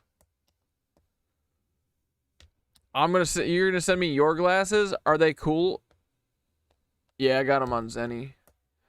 And dude, the best part is I forgot from like 5 years ago. I had a fucking refund for like $60. So I only had to spend like $20 on a prescription, a new pair of glasses and a new pair of prescription sunglasses, bro. And I got I need those thick ass glasses because I got bad fucking eyes, dude. So I gotta get them shaved down because they'd be even cheaper. But yeah, Zenny's pretty lit. I like Zenny. And they don't do the bullshit of like, oh, we need a new prescription for you. Fuck you, dude. What are you talking about?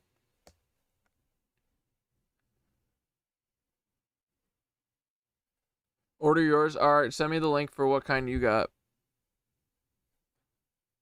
The ones I got are basically these. They're just kind of, I think they're like light. They're lighter. I feel like they're like a clear. I haven't looked at them since I got them because I was like, damn, I think I got the wrong kind. I should have got something dark or you know, dark red the way that these are. Because now I'm gonna fucking see them and be like, yeah. Because I mean, it's gonna. I don't think it'll be this light, but it's gonna be like probably goofy. I don't know. We'll see. But that's all right. I'll send them back to Zenny and they'll give me another fucking refund. Tell them now, because you're on the. All right, here's the last one. Oh yeah, I think I saw this dude. He's a good little guy. All cats can be rehabilitated. Ooh, spicy boy. I've tried all of Zenny. I'll send you the Opus. Fuck yeah. Give him a little scratch. Oh, poor baby's just scared. He's not mean, he's just terrified. Alright, cool it with the fucking. About to bonk him in the eyes. Halfway cats? Fuck yeah, dude. Yeah, you gotta get all the troublesome ones.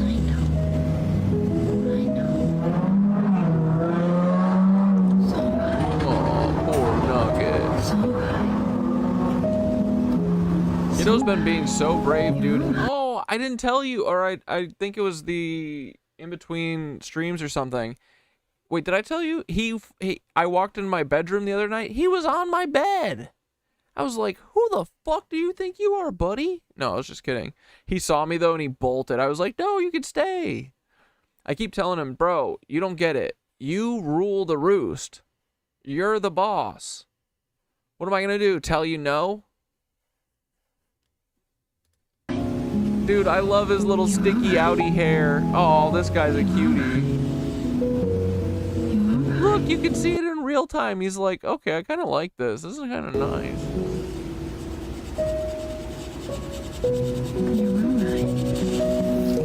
I know.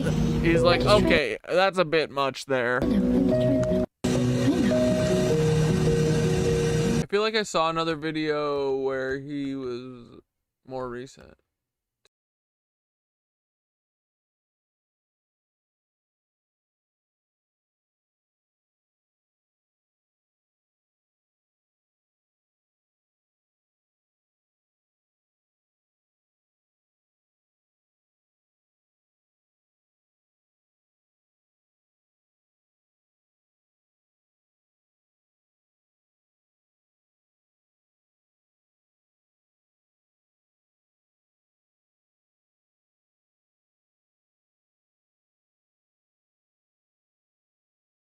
Kind of looks like Trump a little bit.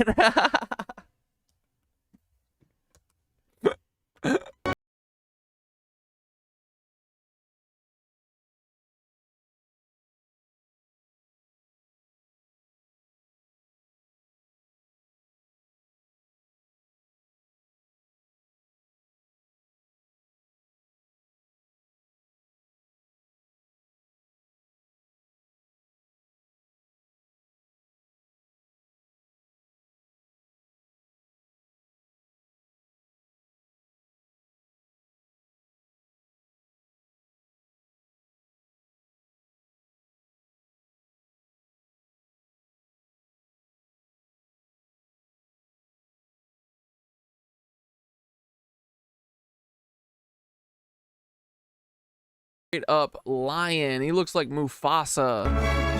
Mufasa and Trump.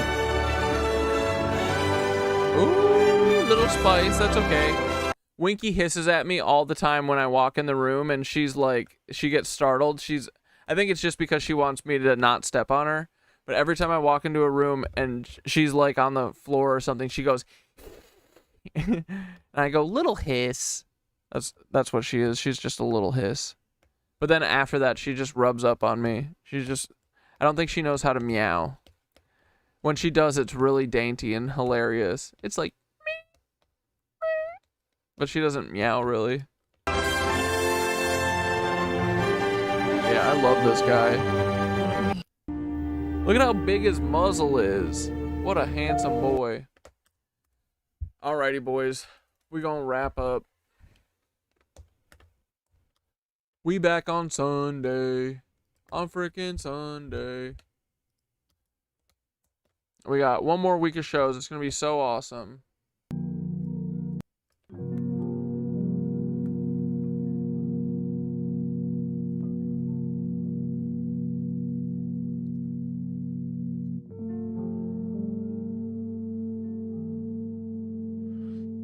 Oh, there's some weird celebrity shit happening. Dude, it's also probably just all of their internals are freaking out. I hope the Schumann resonance is syncing them all to self-destruct all at the same time. iShowSpeed had weird AI UFO videos uploaded and then deleted them. Oh, did he really? James Franco posted a new YouTube channel talking in cryptic code and claiming to have an alien in his garage. And now this with Perez seems weird that it's all happening concurrently. Dude, I think about that every day with everything that's going on, right? All this shit is crazy. We're surrounded by fucking lunatics, bro. Perez Hilton is not FBI. That clown's gotta be CIA. He probably is, dude. He's a culture demon. I feel like that's what mostly the CIA does. The FBI is mostly doing the domestic terror shit, covering up tragedies, doing assassinations, faking them, you know, that kind of shit. But anyway, thanks for being here, boys. We're back to not tomorrow, Sunday, okay? So have a good fucking weekend. I'm gonna go do that city streets thing again. That shit was so fun. I'm gonna try and make it all the way up to Yonkers, though. Stephen Paddock, friend of the Wysopals. And yeah, I got a lot of fucking cleaning. I want to get rid of a bunch of shit too before I go. So I come back to a nice, you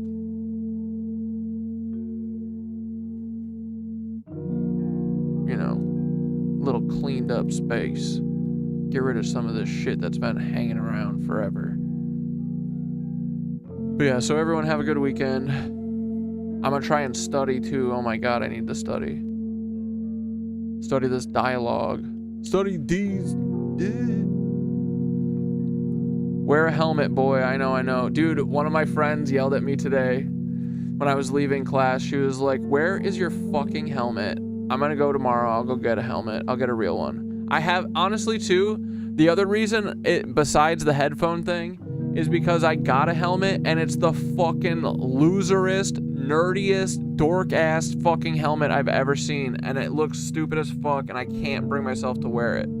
So I'm gonna go to the bike shop and I'll be like, yo, hook me up with a cool guy helmet. And also the one that I had like stuck up off my head so far, it was like, this isn't gonna fucking protect anything and I look like a doofus. I know I should wear a helmet, but also, I don't know, kind of love fucking flying, you know? But it's kind of stupid.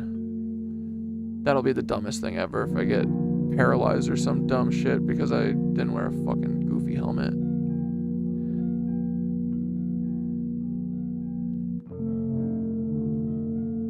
Yeah, we're meeting on Sunday. We got Sunday, Monday, Wednesday, Thursday, and then I'm off. Dorky helmets, fuck. You're right. I shouldn't care what it looks like. But man, it's dorky. I look like a little fucking scooter kid. Yeah, have a good night, boys. Let's fucking breathe. Breathe in.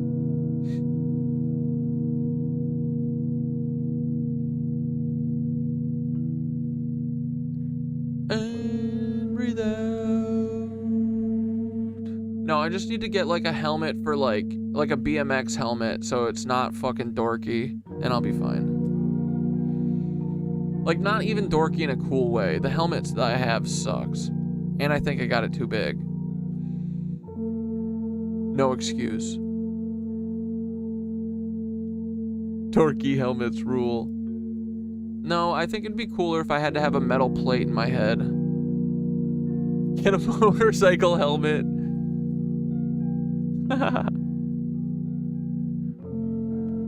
Alrighty, boys, here we go.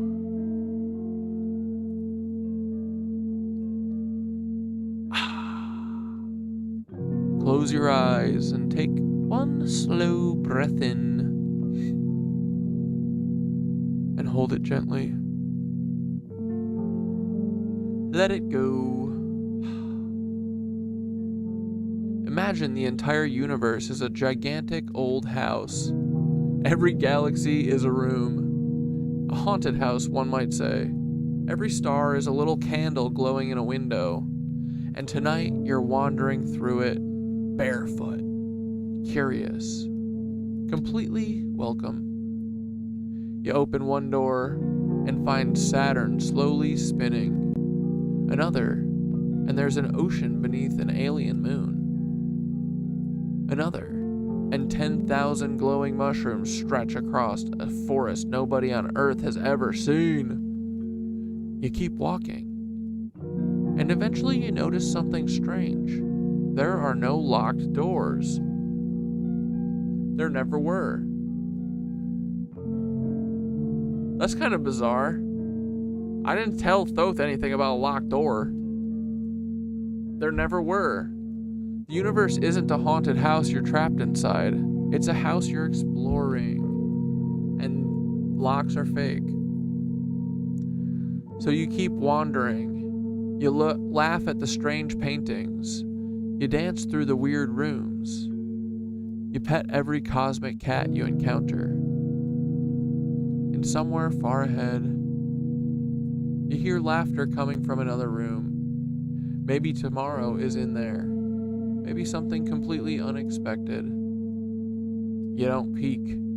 You'll find out soon enough. Take one final breath in. And slowly let it go. Feel yourself returning to your body, to this room, away from the haunted house, to this tiny corner of infinity. Good night, Nitwitches. And remember, if existence is a haunted house, we might as well explore every room. Some rooms like I'm okay with. Alrighty, boys. It's that time again. It's that time again.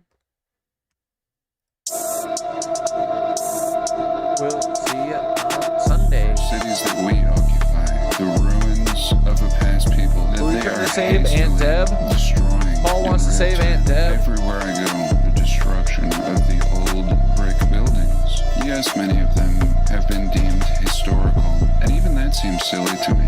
Why historical? I mean, it's only 100, 200 years ago. It's not even that long ago.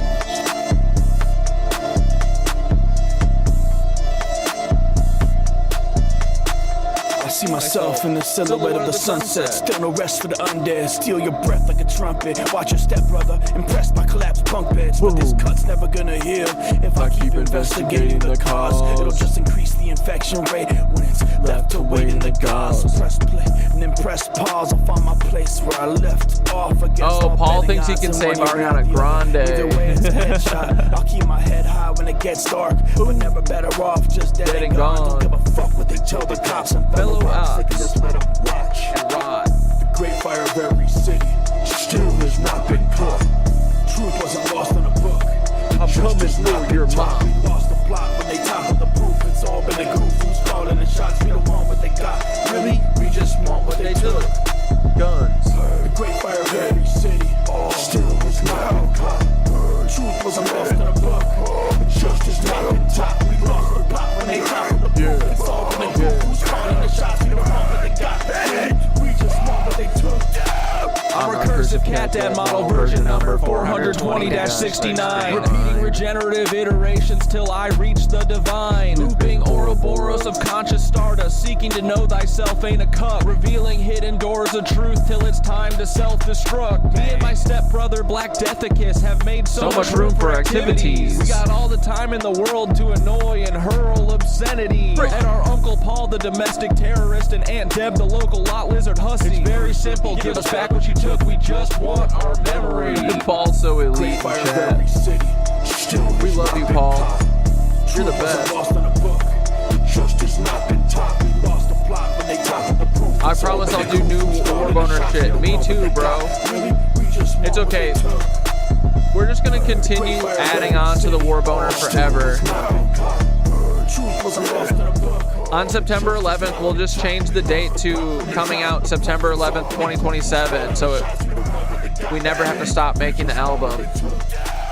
My war paint is lead-based till it's in your face like a head case, but you'll never save the day till you learn to meditate in place. Never raise the stakes or make the same mistakes. Go Idaho, leave them all in a vegetative state. Pagans infiltrated the jail, snakes will have you praying to make pale. Moloch. Save self, escape cells, and see it's the same. Dude, what was up with that Moloch shit? Weird. Sat on the edge till I jumped off. Yeah. The actual bet, it's been a fun talk, but I'll gladly invest in some bump stocks. Yeah. Great fire of every city still is not caught. Truth wasn't lost in a book. Justice not been taught. We lost the plot when they toppled the proof. It's all been a goof. Who's calling the shots? We don't know what they got. We just want what they took. All right, boys. Have a good night. I'll see you on Sunday. One more week of shows. It's going to be awesome. Love you all. Have a great weekend. Do something fun. Touch some fucking grass. Bye. Yeah.